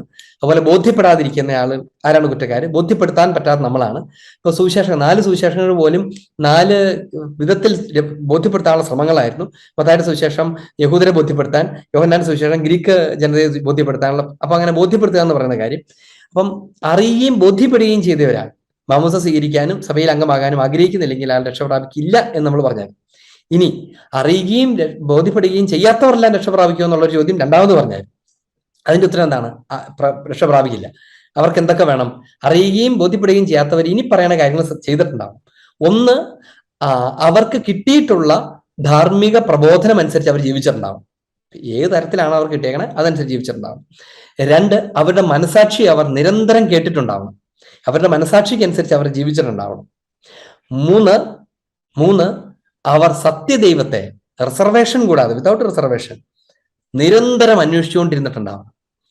അതായത് എവിടെയായിരുന്നു അവർ അതിനപ്പുറത്ത് സത്യദൈവം എന്താണ്, ആരാണെന്ന് അന്വേഷിച്ചുകൊണ്ടേ ഇരുന്നിട്ടുണ്ടാവും. അവിടെയാണ് അലൻ പറഞ്ഞാത്തൊരു കാര്യമുള്ളത്. അങ്ങനെ അന്വേഷിച്ചാൽ അവർ ക്രിസ്തുവിൽ ചെന്ന് എത്തുമെന്ന് നമുക്ക് നല്ല ഉറപ്പുണ്ട് സഭയ്ക്ക്. അതുകൊണ്ടാണ് അങ്ങനെ പറയുന്നത്. ഇത് ചെയ്തുകൊണ്ടിരിക്കുന്ന ഒരാൾ ഈശോയെ അറിയുകയും ബോധ്യപ്പെടാതിരിക്കുകയും ചെയ്തിട്ടുണ്ടെങ്കിൽ രക്ഷ പ്രാപിക്കുമെന്ന് മാത്രമേ ഉള്ളൂ. അല്ലാതെ ഈശോയെ അറിയുകയും ബോധ്യപ്പെടുകയും ചെയ്യാത്ത ആളുകൾ തിന്മ ചെയ്ത് ജീവിച്ചാൽ, അല്ലെങ്കിൽ അവരുടെ മനസാക്ഷിക്ക് വിരുദ്ധമായിട്ട് അവർ ജീവിച്ചിട്ടുണ്ടെങ്കിൽ അവർ രക്ഷപ്പെടുകയില്ല. അപ്പൊ കാറ്റക്യൂമെന്റ്സ് അല്ലെങ്കിൽ മാമോദിസ സ്വീകരിക്കാതിരിക്കുന്നവര് എങ്ങനെയായാലും നമുക്ക് സ്വർഗത്തിലോട്ട് എൻട്രി പോയിന്റ് മാമോദിസയിലൂടെ മാത്രമല്ല കിട്ടത്തുള്ളൂ. അത് മാമോദിസയുടെ ക്ലാസ്സിൽ നമ്മൾ ഇതിനെ കുറിച്ച് വിശദീകരിച്ചിട്ടുണ്ട്. ആഗ്രഹത്താലുള്ള മാമോദിസ എന്ന് പറയുന്ന ഒരു കാര്യം എത്രാമത്തെ എപ്പിസോഡാണ്? മാമോസയെ കുറിച്ചുള്ള 8ാമത്തെ എപ്പിസോഡാണോ എന്ന് എനിക്ക് സംശയമുണ്ട്. അതിനകത്ത് മാമോസയുടെ പല രീതികളെ കുറിച്ചൊക്കെ പറയുന്നതിനകത്ത് ബാപ്റ്റിസം ബൈ ഡിസയർ. അപ്പൊ ഈ കാറ്റക്യൂമെന്റ്സ് ശരിക്കും പറഞ്ഞാല് അവര് മാമോദിസ ആഗ്രഹത്താൽ സ്വീകരിച്ചിരിക്കുന്നവരാണ്. അവർക്ക് ഫിസിക്കലി അത് പൂർത്തിയാക്കാൻ പറ്റുന്നതിന് മുമ്പ് അവർ മരിച്ചാൽ മാത്രമാണ്. അച്ഛാ, ഈ ഉത്ഥാനം ചെയ്ത യേശു രൂപാന്തരപ്പെട്ട ആ യേശുവാണ്. ആ യേശുവിനെ അന്ന് സ്ലീഹന്മാർ ഒരുമിച്ച് വറുത്ത മീൻ കഴിക്കാൻ സാധിച്ചു. അപ്പൊ ഒരു ശാരീരികമായിട്ടുള്ള ഒരു അവസ്ഥയിലേക്ക് അല്ലേ നമുക്കത് കാണാൻ സാധിക്കുക? നല്ലൊരു ചോദ്യമാണ്. ഞാൻ അതിനെക്കുറിച്ച് മറ്റേ ക്ലാസ്സിൽ പറഞ്ഞായിരുന്നു. അതായത് ഇത് കൊടുക്കുന്നത് ദർശനമാണ്. അതായത് മൗണ്ട് താബോറിൽ വെച്ച് തന്റെ ഉദ്ധിത ശരീരത്തിന്റെ ദർശനം അവർ കാണിച്ചു കൊടുത്തു എന്നതുപോലെ തന്നെ അതിന്റെ കൗണ്ടർ പാർട്ട് ഈശോ തന്റെ ഉത്ഥാനത്തിന് ശേഷം തന്റെ പഴയ ശരീരം അവർ കാണിച്ചു കൊടുക്കും. ഇവിടെ നമ്മൾ കാണുന്ന കാര്യം എന്താണ്? തന്റെ മഹത്വീകൃത ശരീരത്തിന് ദാറ്റ്സ് മൾട്ടി പൊട്ടൻഷ്യൽ. സഭ അതിനെക്കുറിച്ച് പഠിപ്പിക്കുന്നതിനാണ് ഏത് രൂപത്തിലും ഏത് ഭാവത്തിലും സന്നിഹിതനാകണമെന്ന് അവിടുന്ന് ആഗ്രഹിക്കുന്നുവോ അതുപോലെ സന്നിഹിതരാകാൻ കൂടെ കഴിവുള്ളതാണ് ആ മഹത്വീകൃത ശരീരം. അതുകൊണ്ട് ഈശോയ്ക്ക് അവരോടൊപ്പം ആയിരിക്കാൻ പറ്റും, അവരോട് കൂടെ ആയിരിക്കുന്ന ദർശനം അവർക്ക് വേണമെങ്കിൽ കൊടുക്കാൻ പറ്റും, അവർക്ക് ദൈവം ആഗ്രഹിക്കുന്ന വിധത്തിലുള്ള ഒരു പ്രസൻസ് നൽകാൻ പറ്റും, അവരുടെ കൂടെ ആയിരിക്കാൻ പറ്റും. എന്നാൽ അതൊന്നും ഈ മഹത്വീകൃത ശരീരത്തെ അതല്ലാതാക്കി മാറ്റില്ല.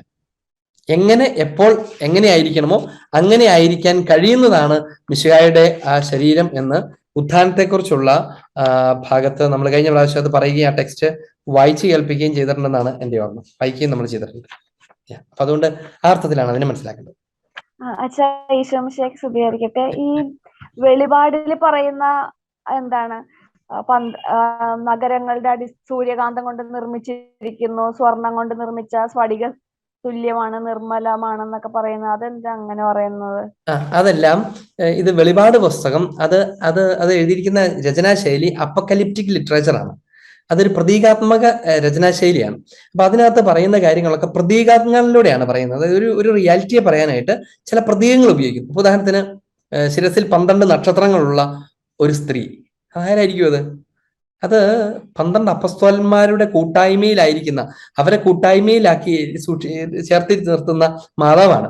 അത് യോഹന്നാൻ ഇതിനെക്കുറിച്ച് രേഖപ്പെടുത്തുമ്പോൾ യോഹന്നാൻ അറിയാം ഈശോയുടെ ഉത്ഥാന ശേഷം അപ്പസ്തോലന്മാർക്ക് ചിതറിപ്പോകാൻ നേരത്ത് മാതാവിന്റെ കരവലയത്തിലാണ് ഈ 12 നക്ഷത്രങ്ങളും ഒരുമിച്ച് കൂടിയിരുന്നത്. അപ്പൊ അതുകൊണ്ട് മാതാവിന്റെ കിരീടത്തിലെ 12 നക്ഷത്രങ്ങളാണ് തങ്ങളെന്ന് അവര് അങ്ങ് അഭിമാനത്തോടെ പറയും. അപ്പൊ എന്നതുപോലെയുള്ള പരാമർശങ്ങളാണ്. സ്വർഗത്തെക്കുറിച്ച് നമ്മൾ ആദ്യം പറഞ്ഞല്ലോ, കണ്ണ് കണ്ടിട്ടില്ലാത്തതും കാത് കേട്ടിട്ടില്ലാത്തതും മനുഷ്യന്റെ ഭാവനയ്ക്ക് അതീതമായത്.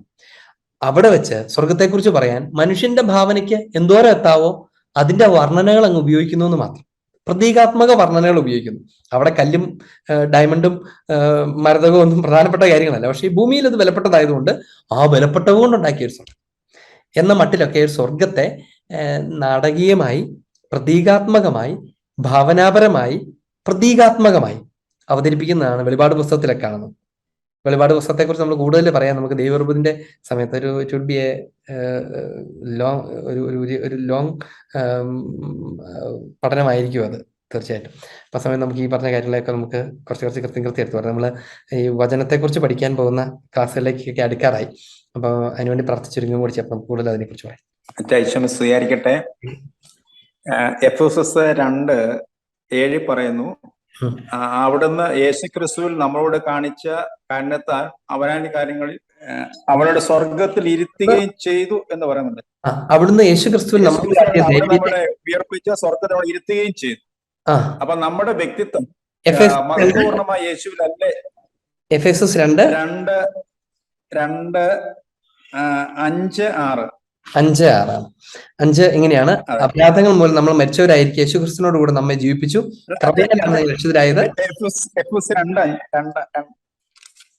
എഫെസോസ് 2:5-6 യേശുക്രിസ്തുവിനോട് കൂടെ ഉയർപ്പിച്ച് നമ്മെ സ്വർഗത്തിൽ ഒപ്പം ഇരുത്തി. അതാണ് വായിച്ചത്. അതെ. അപ്പം നമ്മള് ഈശോയുടെ പ്രസാരസ്യങ്ങളിൽ പങ്കെടുത്ത് നമ്മളെ കൊണ്ട് ഈശോ നമ്മുടെ വ്യക്തിത്വം കേട്ടിരിക്കുന്നതാണ്. നമ്മുടെ വ്യക്തിത്വം മഹത്വപൂർണമായ യേശുവിൽ ഇരുത്തിയിരിക്കുകയാണെന്നുള്ള ഒരു സുവിശേഷമാണെന്നുള്ളതാണ് ഇത് മനസ്സിലാക്കാൻ സാധിച്ചത്. എങ്ങനെ പറയുന്നത് ഇത് കുറെക്കൂടെ നമ്മൾ ആദ്യം പറഞ്ഞ ഭാഗവുമായി ബന്ധപ്പെട്ട് കിടക്കുന്നതാണ്. അതായത് ഈശോയുടെ കുരിശുമരണത്തിലൂടെ നമ്മളെ അവിടുന്ന് സ്വർഗത്തിലേക്ക് ചേർത്തു, നമുക്ക് സ്വർഗം നൽകി. അതാണ് അവന്റെ ഒപ്പമാക്കി, ആ കൂട്ടായ്മയിലേക്കാക്കി. ഒപ്പമാവുക, ഈ ടെക്സ്റ്റ് ഞാൻ അന്നേരം വായിക്കേണ്ടതായിരുന്നു. ഒപ്പമാവുക എന്ന് പറഞ്ഞാൽ കൂട്ടായ്മയിലേക്കാവുക, ദൈവത്തിന്റെ കൂട്ടായ്മ സ്ഥാനത്തേക്ക് നമ്മളെ ഉയർത്തി എന്നാണ് അതിന്റെ അർത്ഥം. എന്ന് പറഞ്ഞാൽ അത് നേരിട്ട് സൂചിപ്പിക്കുന്നത് മാമോദിസയെ തന്നെയാണ്. നമ്മൾ സ്വീകരിക്കുന്ന മാമോദിസയിലൂടെ കുരിശുമരണത്തിന്റെ ഫലങ്ങളാണ് മാമോദിസകൾ. അതുവഴി നമ്മൾ ഈശോയുടെ ശരീരത്തോട്, ഉദ്ധിത ശരീരത്തോടൊപ്പമായി സ്വർഗം നമുക്ക് തന്നു കഴിഞ്ഞു. നമ്മൾ അതിനെക്കുറിച്ച് വീണ്ടും പറഞ്ഞത്, അത് നമുക്ക് കളയോ കളയാതിരിക്കുകയോ ചെയ്യാം. യേശുമിശിഹായ്ക്ക് സ്തുതിയായിരിക്കട്ടെ. എന്റെ സംശയം, അപ്പോ മരിക്കുന്ന ഒരു വ്യക്തിയുടെ അവസാന നിമിഷം ഈശോയുടെ കരുണ കൊണ്ടല്ലേ അവർ രക്ഷപ്പെടുന്നത്? കാരണം അവരുടെ അൾട്ടിമേറ്റ്, അച്ഛൻ പറഞ്ഞ അവരെടുക്കുന്ന തീരുമാനം അന്നേനക്കാലം ഇപ്പൊ ഒത്തിരി ബുക്സിലൊക്കെ ഇങ്ങനെ അവസാന ഒരു കൃപ ദൈവം കൊടുക്കുമ്പോഴാണ് അവർക്ക് അനുതാപത്തിന്റെ ഒരു ഇത് വരുന്നത്. അപ്പൊ അങ്ങനെ എനിക്കൊരു ഡൗട്ട് ഉണ്ട്.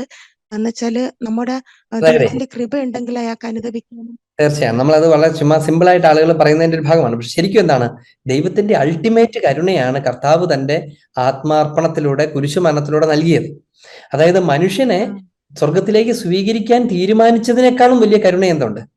അങ്ങനെ ആലോചിച്ച് നോക്കി. അതായത് സൃഷ്ടിയായിരിക്കുന്ന, ചുമ്മാ മനുഷ്യനായിരിക്കുന്ന ഒരു മനുഷ്യനെ നമ്മൾ ആരെങ്കിലും നമ്മളുണ്ടാക്കിയ കളിമണ്ണ് കൊണ്ടുണ്ടാക്കിയ ഒരു പാവ അതിനെ നമ്മുടെ ഒപ്പത്തിലേക്ക് സ്വീകരിക്കൂ? ചുമ്മാ ഒരു പൊട്ട ഉദാഹരണം പറഞ്ഞതാണ്. അതിനേക്കാൾ എന്ത് ഡിഫറൻസ് ആണ് ദൈവമായിരിക്കുന്ന അവിടുന്ന് സൃഷ്ടികളെ തന്നോടൊത്താക്കുന്നത്. അങ്ങനെ ആക്കാൻ കാണിച്ച മനസ്സിനെയാണ് കരുണ എന്ന് പറയുന്നത്. ഇനി നമ്മൾ ചെയ്യുന്ന എല്ലാത്തിന്റെയും പുറകിൽ ദൈവത്തിന്റെ കരുണയുണ്ട് എന്നുള്ളതൊരു സത്യമാണ്. കാരണം ദൈവം കരുണയാർന്ന് നമ്മളെ അനുവദിക്കുന്നതുകൊണ്ടാണ് നമുക്ക് ചെയ്യാൻ. പശ്ചാത്തപിക്കാൻ പോലും നമുക്ക് ഒരു ഹൃദയം ദൈവം തന്നേക്കുന്നതുകൊണ്ടാണത്. അങ്ങനെ ആലോചിച്ച് നോക്കിക്കഴിഞ്ഞാൽ എല്ലാത്തിനും ഒരു പ്രൈമോഡിയൽ മേഴ്സി ഈസ് ദെയർ. അതായത് അടിസ്ഥാനപരമായ ഒരു കാരുണ്യം എപ്പോഴും ഉണ്ട്, എല്ലായിടത്തും ഉണ്ട്. ഞാൻ പറഞ്ഞത് അതിനെക്കുറിച്ചല്ല, പകരം സ്വർഗം ദൈവത്തിന്റെ ഡിസിഷൻ എന്നതിനേക്കാൾ ദൈവത്തിന്റെ ഡിസിഷൻ എന്താണ്? എല്ലാവർക്കും സ്വർഗം മാമോസ സ്വീകരിക്കുന്ന തന്നോട് ഒട്ടിച്ചേരാൻ ആഗ്രഹിക്കുന്ന എല്ലാവർക്കും സ്വർഗം കൊടുക്കുക എന്നുള്ളതാണ് ദൈവത്തിന്റെ ഡിസിഷൻ. അത് ദൈവം കൊടുത്തു കഴിഞ്ഞു. ഇനി നിന്റെ ഡിസിഷനാണ്, നിനക്കത് സ്വീകരിക്കാം എന്നിട്ടത് കളയാം. അങ്ങനെയാണ് നമ്മൾ പലപ്പോഴും കേട്ട് പഠിക്കുന്നത് തിരിച്ചാണ്. അവിടെ ഞാൻ ആവർത്തിച്ച് പറയുന്നത്, ജീവിച്ച് അവസാനിക്കുമ്പോൾ ദൈവം ഒന്നുകിൽ സ്വർഗം കൊടുക്കും അല്ലെങ്കിൽ നരകം കൊടുക്കും നമ്മൾ കേട്ട് പഠിച്ചേക്കുന്നത്. അങ്ങനെയല്ല.